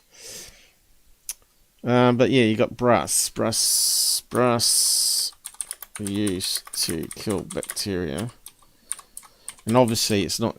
Brass is like inexpensive. It's copper and what's in brass? Lead, is it? Brass is copper and zinc. Copper and zinc. Zinc, is it? And something else? Let's see. So I make brass ingots in an MMO I play, and I have to mix copper and zinc. Okay. Laboratory testing has shown that copper and its alloys, brass and bronze, kill more than 99.9% of bacteria, such as the superbug methacolin resistant Staphylococcus aureus of MRSA, whatever it is, within 2 hours. So yeah, how come they didn't say everybody in Corona change your doors to bronze or brass or something? We just found a cure for Rona.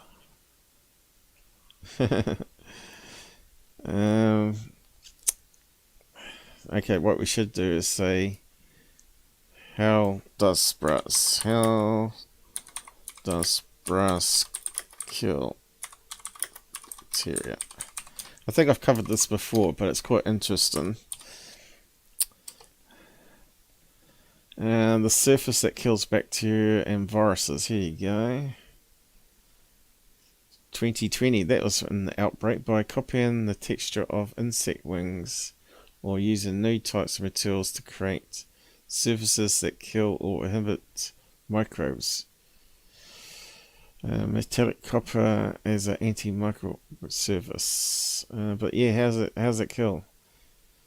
Brass and copper door handles for battling germs. Copper virus killing powers are well known. Okay, let's have a look at that one. So, isn't they called Corona SARS version 2 or something? There you go, SARS-CoV-2 it's called. Endures for days on plastic or metal, but disintegrates soon after landing on copper surfaces. There you go. Demand for copper. Researchers reported last month that I suppose this might be classed as fake news or something, is it? What's it Probably under? shouldn't read this. No, You're gonna no, get no. in Look, trouble. look, it's from a university, respected university, Smithsonian. Yeah, but they And don't like researchers anything.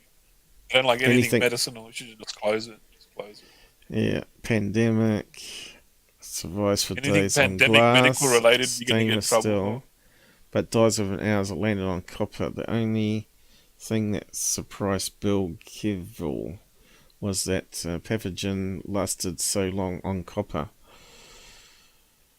So even a couple of hours is pretty long, I suppose. Effects of copper for more than 2 decades.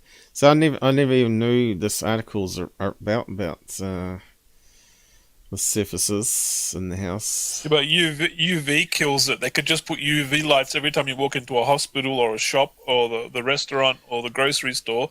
You walk through some UV lights and it kills all the corona that's on you. Ancient knowledge. Yeah, the ancients knew.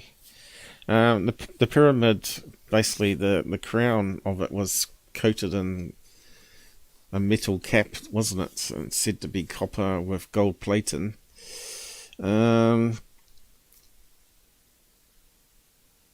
First recorded use of copper 3200 BC. Chinese back in 1600 BC. And there we go. Long lost in power. But how's it work? Is what we want to know. Heavy metals including gold and silver are antibacterial. There you go. So maybe that's why aliens are after gold. Because it's a lot better than copper. But copper's specific atomic makeup gives it extra killing power. Okay, copper's better. Copper has a free electron. Hey, anything free is good. In the outer orbit of the shells, and takes part in oxidation reduction reactions. This makes the metal a good conductor. As a result, it becomes a molecule oxygen grenade. Silver and gold don't have the free electron. They are less reactive. Copper kills in other ways as well. According to Kevil, who has published papers on the effect, when a microbe lands on copper, ions blast the pathogen like an onslaught of missiles. Hey, that's what we need. Why are we taking injections in our arm then? Preventing cell Making Big Pharma rich. respiration and punching holes in the cell membrane. So that's got to kill make Big the... Pharma rich. Got to make Big Pharma rich somehow. Actually, I'll post a link to that article. It actually looks like it's a real good read, actually. Copper, brass, gold, and silver kill bacteria. So, I guess the bacteria being like single cells or small cells land on the surface of that, and the electrons want to react with the chemicals in the bacteria, and that punches holes in it. I guess that's how it works. Anyway, just moving on. That was quite interesting though. So I think we can put that one to bed, can't we? That one's now solved. And what was this one? Dark baseline sands. Okay, we sort of covered that too already. Sand dunes form a nearly complete ring around Mars, North Pole. So it's everywhere. Blah blah blah. So it talks about in that article anyway. If you want to go read through it, in 1976, a photograph of the rock formation. So that brings up another question. What happened to the Mars Channels guy? I think I've covered him before too. God, how many hours have I been going on for? I got to keep on the time, haven't I? I started a wee bit early, 12. It must be, what, coming up to 4 hours stream going, is it? Okay, let's see, Mars channels. Here we go. Remember this? The guy looked through his telescope, drawing them. Now, whether they existed and went away, we don't know. But could that be just a optical illusion?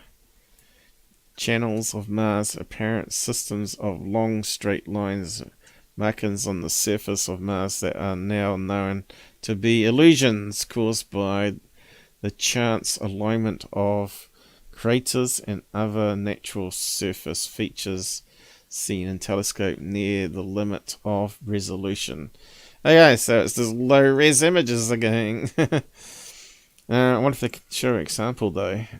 Is there a way to... Have they got any examples on that Wikipedia? Is it a book? What's going on here? What's that bullshit popping up on the side? Oh, right, it's not proper calibrated Britannica. It's Dr. Sala's forgery.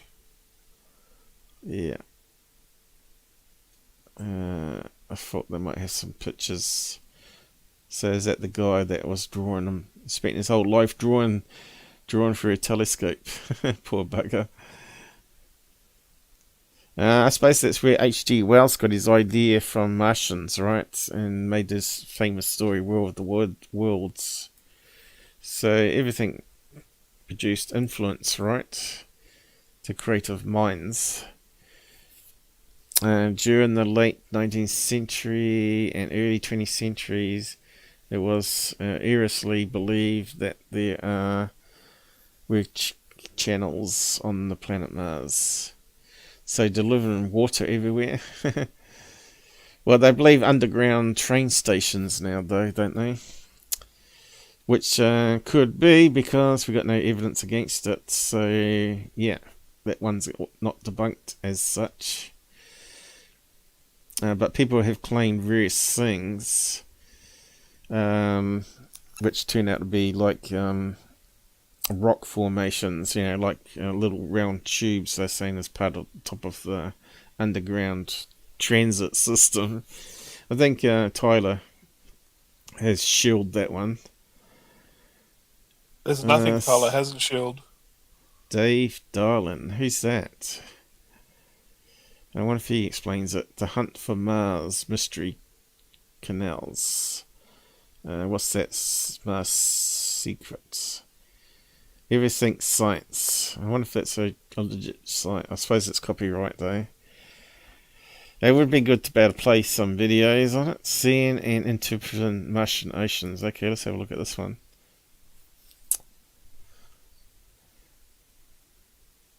Have they got examples? Mars presumed inhabited. So these are the little drawings he used to draw. Can't quite zoom into that one. Oh yeah.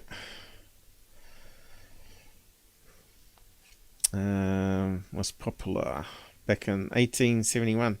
That's when H.G. Wells was writing books, wasn't it? Charts of Martian oceans, light spectra and Martian oceans.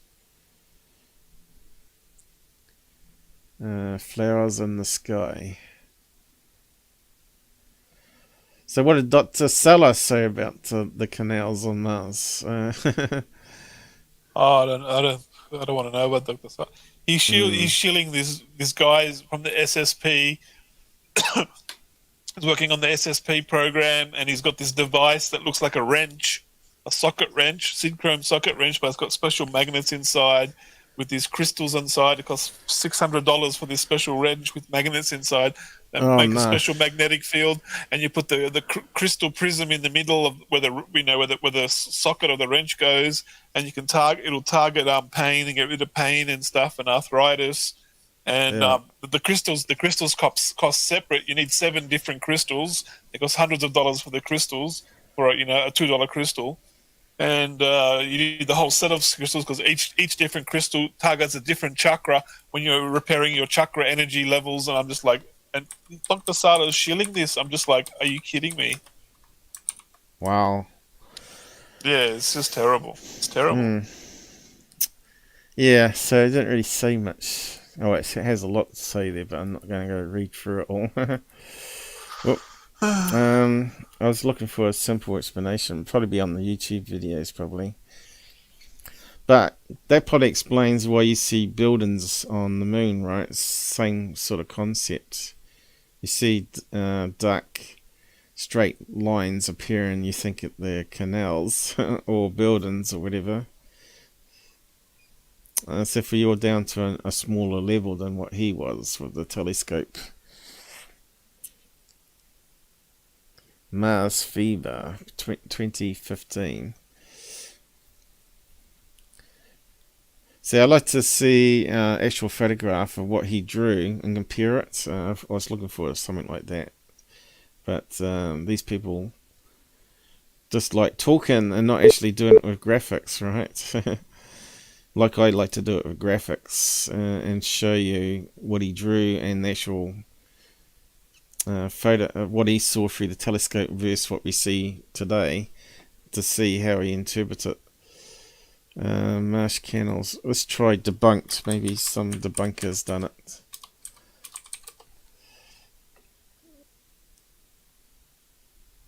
Is there any good sites there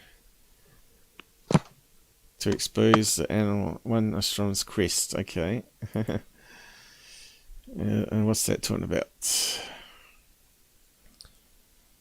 Was quite. Here we go. So these are some of the drawings he did, was it? But yeah, where's a comparison to today, though?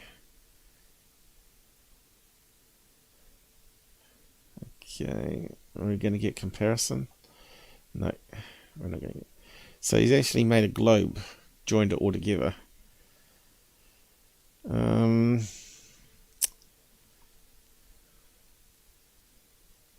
Yeah. Okay, it's a lot of talking about it.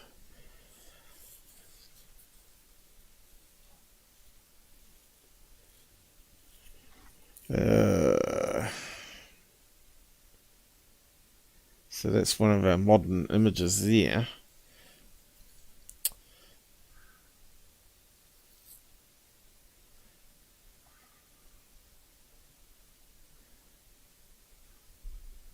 But yeah, again, that's on wired. It's not really clear at all still. False impressions.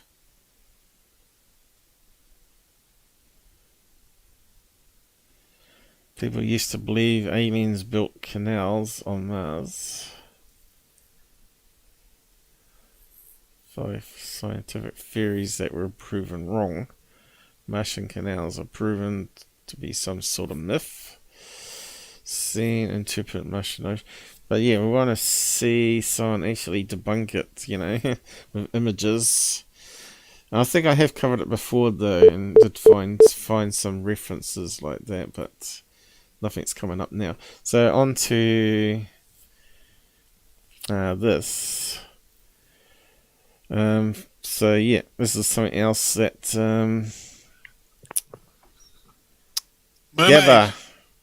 Gabber, the rabbit hole man. The mermaid, look, there's a mermaid statue on Mars.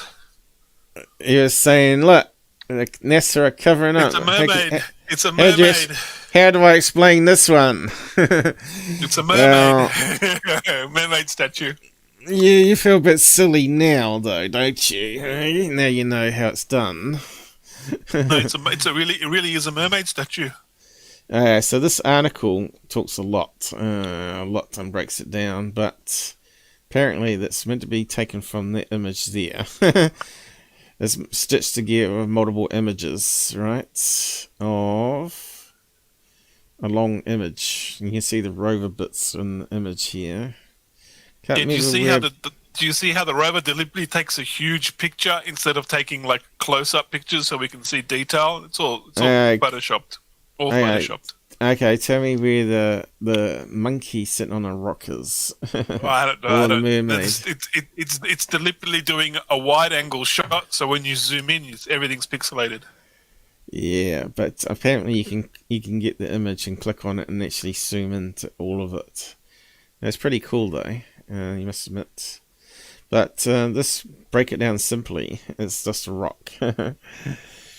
Now, the Martian has souls. And what is a soul? Mars soul. Okay, this is the Sunday, isn't it? Soul, borrowed from the Latin word of sun, is a solar day on Mars. So it's a solar day on Mars. Mars Day. A soul is apparent interval between two successive returns of the sun. Okay, so it's like we have 24 hours and 39 minutes. Yeah, and of course Martian time's based on the sun, blah blah blah. Actually, I should actually post that down the side, because that's the first part we need to understand first. Martian, so, and of course they use it for rover terminology. So they say Sol dash at a number, obviously means so many Martian days, right? 1400. Sol dash 1400 is 1400 Sol Martian days, right? So as long as we understand what that interprets, so we can go back to that article here. So the rover snapped off on Sol 1364 and a time on day and time. The same rock, and you can see it's a lot further away and it's not very defined. Okay, nav cam left and left cam right. Remember, it had stereo eyes, so it could send it back to a guy wearing a headset, so it didn't drive it down into a crater and not be able to get out, or whatever, a pothole. And of course, this is where the famous close-up happens. Sol 1367. So this little man standing on a rock's been sitting there for 3 Martian days, apparently not moving. You can see his arms in the same position there. So that sort of debunks it straight away, right? And there's a left. Of course, they took it with color filters. Filter 7, filter 2. And you can see it looks a wee bit more blurry. And filter 5, and what do each of the filters do? But you can see it's over various minutes on the same day. 11:58, 59, 41. So that's 2 minutes. 2 minutes. Another 2 minutes passed, and that alien hasn't moved at all. And of course, then they overlay it and get an image like this. So what is it exactly? Well, it's obviously optical illusion, if I can aim it up properly, of a rock, right? You can see here we've got 3D effect from the stereo. I suppose if you put your goggles on, this Hello? 3D image. Yeah, I'm here. Can you not hear me? The rock. No, I just changed to my Bluetooth. Okay, so this is a 3D image. So if you've got 3D glasses, you might be able to put them on now and actually see it 3-dimensionally. But you can see it's actually looks like this here. It looks like an edge of a rock face. And it's optical illusion, right? I thought it was a mermaid statue. Why do you have to ruin my dreams for? That's the Out There channel. I'm always ruining the worldview dreams. I'm a bastard. I thought there was mermaid statues on Mars. Yeah, it kind of looks like a Bigfoot though. It's got the cone-shaped head. But you can see it's actually a bit like the running down the dune slopes. We're looking at it as a rock on the side. That's what NASA wants you to believe. It's a mermaid statue. Yeah, I think it probably looked better in 3D actually. But anyway, what's that one say? They call it Spirits, a many Bigfoot. views of Bigfoot. They call it the Bigfoot.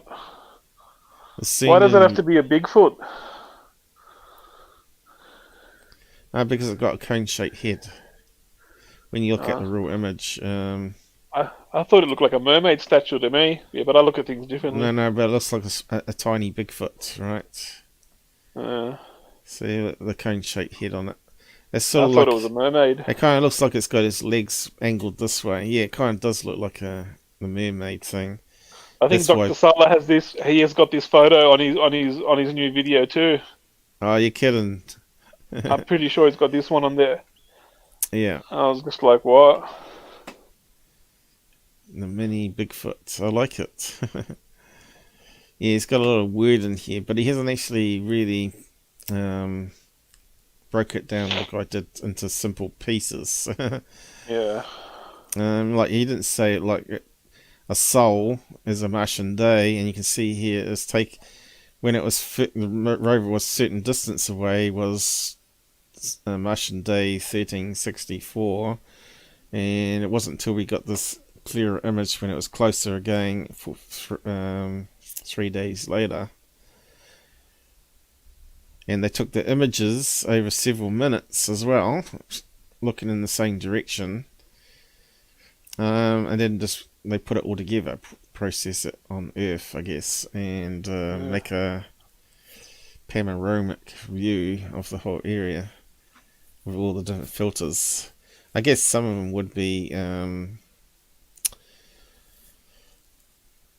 infrared even, wouldn't they? And ultraviolet filters. So anyway, as soon as we need to... There's no Mars jump room from Earth to Mars with portal where they jumped to Mars. Yeah.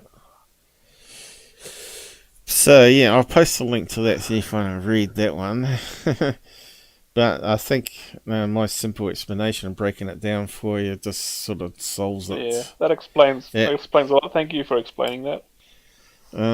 Again, it's optical illusion of a rock, and it's obviously very small because I said it's a tiny Bigfoot. So I'm not sure how big that was because I don't think he mentions it here. Oh, here we go. Might be here. They call it the Tiskanovsky ridge, about 30 meters or 100 feet from the edge of the home plate and about the same distance across. The bump on the horizon above the left edge, so we probably could look on the big thing and try and hunt it down, is Grissom Hill, about 8 kilometers or 5 kilometers away. The right and highest point of the horizon is Husband Hill, to the north and about 800 meters or half a mile away. Yeah, but he's not telling us how big it is. We want to know how big it is. And you can see here they went on to Sol's, looking in that same direction for even longer, right? Another 2 days after. The West Valley. How big is it though? How big is the tiny Bigfoot? They should be able to tell by the resolution of the camera how big it is. Especially if it's stereo too. It should tell us how big it is. Looks like it's missing in the article. But anyway. Maybe we can Google it and it will tell us. I'm not going to work Dr. it out. Sala said, you know where Sardinia is, the big rock with the face picture on Mars? Dr. Sala said that's where one of the portal jump rooms are, where they jump in the portal from Earth to Mars. Really? Yeah, it's underneath that face of Sardinia. Right. So we got no one watching with us, by the way. Pretty sad. I'm not sure. Where is everybody today? Are they all off sick like I am? I'm a sick boy. Maybe they're watching Steve in Cambie and he's on. Oh yeah, it could be. He came on like half an hour or 45 minutes ago or something. Even though mine is more interested in new topics, right? So let's see, how big. See, people come here to learn, and they go to the other channels for entertainment, right? That's the difference. How big is Mini Bigfoot? On Mars. Mars, I'll just put... I've got the caps on. What's happened there? Yeah, teeny Bigfoot. Does it actually mention it? 5 meters. Wait, it says something is actually less than 5 meters. Yep.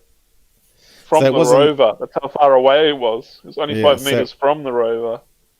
Oh, right, 5 meters from the rover. Well, that must be very tiny then. Yeah, we won't know the size of it. That's the same article we were reading before.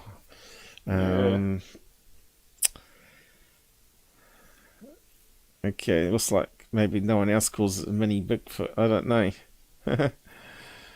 NASA found Bigfoot on Mars.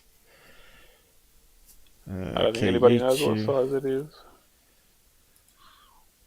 Someone must have worked it out. Hello, Alistair McMillan. Is there a reason as to why you're so poor? Am I poor? Yes, I'm poor.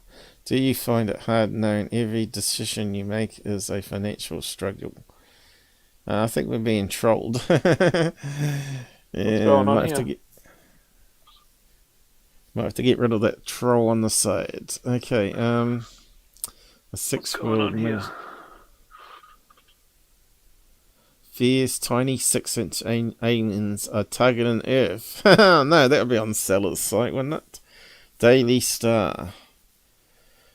British researcher BUFO Fora has been... Okay, let's have a read of that one. We didn't find the answer, but someone might know it out there. Fierce. We're going to be invaded by 6-inch aliens. Oh, ankle biters. Damn it. Okay, what's this idiot's talking about? Saucer spotters are in the spin over fierce 6-inch aliens could be planning to target Earth. The British UFO Research Association has been sent a report of a pocket-sized alien. Pocket-sized aliens are coming. It's like the Will Smith Men in Black movie. Yeah. And they're claiming the mini Martian could be a scout for invasion force. What on earth are we reading? Is that the alien? It's a lizard. Is that the alien? That's a frog. Revealed on its website, we recently received interest in email. Human-shaped figure. Witness, a woman said it had a oversized head. It stood little more than 6 inches high. I've not heard of 6 inches high greys, 4 to 3 foot. So yeah, garbage, is it? No. Yeah. No. That looks like one of the AI art drawings that we're talking about. It? Like in Finland, we had we had these folk stories of little people that used to glow, little people, but not 6 inches, like 3-4 foot, like children, like small children, and they used to come out of the caves, these deep caves, and their skin would glow like green or blue and green or something. Mm-hmm. And we had these old folk stories about these little green, little blue people with blue-green glowing skin that would come out of the caves, deep underground caves. I think you're talking about the story of green people. Have you not watched my episode on it? I think okay, green people. I'll post a link to it so you can have a watch. We got folk stories about it. Yeah. Like a lot of the Hansel and Gretel, the Hansel and Gretel stories. They come from a lot of old Finnish finish folklore. I actually did research on it and explained Green it people. to you on the episode there. Yeah, Apparently, I saw that. Yeah, I saw that episode. I remember that. green people, and they believe the kids were mostly stealing carrots from the farmlands and eating them, and their skin was like a green yellow. Yeah. Is what the scientists believe. They believe that actually the story was real, not a folklore one. But the kids were runaways from immigrants that their parents died or whatever. Yeah. Why was the skin turning green? Because of the carrots they were eating? Yeah, the carrots mostly ate a carrot diet and turned their skin. And also the blue people, which is also a thing that happens when you eat silver. Believe it not. Silver man. Yeah, it makes you turn blue. Okay, so that's that episode there. I'm not sure if you watched that one. Blue people. I haven't seen the blue one. I saw the green one. I haven't seen the blue one. Okay, blue people. Again, that's folklore as well. UK folklore. Interesting. And there's several theories on the blue people in UK. They think it was war paint of the Vikings or something like that, or slaves. Also in Africa, used to paint their faces blue. But I've got some pictures in the episode that you can look at. But yeah, fears of these tiny people wasn't much in that one, was there? No. So yeah, we can sort of debunk that one now. Planetary one. And of course then we got this to go through. We'll just read that off for the day and see if there's anything interesting in it. Should be a part 5 out soon, I'd say.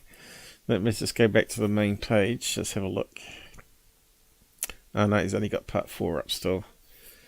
While it's reading out, maybe I'll have to go pee actually. So I'll just minimize that one.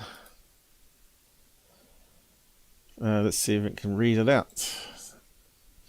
Because I don't think anybody bothers reading it out on a live show before, but we can just add it in. Oh, just click on that one. I forgot about that. What's that one do? Turns it into a book read. My Search for the Truth About UFOs, Part 4, The Wyoming Aftermath. Okay, I'll just listen to a wee bit. Jeremy D. McGowan. Skim off to the toilet. Yeah, come on. This is part 4 of a multi-part continuing story of how I ended up searching for the truth about UFOs. Each part details a significant event, which brings me to the present day at the culmination of the final part. I hope you enjoy this trip. Due to a combination of memory loss from PTSD and old age, specific minor details may not be entirely accurate. However, the overall story depicts actual events. Subsequent parts will be published in the forthcoming weeks.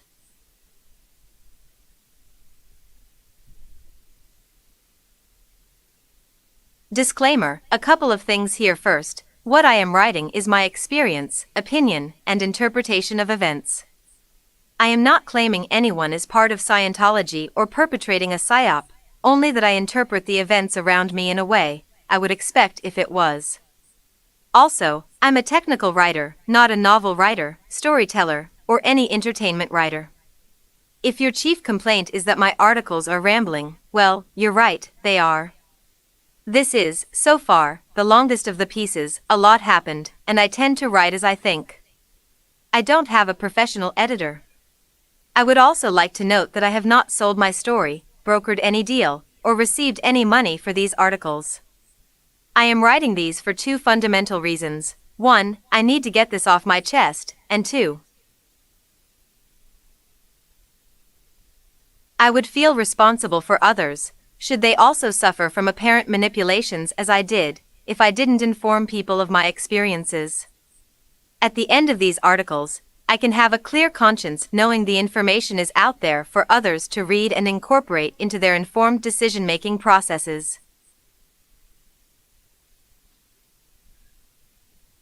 In 2014, former Deputy Counsel of the CIA, John Rizzo, wrote, the CIA has long had a special relationship with the entertainment industry, devoting considerable attention to fostering relationships with Hollywood movers and shakers, studio executives, producers, directors, big-name actors.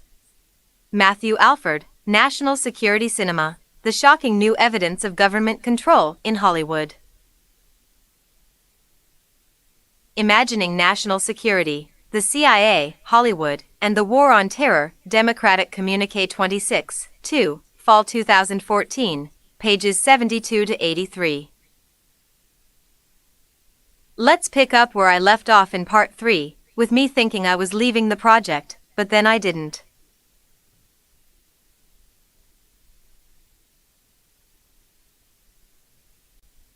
Why?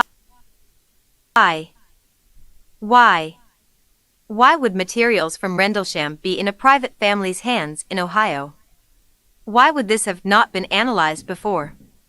Why wait for a TV show to highlight the materials, and for the love of God, why entrust a 23-year-old vehicle with a Geico liability-only insurance policy to transport what could potentially be the most important thing in the world across the entirety of the United States? Something like that should have had an armored car convoy with U.S. Marshals transporting the samples to Los Alamos, not me in a 1999 Land Rover and a radiator hose held together with duct tape. This was dumb. This was disingenuous. This was fakery. This was sensationalism. This was not in keeping with my original goal of documenting my search for data. This had been co-opted into the Lou show, and I wasn't going to have a damn thing more to do with it. Or so I thought. What's it got stuck in it? What's happened to it? The drive back to Las Vegas from what... Yeah, so what, did I miss anything important so far? I don't know, I heard you play. You played this on another show. No, this is part 4. This is part 4. The other show was part 3. Part 4. Yeah. This is talking about doing the interview, wasn't it? Or doing the documentary.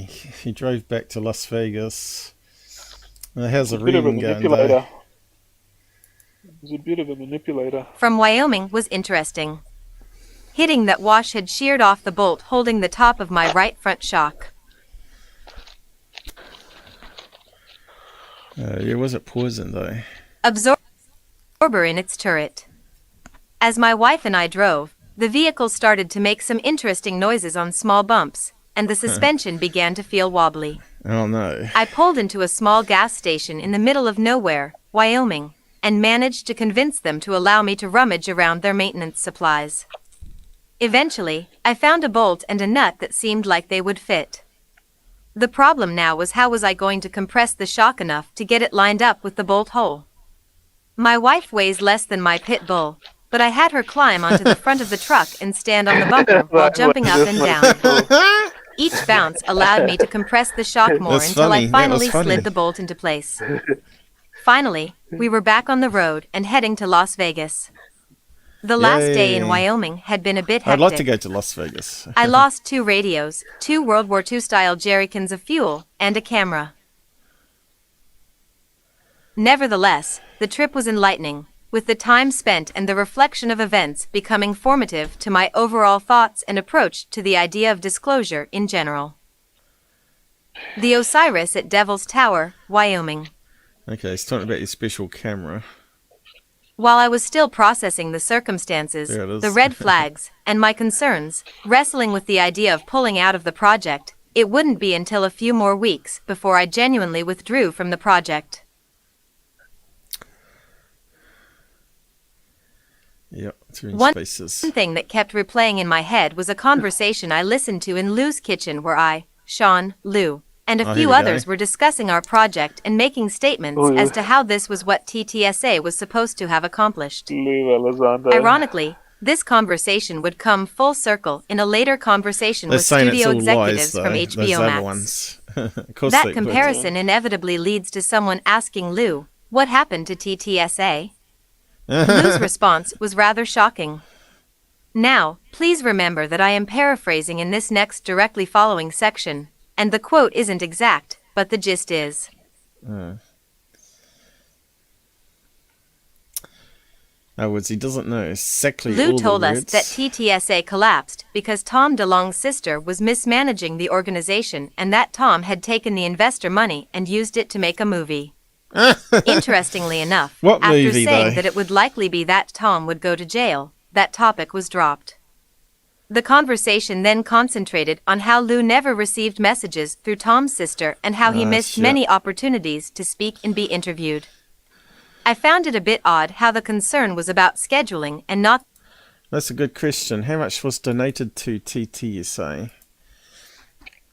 Let's find out. How much was earned by TTSA? Because there were shares, weren't they? I suppose we have to look up the share price. Government UFO program. Was it to the stars? No, it hasn't. Not TTS. Is it to the star? No, that's all right. Why does it come up with the other ones? Thought we put them Rockstar's company seeks UFOs. Yeah, seeks your money. To the stars. Oh no. Funding. Oh Does no, it tell Chinese. To the stars. Chinese San bloody glue. Diego-based company. I wonder if the wiki tells us. Just signed a contract. Oh, here we go. Contract with Army. Oh no, that's not it. At least 750,000 of government funding. So there must be a few millions. That must be. Financial reports. The two stars. Here we go. Tom DeLonge. Yeah, so what's that mean? Closed on $1 million of funding from its regulation offer. So they made $1 million only, is it? That's what it's saying. DeLonge denies to stars is $30 million in debt. Yeah, that was a false report that I talked about. They allocated so many shares, but they didn't sell them all, and so all the other shares that didn't sell, because I think they allocated they expected to be $40 million of funding, right? I think he overlooked the interest of how much money people are going to spend on this project in the public. So that's going by that, they must have made $3 million then, because I think 40 million shares were allocated. Plus he's made another 750. So that's almost $4 million of investor fundings disappeared to a movie project. Share price. What did people send the money for? To fund people stupid? To fund UFO research. Yes, people are stupid. Remember that guy on Alien Attic? What's his name? Oswald. They used to call him Oz. He donated $50,000 to it. Well, he actually bought 50,000. Is this person dumb? Yeah, sounds like it. Share price set at $5 US. Common stock set at $5. There we go. Buy some Investment shares. is 40 shares or $200. There we go. Go to that plate. Go to that link there. To the Stars Academy. Is that the name of the share? Yeah, here we go. To the Stars Academy of Arts and Science, it's called. Is that their logo? Yeah. That's a horrible logo. It's very small too. I can't seem to zoom in on it for some reason. Okay, it's a horrible logo. A lot of fine print here. Total minimum, total maximum, 50,000. Okay, so looks like it wasn't 50 million, I mean. So, how's that work out with the price of shares then? 1 million shares. No. Times 5, $50 million worth. Right. So they couldn't have sold the million shares even, right? They must have sold. How much did they sell? What's that say there? 6.5 million. We expected. These people are idiots. Who would buy these shares? People that are obsessed that they think someone's going to research UFOs properly, where the government didn't. How the hell is Tom DeLonge going to research UFOs properly? He's a washed out rock star. So 200,000 they're offering at $5. That's $1 billion, isn't it? Yeah, there's the $1 million. Hey. Did someone buy $1 million worth of shares? No, but all combined, they must have. But yeah, from what my calculations were, it was like $4 million there, though. So what is this movie that was making Tom DeLonge movie? We'll go back to the article read in a minute. Movie. There's an E at the end of DeLonge, isn't there? It could be, yeah. So what's the movie? Monsters of California? Tom DeLonge. That's it. That must be what he spent all the money on. Teaser. This, or I don't know if I can play it. You know how you get copyright on stupid movie trailers. Oh, look, what kind of movie is it? Look, look, the light's coming down. He's being abducted. Julia, what's that say there? Trailers. I'll just... The story you seek. I have to keep pausing it to stuff up Google, just in case. The entire story.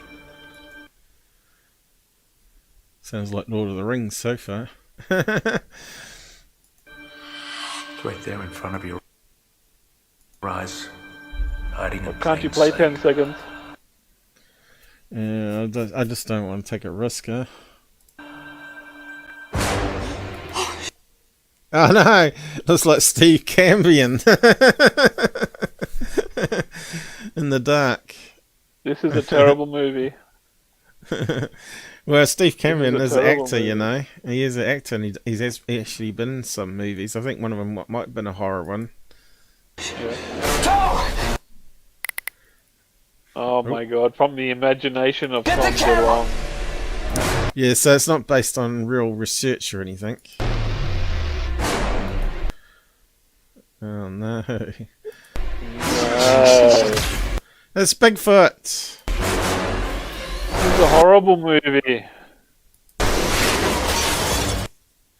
Oh my lord. Come on, it's better than, if you compare it to anything that Third Face of the Moon's made, movie-wise. This is looking more professional. Maybe UFOs aren't what we think they are. Right. I can see he could make millions with this. You know, it looks like it's a box office standard to me. Dad is But again, is it aliens are evil coming to abduct us? gone. You don't talk about him? You don't mention his name anymore? You think you're the only one that cares? Okay, It sounds so like it. Yeah, it sounds really much like... negative portrayal on aliens and abductions and stuff. And a love story, just to throw What in. was that? It's classified. I'd tell you, then I'd have to fuck your dad. Yeah, Monsters What of California. the hell? I thought that was Nancy Pelosi in the Monsters, and what's the other That's people going to be there? a terrible movie. It's going to be a terrible movie. Oh yeah, let's go back to the movie database. What happens when he makes millions of dollars off the $4 million people gave him? What do they get their money back? Monsters of California. Okay, let's just type How did that the in money there. disappear? How did the money disappear? On special effects and all the actors, I guess, for, you know, because for decent actors, you're going to have to pay some money. Monsters of California. I'll be back. There's plenty of monsters in California, that's for sure. Now we got the link to it, so let's have a look. Teenage Dallas Edwards and his derelict friends on a quest for Mysterious the meaning. paranormal events. It's not even UFOs and aliens. Yeah, Southern California. It's got nothing to do with UFOs and aliens. Casper Van Den, is that a top actor, is it?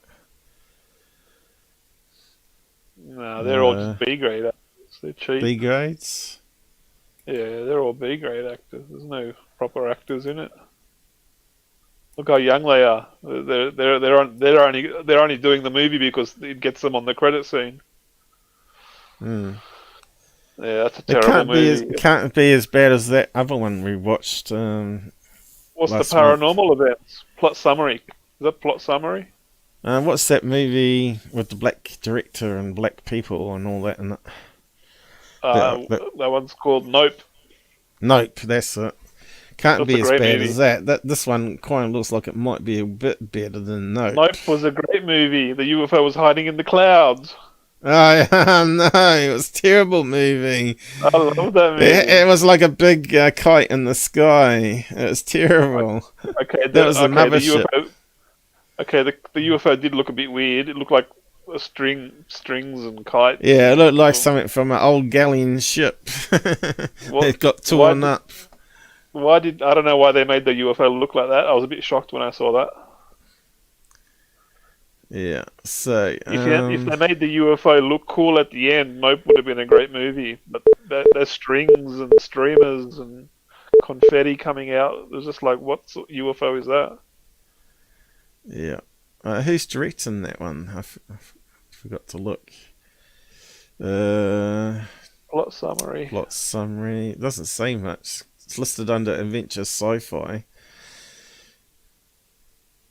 I like movies that are based on true story. Like if we're going to do a true story of a real abduction person, right, and actually tell the story of that person. Yeah. But is it could be on that would be Rotten Tomatoes? Wouldn't it be on Rotten Tomatoes? probably. But it's not out yet, is it? I forgot to see what the release date was. It hasn't got a release date. Is it really out or not? Official teaser. How do we know if it's been released? Monsters of California Instagram. Monsters California reviews. So is it already out? Release date. What is the release date for Monsters of California? December 1st, 2022. It comes out in another 2 months.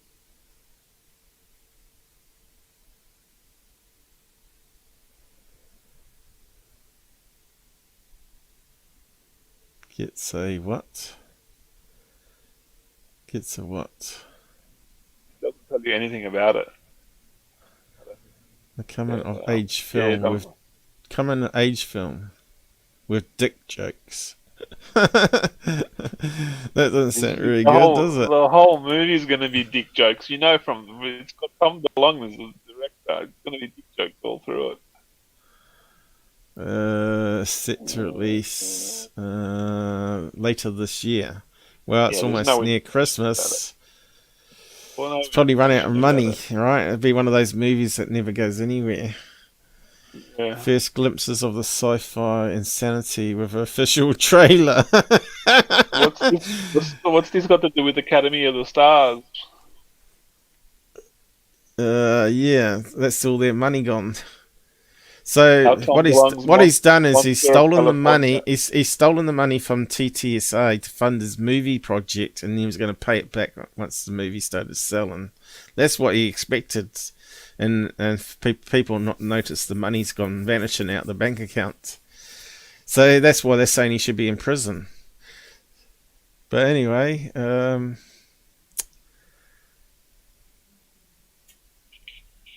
it's got the trailer on that one, but it's got a good write-up on it there. Tom Delonge's movie. I'll probably still watch it. I'll probably still watch it, though. He's going to get away with it because he's a rock star. Rock stars don't go to jail. Yeah, that's true.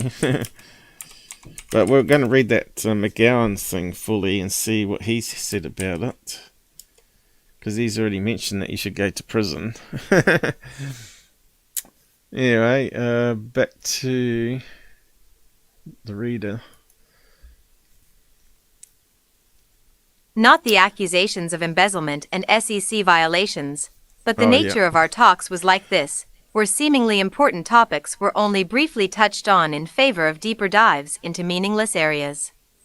Nothing further regarding Tom was ever said, but I got the distinct impression that Tom was acting like a loose cannon. The topic was never brought up again.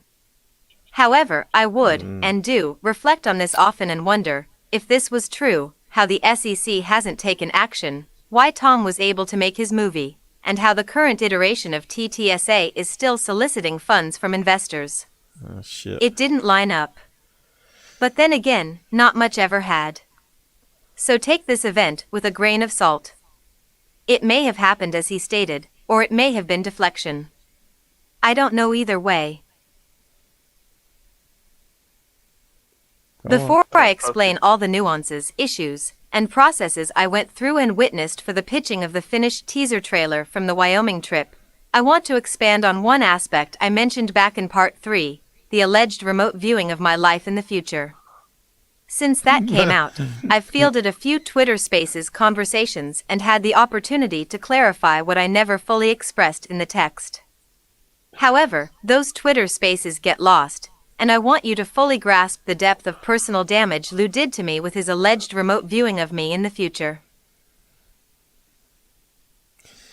He's talking about being remote viewed by Lou Louis Alessandro. Yeah, he was brain raped by Lou. What a crybaby. Yeah, I suppose though, it's like you can't unsee things, you can't unhear things. And you think you'd get over it eventually, I suppose, but... Lou pulled the wool over his eyes, mate, told him a BS story about remote viewing him in the future. Get over it. Yeah, but there might be some truth in it, though. So, really, it's going to plague on your mind, saying, oh, what, you're going to die... Brainwashing works. He has to put a little bit of truth in. It's like me saying that on this date you're going to die, right? And it's always going to plague your mind, and how can I prevent that day happening? If it happens, it happens. I'm not going to stop it. Who cares? Sit home, have sick day at home that day, just to make sure it doesn't happen. But then again, you could be one or 2 days off, or 1 week off, or maybe a month off. You know, you've heard the story of GUFON from the Spirit Board. GUFON was doing a spirit board in a graveyard, and it said, you're going to die on this date to him on the Ouija board, apparently. Obviously, he didn't film it, because he hasn't got any credible evidence of the story, he claimed. And it said, you're going to die on March the 16th, was it? 2036. So he's going to die in 2036 so I guess... And he's never... why you shouldn't do Ouija boards. Yeah, but that's like brain raping, though. Now you've got the information that you're going to die on that certain date. You're always going to think about it. And is it going to happen while I'm driving a car? And so on. Or is it going to be something... Doesn't matter. If it's going to happen, it's going to happen. You're not going to see it coming. Yeah, but it's going to sort of play on your mind all the time. It's always going to come up from time to time when you think back to that thing, especially when you get closer to the year, right? March. Maybe most people like that. If I got told I'm going to die tomorrow, next week, next year, or in 10 years, I wouldn't really care. It wouldn't bother me. Yeah, that's right. So you live your life as good as you can be up to that point, right? Yeah, but in GUFON's, everything you do. But if you're a GUFO and you go around slandering people left, right, and centre and accusing everybody of wrongdoing, when it's totally irrational and total lies, and then he dies. That's what GUFON does, but that's not what we do. So let's just carry on. GUFON's a clown. You remember, I stated that I was suffering from depression and low self-worth and found myself mentally vulnerable during that time. Combining those issues with the understanding that I am, and remain open to the idea that remote viewing, conscience connections, and all the woo could be possible, the event stuck with me. Sure, I come off as a skeptic and non-believer in the woo, but this is only since I've never seen any reputable scientific data with a statistical significance pointing to the woo being real, but I do remain open to accepting should that evidence and data ever be presented. Perhaps one of the reasons I am such a stickler for data is because I want to know that what I believe is possible is also probable. So, in that mental state, combined with my desire to believe and my willingness to accept, and pairing that with my skeptical take on things as they currently sit, and then sat, the event, lose words and the whole process stuck with me in a way that, to this day, really pisses me off. This Lou Elizondo really got into his head. The idea that maybe, just maybe remote viewing is actual, and maybe, just maybe, it's possible to remote view the future, and maybe, maybe Lou is a skilled practitioner of remote viewing, then maybe, just maybe, what he said is true. It's the non-0% chance that what he said is true that stuck with me and continues to eat at a part of my rational brain. Oh my It causes Lord. me, to this day, a significant amount of angst and concern.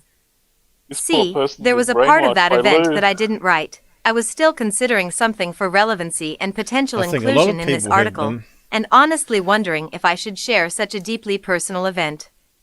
In the end, I've decided to elaborate because I feel you need to know what to watch out for. You need information from all available perspectives to make the most accurate, informed decision possible.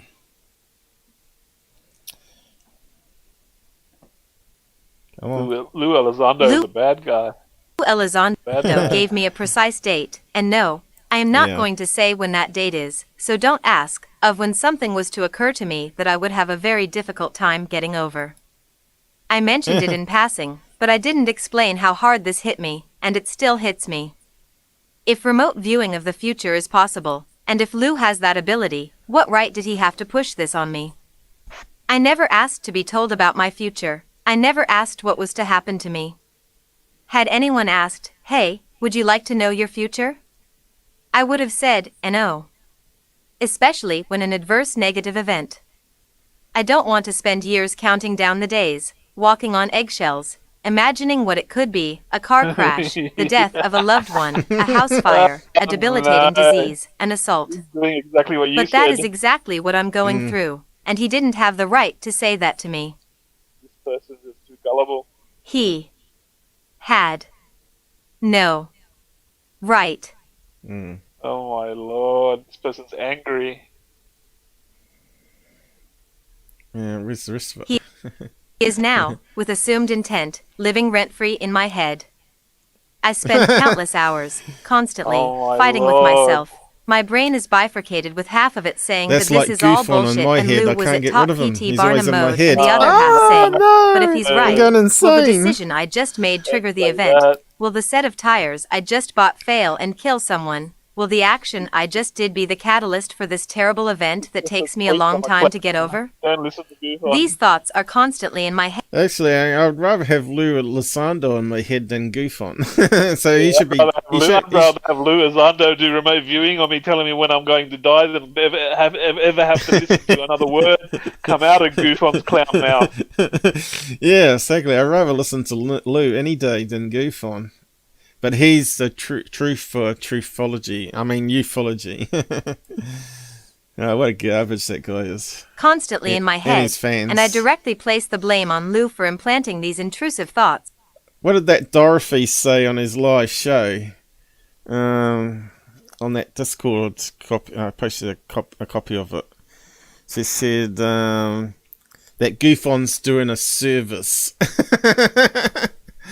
A service. Why? Granny, Is he, Granny sitting at do home. you go around? or Is he a gigolo? Does he go around and offer his tools for special action, baby? How come all of GUFON's fans are like grandmas and grandpas? I don't know. That's a good question. They're the only ones that believe his bull BS. Yeah. Obviously. Intrusive thoughts, because I'm open to the idea of the woo being real. It was wrong. It was invasive. It was mentally detrimental. This person's just read in. But saying that some of the woo paranormal is real and UFOs and aliens are real, but he now doesn't believe any of it, which is kind of strange. Why would he be building his sky watching gear still if he doesn't believe in it? Maybe because it hasn't captured anything. Who knows? Detrimental. It was unethical. It was brutal. I was saying anyone that doesn't believe in paranormal should go to some of these locations that the ghost hunters, not the ghost hunters, but some credible ghost teams go to, and you can literally hear on their, as they're talking, walking above them, where it's meant to be an empty house or whatever. So maybe if they can go to those places and experience that, then they know there's something paranormal and more into science to be figured out, right? And I think that Mick West would benefit from something like that. Because everybody I talk to that goes to haunted houses always hear footsteps. It's one of the common things. So that he'll be explaining that away as infrasound, and not when you record it on tape saying, "Get the fuck out of here," you know. You know the ones where they play it back and that you can see them. They do it in real time on the shows just to prove that no faking going on. I believe that's legit. When my brother died, I've got an electronic, the electronic voice. I'd get an electronic voice talking in the back of my videos. Orbs, hundreds of photos of orbs everywhere, just giant big blue orbs. Oh, it's because it's all that bloody outback dust you got there, and dust. No, there's no dust out there. I lived right on the beach, like in the forest. There's no dust. But beach has little droplets of water in the air. You get it around spa baths. Take your camera out. Have you got a spa bath? Take your camera out one night and film. Take photographs around your spa bath. You'll see all these orbs everywhere. It's a good one, and you don't see it in the air. Spa bath is really a good one. Where else? You can bang a pillow at night time, but that one that was captured on my security camera, that didn't follow conventional dust, did it? And there was a bang noise as well that happened at the same time. So that sort of changed my mind on it, and 2 days later I was looking on the security cam footage, but this camera doesn't record what you're seeing at the time, which is unfortunate. And then I saw the same orb that I saw in that video come down from the ceiling, just like in the other one. It went up probably in the same location as well, come down from the ceiling, but in another room, of course, on opposite side of the house. Come down from the ceiling, did a curvy line path, started going back up again, went down, went back up, and it flew over Mum's head on this camera because I was setting it up, and I was in the bedroom watching it. And I said, "Did you get any cold spots before?" "What are you talking about? What are you talking about?" And I said, "Oh, well, I think I saw an orb fly over your head. Did you see any bugs at all in the room?" She says, "No, I'm not seeing any flies," because normally you see flies. So she says she didn't see anything flying around. And I said, well, it didn't look like it was dust the way it was moving. But I think people like him that have doubt about the woo, paranormal is a really good one that you probably could go to somewhere to experience, right? If you don't have it in your own house or whatever. Brutal. No one has the right. No one should violate basic human ethics. No still one should going ever on. manipulate or otherwise affect the mental health of another human in such a non-volunteer way. So this reads like he wants to take them to court. But how could you... I suppose he's got maybe tape recordings later on. But didn't he say, McGowan, he said on Twitter that he's actually got proof with actually some tape recordings? Because apparently he was known to take people without permission. I wonder why. So, yeah. I don't know. Was he trying to set up people? But if what he's saying is true, it certainly paints Lou in a bad light as a shill, doesn't it? But we've had other people verify some of the stuff he said. Who was it? Greenstreak verified that Lou was lying about being the director of a Pentagon program when it wasn't even part of the Pentagon program. There was no ATIP. Yeah, there was none of that. It was a separate program that he developed on his own outside Pentagon. He was the director of his own program. And who else? Blackrock, Green, whatever his name is, John Greenwood. You should never trust anyone in UFOlogy who's worked for the government, period. He pulled out all those clips where they're a contradiction themselves, saying, "Oh, I had no idea," and then the next minute in another interview they're saying, "Oh yeah, I knew that Chris blah blah blah Mellon got it from a car park," and then the story kept changing, right? They always change the story when they get caught out. Yeah. You can't trust any ex-government employer that comes into UFOlogy because they have too many connections. You just can't trust them.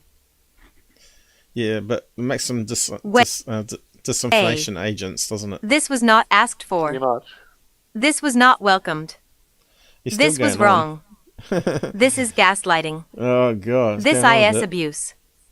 I fully recognize that the probability of Lou being anything other than a fake, manipulating, self-serving charlatan who uses neurolinguistic programming and other parlor tricks which have, in my opinion, a striking similarity to what I've read about the tactics of Scientology, is statistically higher than him being a clairvoyant remote viewer.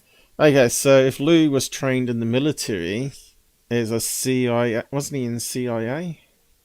Or was that Chris Mellon? You would be trained in... He was saying he was a CIA counterintelligence officer. So you'd be trained in combat. You could be trained in interrogation techniques. You could be trained in counterintelligence officer. He has to make intelligence information and counter the enemy's information. So he has to know all the mind parlor tricks, you know. And NLP as well. NLP, like Darren Brown goes click click with his fingers, moving his hand in front of people's eyes. You can actually hypnotize some people that way. Hey, Tommy T's back with us. Did Cambion finish up now, is he? Counterintelligence. Yeah, that's what he was part of, wasn't it? Yeah. So yeah, you can see that he could have used these tricks on this guy. He has. He's used tricks he's learned in his counterintelligence work against people here now. He's using it all. Yeah, and he probably and he uses it online too. Yeah. He's doing a Tyler clock now with troll accounts, I heard, and paying people off and oh my lord, all that sort of stuff. I heard. He doesn't know what to do now because everyone's busted him. Then you know. Viewers capable of predicting the future. Yeah. It's hard to know though what's truth and what might have been added in, you know. But I think there's always this. It's not black and white, but it's grey. So between some fabricated stuff and the initial story, there's some truth in it, right? They have to. There has to be a little bit of truth so that they can sell the story. Because people always fall back on that little bit of truth, and they can't understand how the rest of the story is all lies and BS. It's a trick. So it's a brainwashing I'm just laughing trick. at Tommy's comment here, which makes him a liar, which means he's a liar. Which means he's a liar, basically. Basically, he's a liar. Yeah, okay. well, keep on listening. I just wonder if this guy's going to turn on to another subject yet. He's talking about being a victim Future. For most of the Still, part so I am far. now, through the direct cause of his forcing this upon me, stuck in a constant battle between what if he's right versus he's full of shit. This plagues me. My rational brain knows this to be manipulation, but the simple fact that I remain open to the idea of Wu being, at least partially, real keeps me thinking that there may be something to this. I second-guess nearly everything I do to prevent enacting a self-fulfilling prophecy, but at the same time, maybe that second-guessing causes the prophecy to occur. No one deserves to be trapped within this circle of hell. So he believes in the Kevin blatant Day stuff of seers, right? And I'm not sure if Kevin Day was part of the group. But like I said, you need to go and read his book. I know it's on Discord. I'm pretty sure I posted it there. Plex is not around, so... Actually, why was Plex up? He must have been really late up, going to bed now. Let me just see if I can find it again. Kevin Day. It might not be free anymore, but it's a PDF you can actually download. Kevin Day book PDF. Let's see what comes up. Sailors, that's it. Sailor's book. Is it free to download on that site? Where's the link to it? I think you can read it all online, but oh, here it comes. It's a PDF. There you go. I think that's the whole book. 1 to 90. I thought it was more pages than that. 95, 96 pages, I thought. But that might be right. Hey, I'll just post that link there. Kevin Day's book. You got to have to read this one if you've never heard the story. It's actually quite a good read. I found it more pleasant than McGowan, actually. But McGowan's a pretty good writer too. But he talks about seers, where these people can actually think of stuff and it changes reality. You know, it can bring UFOs through portals and stuff like that. That's the Green. Yes. What's his name? Stephen Greer. Stephen Greer's a seer. Yeah. Why can't he get it on video then? You gotta pay $10,000 and you gotta go out blatant the bush violations and bang of on basic drums. human values here. Yeah.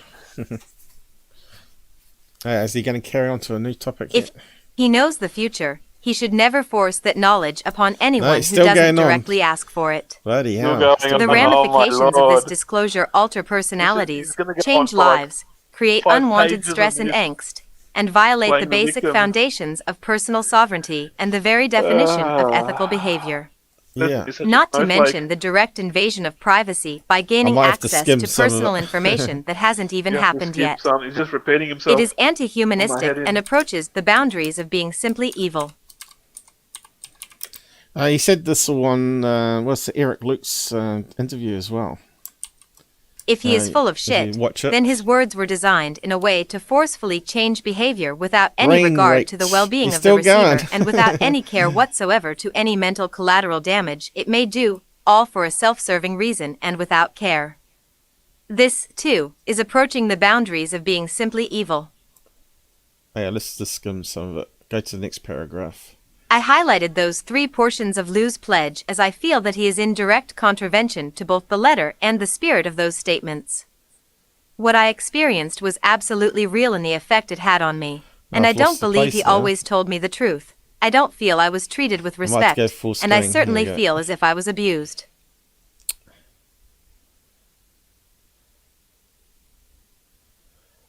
Where's it gone to?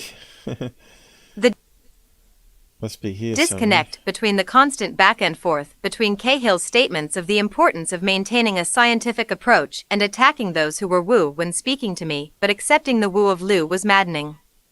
To highlight this, there was a previous conversation where Sean said that he had names to secretly discriminate and mute people. He called them namers. He said that if you claim to know the names of any of these fuckers, Andromedans, Zeta Reticulans, Martians, any hint of knowing the name of the phenomenon and having special knowledge that requires your special techniques, I'll film it and smile, but I bet it gets jack shit and woo-woo. If that was his true feelings, why then would he apparently fully accept the idea of Lou Elizondo remote viewing me from the future? None of it made sense. None of it. Greer needs more money for proof of aliens. No.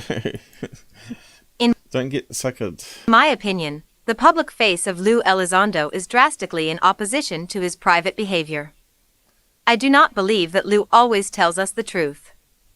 I was not respected, as manipulation and exploitation are not forms of respect.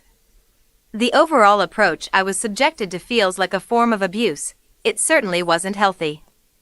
I take serious exception with his publicly facing words highlighted above, as they are at direct odds with my personal experience, and allegedly, the experience of others. Okay, the picture coming up.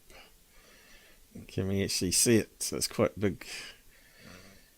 Doesn't quite fit my browser font size. Either way you slice it, it was a non-invited discussion on his part.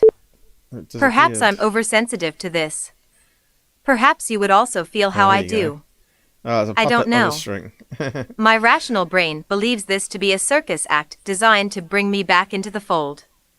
However, I can't shake the notion that there is still a non-0% chance that he's legit, and that infinitesimally small percentage is burning a hole in my head and will likely continue to do so until the date comes and goes. So, Lou but again, is a liar, I never asked for this, and his actions are, in my opinion, and in their continued effects on me, a dick move.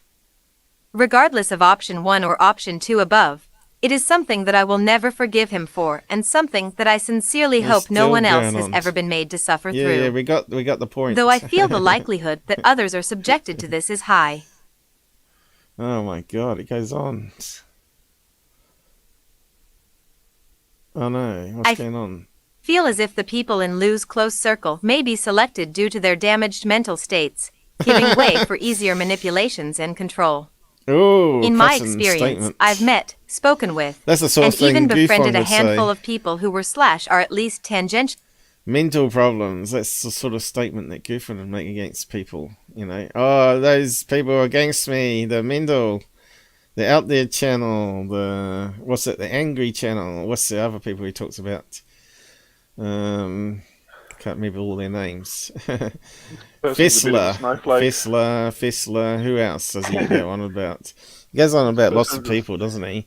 This person's a bit of a snowflake. UFO Joe.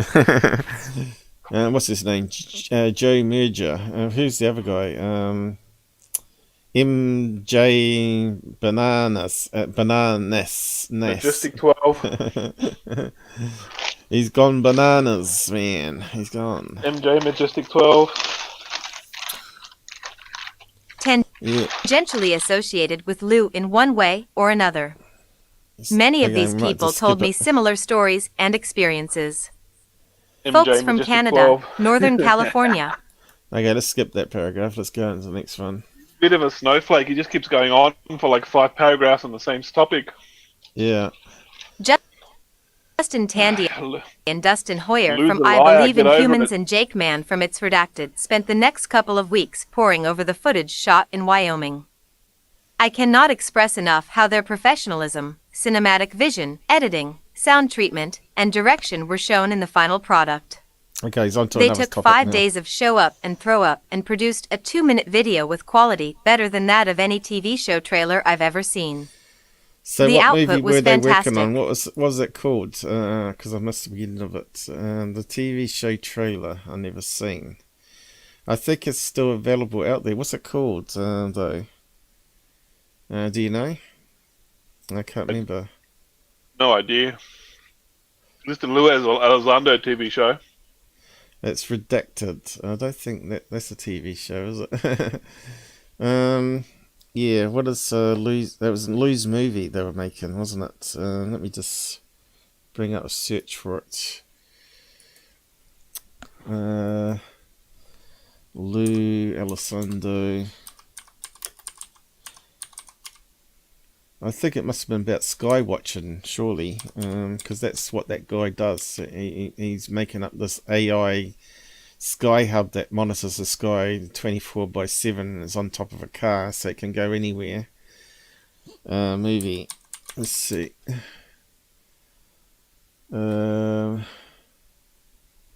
UFO split may not have worked on Shattery Pentagon. We already know that. UFO Secrets? No, that wasn't it. That was another TV show. Yeah, what was it called? Season 2? No, not that one. Maybe it's not a movie, maybe it's a TV show. A Phenomenon? Maybe it's not a movie, maybe it's a TV show. Yeah, let's put in Osiris. What the hell are you cats doing? Osiris. Oh, what's going on? Is that how you spell it? I don't know. Unidentified inside America. No, that's not it. There must be a trailer for it still. Although it looks like it's got pulled because McGowan was part of the movie, wasn't he?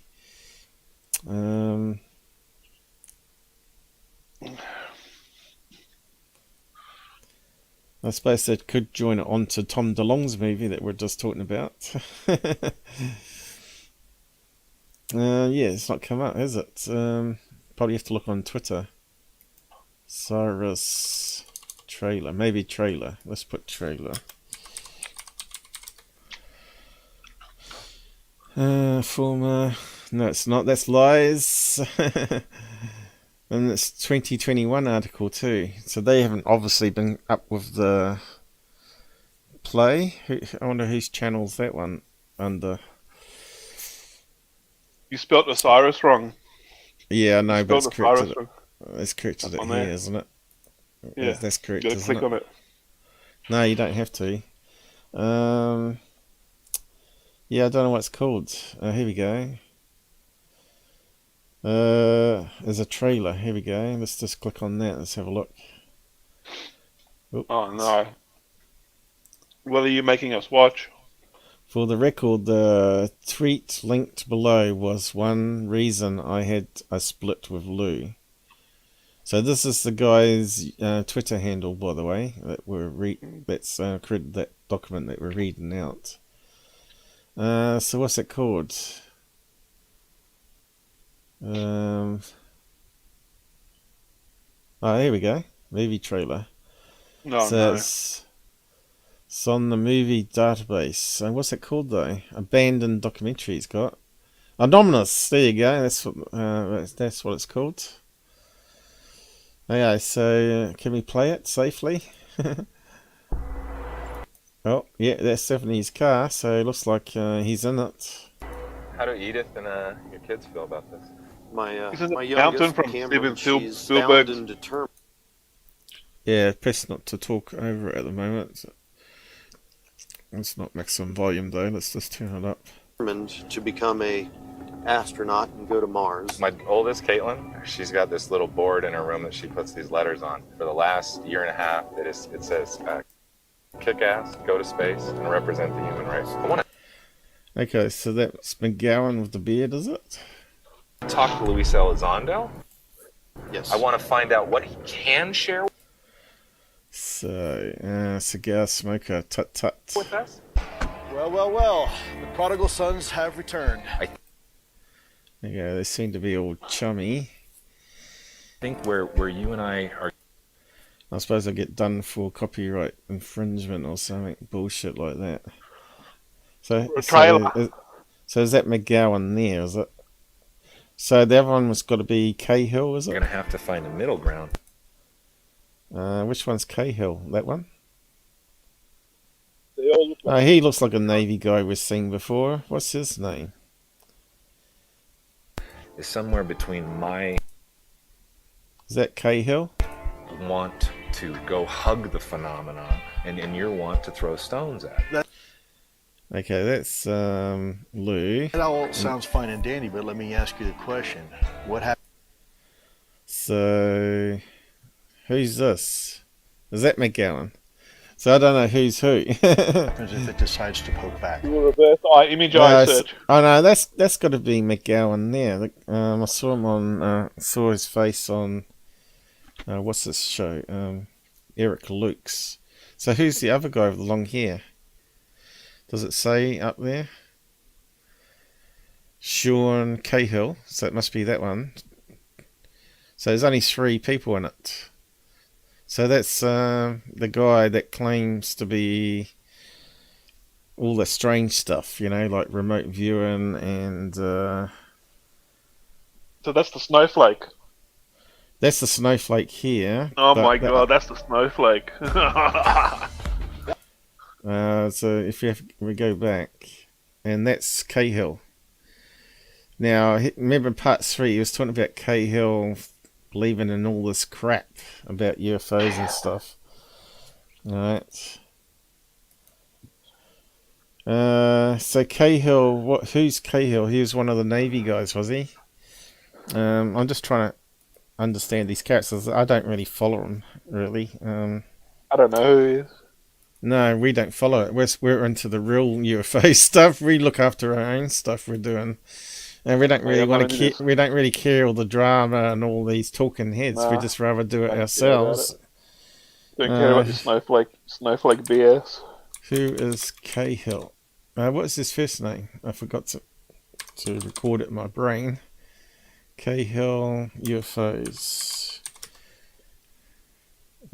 What is his name?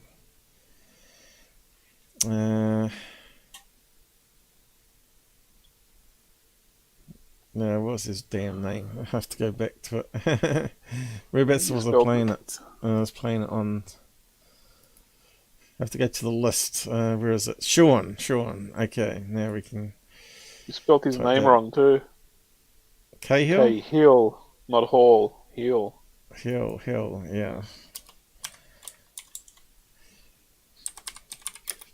Okay. There we go. Let's have a look. Skyfort. Retired US Navy chief something. Yeah, that's what I thought. He was also Think tank and strategy firm. What the hell is this crap? As an investigator, filmmaker, and retired US Navy Chief Master at Arms. Master at Arms. He served on various vessels and duty stations aboard. The most notably, he was part so he was of on the Tic Tac. British... He was one from the Tic Tac videos. Yeah, Tic Tac. Nimitz encounter. Sean is featured on episode 3 of History Channel's 6-part documentary Unidentified Inside America UFO Investigation, which was Tom Delonge. Lou's just using him because then he can say this is the famous Navy guy from the Tic Tac video. He's just using people. Yeah, because he wouldn't know anything about camera, would he? Well, this guy obviously does because he's a filmmaker. Excuse me. Here's that cough from the pill I take. Always gives me the coughing. So that's how do we know he knows how do we know he knows anything about cameras? What, he was in the Navy for like 5-10 years, then he comes out, gets a camera, and says, "Now I'm a film director." Is like how long has he been doing film work for? You know. Claims on aliens and UFOs. See what that comes up. Claims wrong. Let's fix it up. Does it give us a breakdown of what he claims? Because McGowan says he's out there weed head. Next chapter. He looks like an out there weed head. Retired. Open Minds Radio. Former military official. Tic Tats, Christians, Holy Grail or Epic Hoax.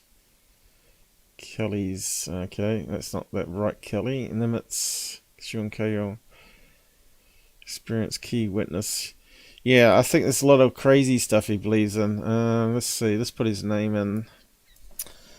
Remote viewing is one of them, obviously. If they can prove that on camera, right, if they did a real legit thing, people might then believe it. But you'd have to have someone that's not part of the group to actually figure out something to put in the envelope and put a number on it. Remote viewing. Let's see if that comes up with anything. Stargazing. Need to probably listen to an interview. Also remote viewing. Psychic. With David Cahill regarding David Fravor. Okay, is it talking about this chapter again, is it? I was looking for something different. Different perspective or comment on it. With his left hand firmly on the right forearm. Looks like it's a big... same story. That's the same story, isn't it? Yeah. Yeah, I wanted to see a list or an interview of him saying what he believes in on UFOs, you know. Does he believe in seers and all that sort of stuff? I suppose it's out there somewhere. Maybe that could be a future look-up. He sounds like a stoned pothead. The way he looks like it in the thing is what you're saying. He looks like a stoned pothead. He doesn't. He believes in getting stoned and getting high. Yeah. But in ufology, isn't 50% people stone potheads? I think 90% of ufology is stoneheads. They believe all sorts of crap. Yeah. What's Tommy saying on the side? He probably... It's 100% of Tyler's audience, all potheads. They're the only ones that would believe what he's saying. So let's see the rest of it, I guess. Back here, is it? That incorporates the ideas of artificial intelligence and machine learning. Stephen Green needs more money. So he said it barely worked. Hasn't even been tested out. They took it out to test it and it was a total failure, apparently. The software didn't identify a plane in the sky or something. Sky camera that has a 180-degree field of view. If there's anything... See, to me, you have to use a lot of algorithms to unwrap the image, right? To be able to identify it on a fisheye camera, right? You're not gonna get an algorithm that can identify a plane on a fisheye lens. He's dreaming. Well, he's linking it into ADS-B signal, right? Of course, military planes are not going to have that, so it's going to say not a plane on the computer when it clearly is a plane, like a C-130 or whatever. In the air, this camera is going to pick it up. The sensor stack incorporates the artificial intelligence and the machine learning. The artificial intelligence is going to know this is not normal. Alright, just pause it. Lou Elizondo's dreaming. We have recorded these things behaving in a way that is simply remarkable, defies our understanding. Well, the AI would be able to recognise it's not flying in conventional means if it's doing right angle turns and stuff, right? Or going up vertically upwards and downwards. Understanding of physics and aerodynamics. But a balloon can do crazy things too, but depends if it does a curved turn or whether it stops and then goes another direction. That would be a UFO. But couldn't you say it could be a helicopter as well, or drone? Drones can do that. They can fly along, stop on a dime, and then turn a different direction, right? Doesn't have to turn in a nice curve. So yeah, how's the AI gonna know? Really, you're gonna need like a human brain on it, really, unless he's using one of these new microchips that we talked about earlier. There is a ranch. There's a location. This is not Skinwalker. This is not Skinwalker. You know, let's go ahead and see what you can collect. I know that I'm eager You would as need hell to some get my teeth into DARPA experimental AI recognition program to get this to work. You know what I'm saying? They're not going to give it to him. So what they're doing is a documentary about how he's doing this camera. And they've gone to a ranch to test it, and it was a total failure. So obviously they're going to have to fix it up and then retry that again for the movie. Oh, So it's going to be like an episode of Skinwalker Ranch, basically, isn't it? a reality show of them trying to get it to work for 1.5 hours, and then the last 10 minutes of the movie, we got it to work, but we didn't. They faked it getting it to work. Yeah. It's just I can crazy. see what's going to happen. I can see what's going to. I'm a Greek oracle. I can see the future. I got psychic powers. Plus, they're trying to make it into a movie. Yeah, but a movie will make more money, you see, than a TV series would, wouldn't it?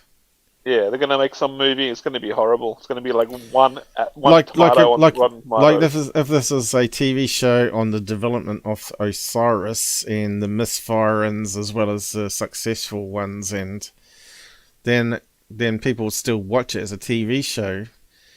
But they want to turn it into a movie, then put credible UFO images into it to make it into like a James Fox movie, which probably sell a lot more money than a TV show would.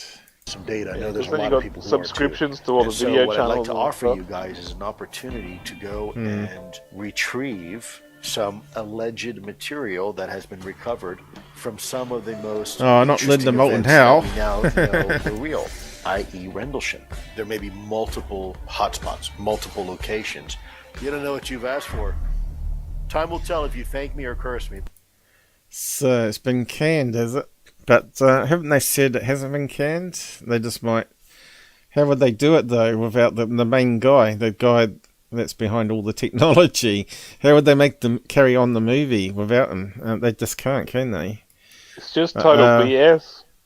So they're going to retrieve special material from across the country. What the hell is he going on an adventure with the Scooby Gang and the mystery van?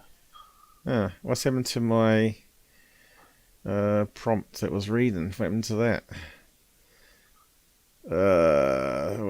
Is that the right one? He's been eating too many Scooby snacks. Maybe it was on this one. Hang on. Here it is. Oh, I got the wrong browser. Tommy. I'm thinking Jamie now. First it was Danny. Now we're talking about Jimmy and Jamie. I thought Corey Good was supposed to have a big budget movie made. Yeah, we just talked about that. Corey Good? No, he's talking about Corey Good. We're talking about Louis Alexander. Oh no, we're talking about Tom DeLonge before. So they're all making these movies because they know they can make a lot of money from it. So normally they sell like 300,000 of these type of movies to gullible UFO people. At $10 each, that's like $3 million coming in, isn't it? Yeah, pretty much. And they'll get it. They'll get it because people are stupid. How easy would it be to make a documentary of you filming the skies? Oh, I'm just travelled to Australia to meet up with GabberBeastTV to document his UFOs in his backyard. You know, you could make it into a podcast series, right, or a TV series that people could have a paywall on. You know, we're going out tonight. See if we can catch this. You can do a live show. Plasma ball. Pay $20 an hour to watch a live show. You can do all sorts of crazy stuff. Yeah. We offer it We're free. going to be on the History Channel. We're going to be on the History Channel next to those guys digging the hole up in the island. What was it called? The Money Pit. Yeah. The Money Pit. Well, you get people hooked first too, don't you? So you do is you set up, you get your camera working. So you do your first episode of Do Yourself Sky Watching Camera on a Tripod. That's me. Then and then you could say, now we're going to go out and take it portable, go out into different parts of New Zealand, and so they get to see parts of New Zealand. We're going to go to UFO hotspots. We're going to the new UFO hotspot. Yeah, and show how it's all powered up with car batteries or truck batteries or whatever. And if enough people sign up, we will go to Area 51 and we will sneak in through the boundary fence and we will hide in tents. We'll have a Yowie suit on, Tommy? And we will. We're going to hide it out at Area 51. Should we crowdfund Kiwi Australian combo team up? And we're going to go to Area 51 real UFO evidence with my Nikon P1000. I'm going to zoom straight in on the UAPs. So Corey Good's movie was like actors and plotline and explosions and spaceships and aliens. That sounds like Tom DeLonge's one we just looked at. I'm not sure if you saw it, but you probably have to go back and rewatch the stream later. I have to do bookmarks, obviously. But I'm going to have to wrap up soon. How are we going for time?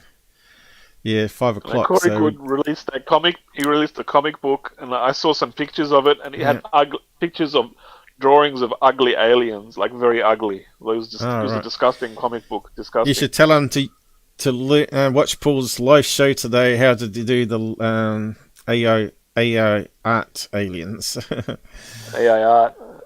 I know the AI art would have made his comic book look good. Yeah, let's finish off this one. We're only one third through, and it's all been about negative things about Lou. Now we're talking about this project. I don't know if there's anything useful in it. Ching of the product chapter came back around, full circle, to amateur hour. Amateur hour. Amateur hour. During many of this team's previous conversations over text, conference calls, and emails, we were told by Lou, through Sean, that we were known by some heavy hitters in Hollywood. That landing a continuing series was basically ours to lose. All right. Sean had previously told us that he had been directly tasked with taking over Lou's media engagements, and that he would... Let's see if I understand right. So they're going to do a movie called Anomalies, and then bounce off a TV series off it.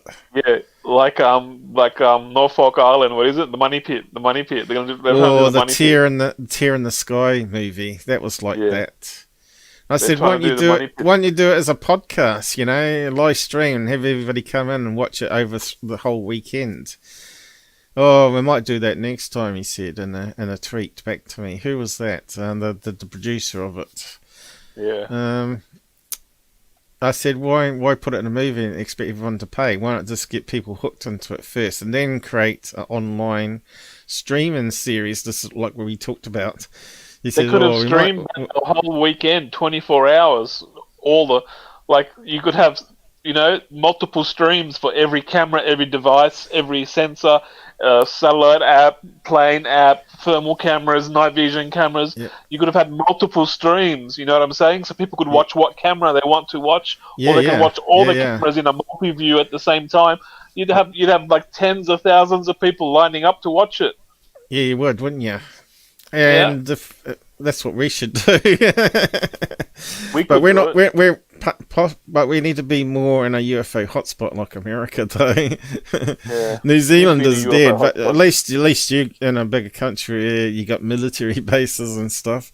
There's a military base up the road from me here, or down the road, I should say, from me here. But nothing happens. Occasionally, we might see one of the choppers fly overhead. That's about it, really. Or one of the trucks drive up the road, but that's really least often happens. It's very quiet, and considering we got a so-called military base up the road. Oh, well, let's just go through it and finish it off. Tasked with taking over Lou's media engagements, and that he was handling all of Lou's meetings, appearances, and such. As mentioned before, this was all occurring during and right after the collapse of TTSA. Who caused that collapse, though? Tom Delonge and Fast Lou. Forward to January 27th, 2021. The team had spent countless days before, during, and after the Wyoming shoot being told that this was in the bag and that we would land a series from it. We were convinced this was the best thing since a TTSA investment, and we were guaranteed to end up on a long-term series. After watching the finalized teaser trailer, Lou asked us all, "Gents, this is a very, very good product." My wife watched it 4 times already. With your permission, I am now sending to Scott Carlin, James Fox, Jeff Sagansky, and one other former CEO from HBO Max. Stay tuned. Obviously, we were all stoked and felt, through the words of Sean, that we were in, and it was a done deal, and that the presentation was simply a formality. The excitement level pushed back my issues and concerns. I was about to be on HBO. In retrospect, it's actually quite amazing how the allure of being on TV can make one forget that things aren't what they appear to be. I succumbed to it. He hasn't even got a publishing deal yet. This snowflake is off his rocker. Again, I felt as if this would be a life-changing moment, complete with fame, fortune, and a legacy. The red flags of the past weeks and months evaporated and were replaced by the constant accolades and attaboys we received from Sean and Lou. Man, I wanted that show. I wanted to be on TV. I wanted the work and effort on the Osiris to pay off. I wanted it so damn bad that I nearly forgot why I started this whole journey. The funny thing was, I never wanted this before. It wasn't why I got into this. Money and But fame. somewhere, somehow, I took the wrong colored pill, and suddenly I was counting on the show. I could leave my job and just drive around the country in the Osiris with a film crew and do what That I wanted sounds like to do, UFO all without seekers. realizing this wasn't what I wanted to do. I wanted to collect data and make discoveries, not conduct witness interviews and transport metamaterials and be an proof of unwitting pawn aliens and in someone UFOs. else's story. Materials. This snowflake. I'm Looking back, transporting it felt like some kind of special spell, as materials. if my own desires, goals, and ambitions had been supplanted by those which were implanted artificially. It's quite disgusting to me now. I don't fully comprehend the how behind it, but it just feels artificial and forced. Lou Elizondo and the Osiris. Metamaterials from the Roswell 1947 June crash of July. The next day, on January 28th, we had a full team Zoom call.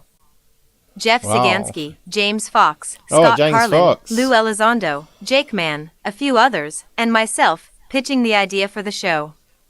Key in on that word pitching because it was as if Jeff and Scott So hadn't it's all even heard about of this money, idea these before we guys, spoke. you know? It's like we decide to create a YouTube channel, right? And make everything free and hope people fund you, which never happens for me because I don't get a single donation.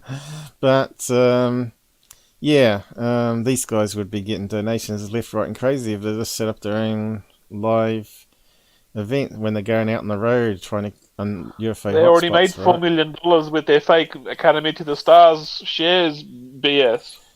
Yeah. But even James Fox is there. James Fox I always thought was a shill. Yeah, I watched his show, the other show, Phenomena or something. I thought it was just terrible. It's garbage, isn't it? And everybody's saying terrible. it's a great movie. No, What the it's hell not. are they talking about? It's total trash can. Yeah. And I feel bad for even watching it. I thought it would be okay at the least, maybe okay. It was horrible. I'd say, but it was his movie out of the blue that really got me interested in UFOs on YouTube, because he showed some incredible interviews with Gordon Cooper and all that, talking about what he'd seen. I thought, oh yeah, this movie seems the most credible I've seen on UFOs yet. So he did do a good job on the very first movie, and he made obviously enough millions to cover his lifestyle and make another movie, which was that one. So now he needs to make another one, which he's doing down in South America on what was that called now? The Mexican UFO with the alien that went to hospital or something. Yeah. With So, no evidence, no proof, no evidence, just witness statements that are like 20 years old. He's claiming he's got some real evidence. He hasn't got anything. Yeah, but we end up watching it, you know, because that's the claim, and you'll be disappointed by the end of it, won't you? You'll be disappointed. So, you'll be wasting 2 hours of your life. Mm. It's like watching a Corey Good movie. Oh no! Don't even watch it. Do not even watch it. Come on! I thought I clicked the button. Oh yeah, I have. Pitched by Lou to Fox, Sagansky, and the others was incredible. Not in the sense that I was impressed, but in the sense that I couldn't believe what I was hearing. Now, please keep in mind that at the time of the pitch, the Osiris was nothing more than a 23-year-old Land Rover with a single skyhub and one camera. There was no custom programming, no special sensor package, and no extended capabilities past that of the single skyhub, which wasn't even working. Towards the beginning of the call, Lou described the Osiris as a mobile collection device that looks at signals intelligence, imagery intelligence, and measurement intelligence, and electronics emissions intelligence I don't think I'd trust in a condensed AI. package that allows us AI to tell you if it's a UFO. How about all the ones that it missed in the video? You know, I'd rather have a human looking at it, a bit like ghost hunters. They all look through their own footage. If AI misses something, you're going to get fantastic, amazing footage. If the AI misses and it doesn't flag it, and then it's gone. Yeah. Just gonna keep on going. This Lou is so full of BS. Listen to what Lou's saying. It's the biggest BS I've ever heard. To go out to remote locations, doesn't austere even locations, hotspots, if you will, and begin to collect data. Shortly after that, I believe it was either Jeff Sagansky or Scott Carlin who said, referencing the statement in the teaser trailer, it seemed like you guys were heading to Rendlesham. Were you just going to put it on a boat and head over there? To which Lou replied, we could certainly do that. So, right off the bat, my capabilities and reach Worldwide. and the Ozers were being way Go to oversold. Australia.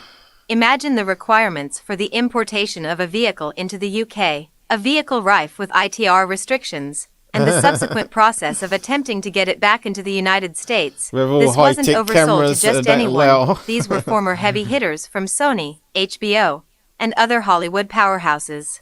I was not comfortable with this, but at this point, I still hadn't had an opportunity to speak.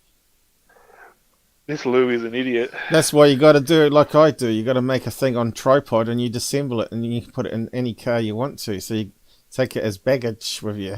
No, they want to put it on top of the car and just drive around. They're lazy. They don't want to get up and unpack and plug in. Yeah, yeah. But they're lazy. They're trying to do this the most laziest way possible. Yeah. AI is a bit slow reading this out too. Come on, Microsoft. Imagine how AI would be working Continuing looking in the for the conversation UFO. pitch, Lou began to talk about a ranch in New Mexico that he claimed he and Chris Mellon had been following very closely and called it basically another skinwalker that isn't publicly known yet. And they have offered us to bring the Osiris capability there and start filming for TV. This reference by Lou is touched on in that teaser trailer where he speaks of a ranch in New Mexico.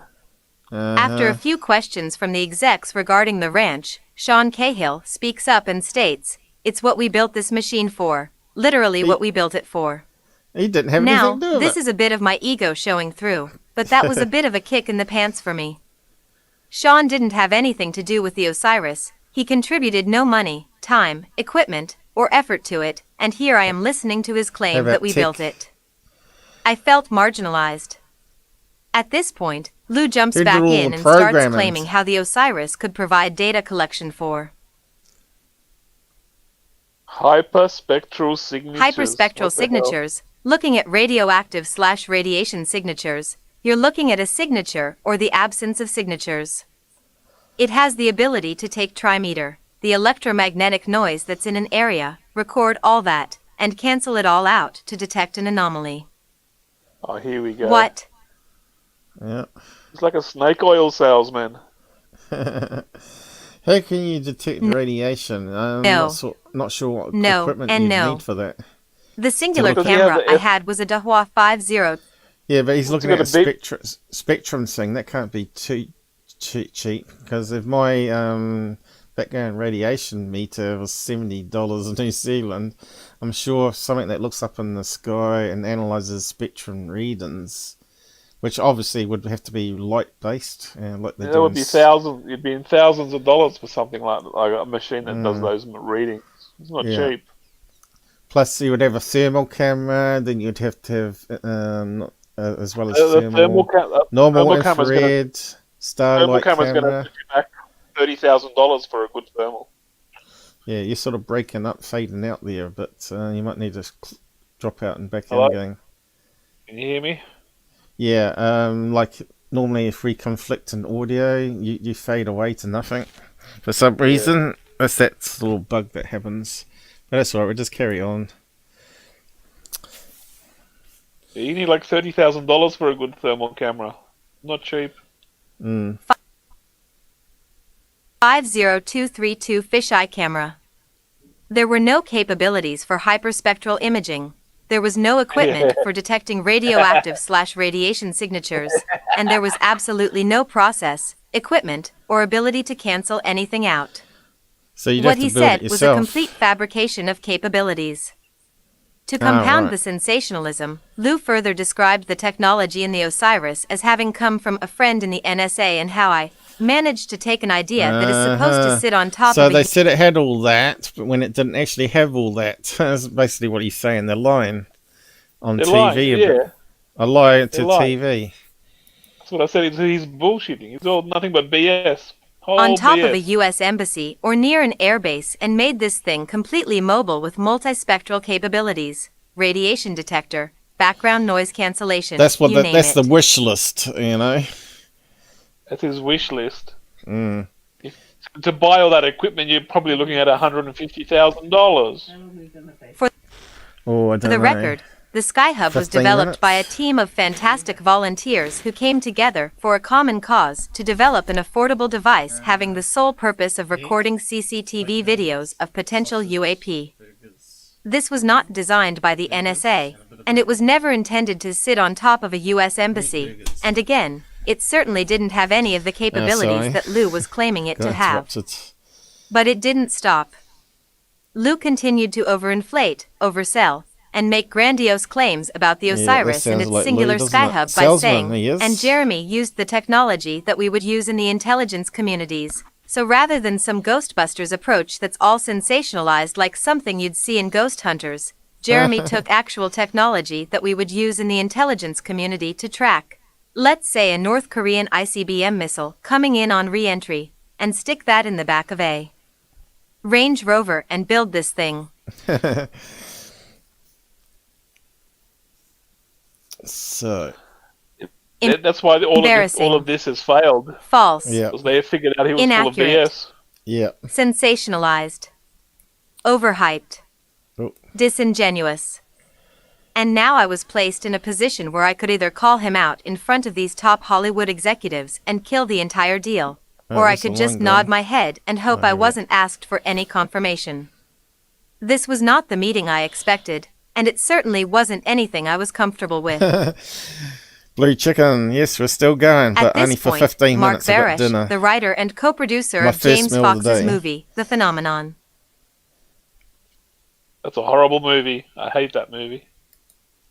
Yeah, it is. Yeah. Disgusting movie. Yeah. It was on YouTube. It goes, watch Phenomena for free. So I just watched it for free. Began and to I was speak like, and introduced himself by highlighting his involvement in I documenting wish I never stories watched such it. as Wish I Roswell never and his watched it. efforts with Ted Turner and his reach into the world of media, as well as his involvement in remote sensing technology, not woo, with satellite imagery from Maxar, the European Space Agency, ESRI, and blockchain applications that involved reforestation efforts identified through the remote sensing platforms with an AI or ML component that can identify areas that benefit from carbon sequestration. I mention this only because of the proliferation of disparate blockchain initiatives that seem to pop up inside the UFO topic as of late. Blockchain. I don't know if there is any direct association, but this could be the genesis for some of those projects. The It's all about interesting money, thing is guys, how, all I about believe it money. was Mark, drew the comparison to this film project to that of TTSA and said how TTSA didn't have the fill of people around them to build the media business. While they had the intellectual capital, they were missing the entertainment expertise. Entertainment. And do you know what that got you, Lou? You know that what that got you, Lou.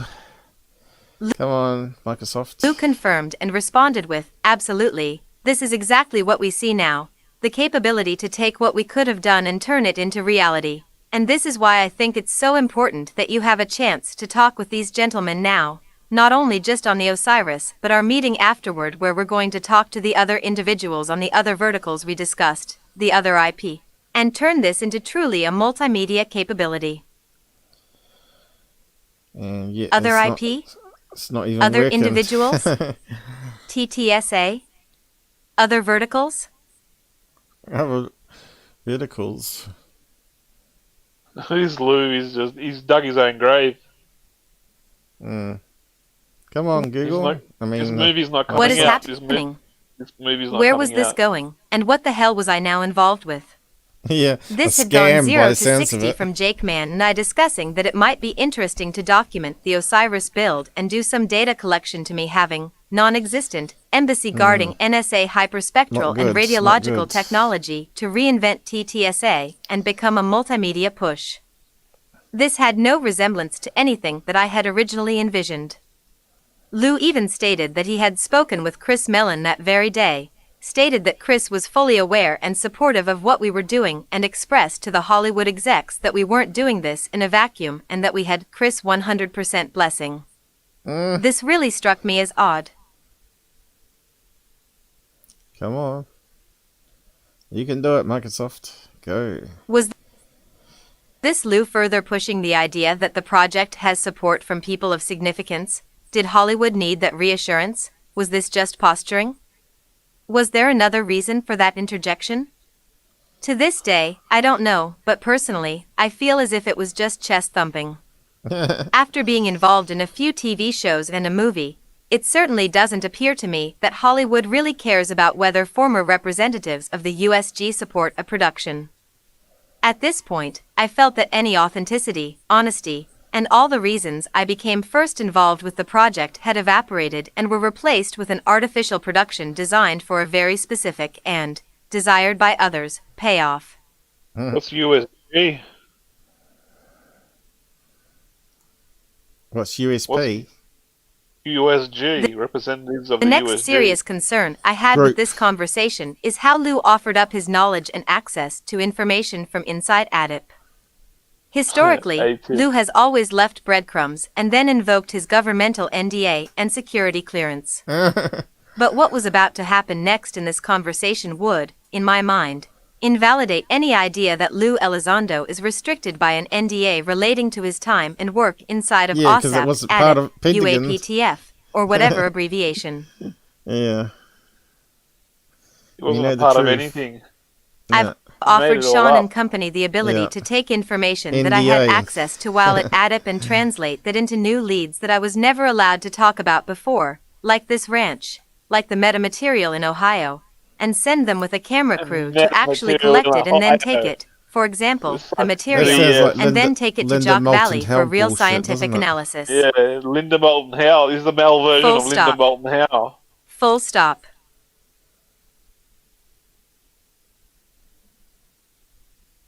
Full stop, all right. Come on, Microsoft. We ain't got all day. Lou Ella Faker UFOndo. Lou Elizondo was involved in a sanctioned program of the United States government. Is his offering of information he had access to violating national security? Is it a violation of his NDA? Is this legal? He hasn't got one. Am I getting sucked into something that will land my ass in a black site prison in some country without a name? Or does this allude to the idea that ADIP wasn't official, that there wasn't any classified material, and that the idea of breadcrumbs and NDAs was all smoke and mirrors? I was now thinking that either Lou Elizondo ran a top-secret United States government program dealing in sensitive and classified data, which is under NDA and other governmental restrictions regarding its release, or that was all BS and amounted to that of just a social club of volunteers who were playing around and exchanging emails after hours. Putting two and two together, and seeing how he was volunteering information to Sean and company to have a TV camera crew follow us around. This poor snowflake. This time you thought I was in a rabbit hole. I had to accept the idea that nothing from ADIP would be classified or under an NDA, as I highly doubted that the USG would say, hey, you can't talk about any of this or disclose any of this unless you get a sweet TV production even deal. Better. Then he should become a sky watcher and do it better with his own cameras. And he should be able to do it better than me and all that, right? He's obviously done the coding and all that, but I wouldn't trust the coding to detect everything in the sky. What I'd do is make the camera detect all movement that's not miss movement, like trees moving, perhaps, and log it. Log it as a record with the video clip or whatever. That way you can look at it as a human being afterwards and say, yeah, oh no, that's just a bug, that's a bird, that's a plane. Record. You get the computer to record every movement, and then you got to go through everything and look at the satellite app, look at the plane app. Yeah. Zoom in. Do I see wings? Do I see a beak? Do I see a tail? Oh, it's a bird. It's a bat. Whatever. Yeah. But you can do that anyway with the help of people online. You could say, here's all the footage, guys, uploaded to Google Drive or whatever. You could pay for extra storage, I suppose. And to store it in a folder for that night's recordings and let people sift through it and see what they find and bring attention to the timestamps, you know. Are we going to get any more of this? There he is. He looks a bit alien. He looks alien. Look at him smiling. Like... Everyone believes that was in A-tip. He's laughing. You should take that image and run it through your AI art program so you can turn him into an alien using that image. You'll see what I mean about you get the extra prompt to say how much of the input affects the output. It's a bit more tricky. He's got tats. I wonder if the AI art would actually... Did you drop the link? Did you drop the link for this? I'll grab the photo later and try it. The photo I did actually. Yeah, part 4 I called it. Right. So is there any more in this that we need to read out? Another major issue. We've got to get to the end. We've gone this far. Yeah, but I got dinner coming up, so I might have to skim it. Dinner's going to get cold. Yeah, well, having a fried egg with it, you see. Felt it was seriously sensationalized. Discussion had taken turn for the business model around the project.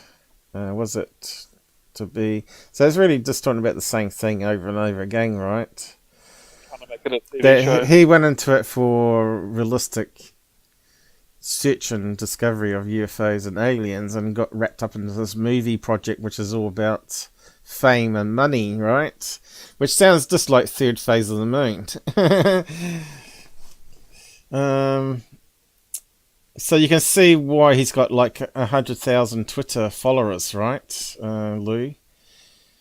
Because he's no better than Third Phase of the Moon, who he should have just gone on and advertised on their show after all, you know, before he's saying, no, I don't want to go on a scammer's website for promotions. What did he call them? The felons or something, didn't he? What did he call them? Felons. No, he had a special name for him. But anyway, he refused to go on their show and be interviewed by them, and they were all upset about it. But he's no better than Third Phase of the Moon. He would have got more followers, more views. He should have went on there. He's stupid. Well, Third Phase would have got maybe the 100,000 extra subs and gone over the 1 million mark. That's why they're attacking Lou all the time now, because he didn't go on the fraud show. Now go on the fraud show, they'll be all over him, right? And then you got you won't have GUFON attacking you then. HBI Max, hi Max. So can we read from that point onwards? I'll just click there. Deal. Then let it all rip. No, it's not going to let me. Okay, let's just skim on. Can't you highlight it? I can, but for some reason my computer is really, really slow. Maybe because I got you on the side chat at the same time. Normally I don't run too much. So you got a little laptop, not enough RAM. Yeah, it definitely needs maximum RAM, 64 gigabytes, isn't it? The maximum you can get at the moment. One of the other issues was this apparent overlap between what Lou had been previously working 20 times over. Okay, you only need like 32 gig of RAM. You can do I only got everything 16. 20 times. I only got 16 in this. Yeah, I got 16 and mine starts crashing when I start running a game, having videos running, tabs open, and AI drawing pictures. It crashes here and there.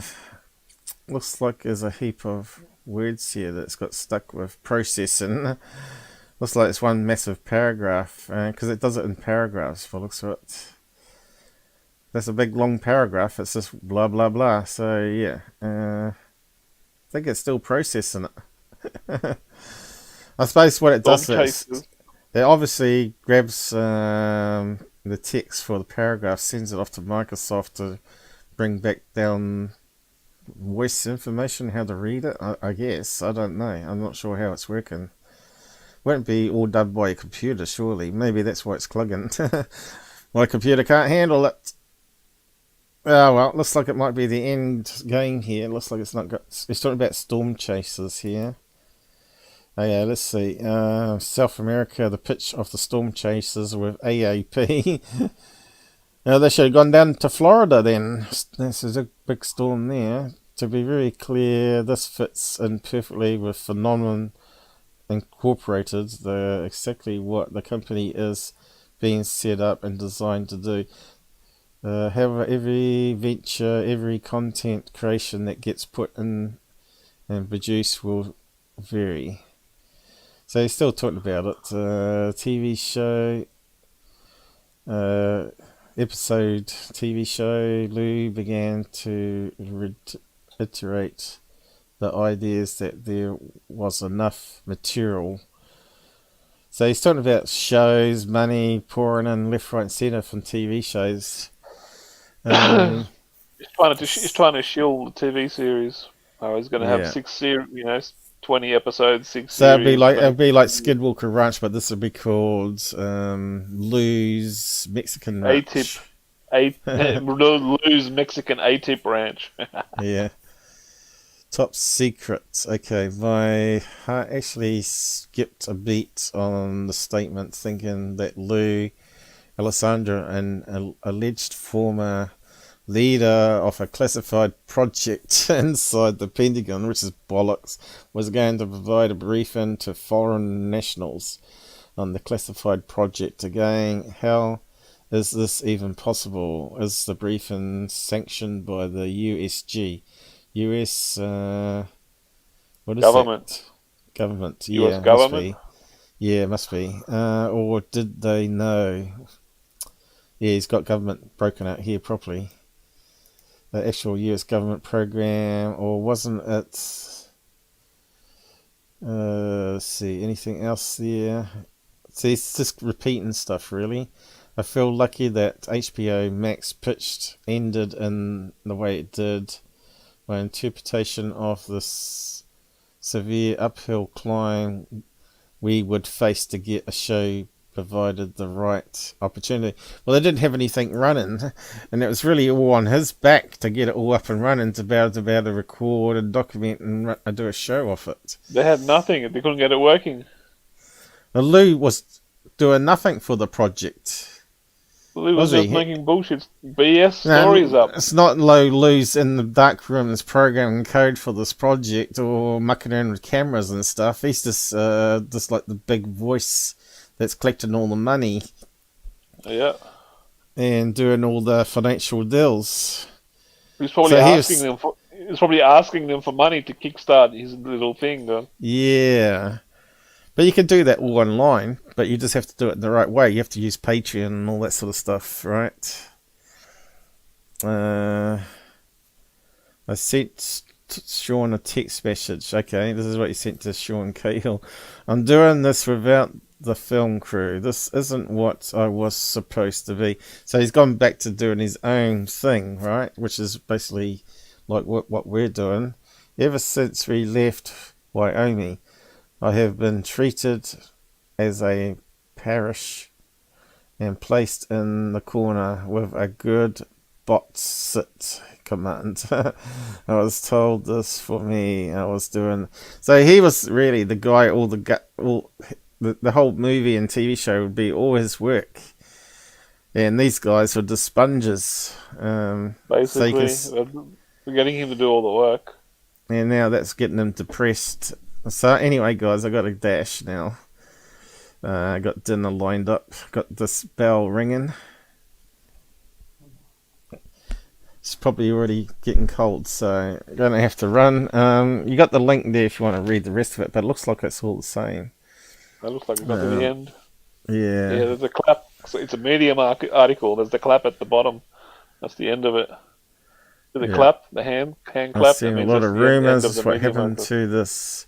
So we'll see what part 5 comes out with next. Jeff, what, the plan Snowflake's going to make a part 5? Oh my god. No, there's more to it. Or is that the other part? After leaving project completely, the aftermath he's talking about now.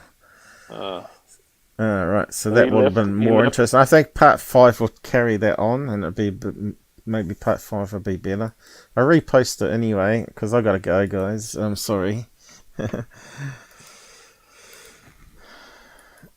Blue Chicken, you're talking about who's Lou from 503.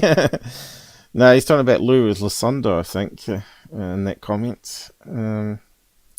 Part 4. Oh, I've got to get going. So I'm just gonna close that. You know, a good streamer will just press play on the read aloud and just sit there and eat while it's reading aloud. That's oh, I used to do that in the old days. I used to do that in the old days. But you have to make sure you turn the mic off, though. Yeah, you mute the mic and just play aloud and just let it play while you're eating, and then when you finish, come back. Yeah, but this is already a long string, though. So yeah, but you're sitting there eating, and your stream's still going. It's still working. Yeah, I would do that if it was like still under 3 hours. But what we're up to now, we're up to 5 hours and 19, and I'm thinking that would read out for another 30 minutes here, so it'll be a 6-hour show. No one's going to watch it. But anyway, I'm going to say good night to you and kick off. Good night. See you, Blue Chicken. Yeah, see you, Blue Chicken. Thanks to everybody that come along, chatting aside. And Susan and or Susie, I should say. She got a bit upset with my cheeky comment, I think. But anyway, yeah, where's my control panel? Oh, not that one, you dummy. I forgot about that. So that's what I did before. I had it reading out and I went to the toilet. I was going to use intermission. Endon, that's the one. Too busy trying to get away now. I'll only play it for a few seconds anyway, probably. There we go. Yeah, good night all. Hopefully we don't get another copyright on it. But we did play a few clips there. Good night all. Thanks again for joining. Yeah, so there we go.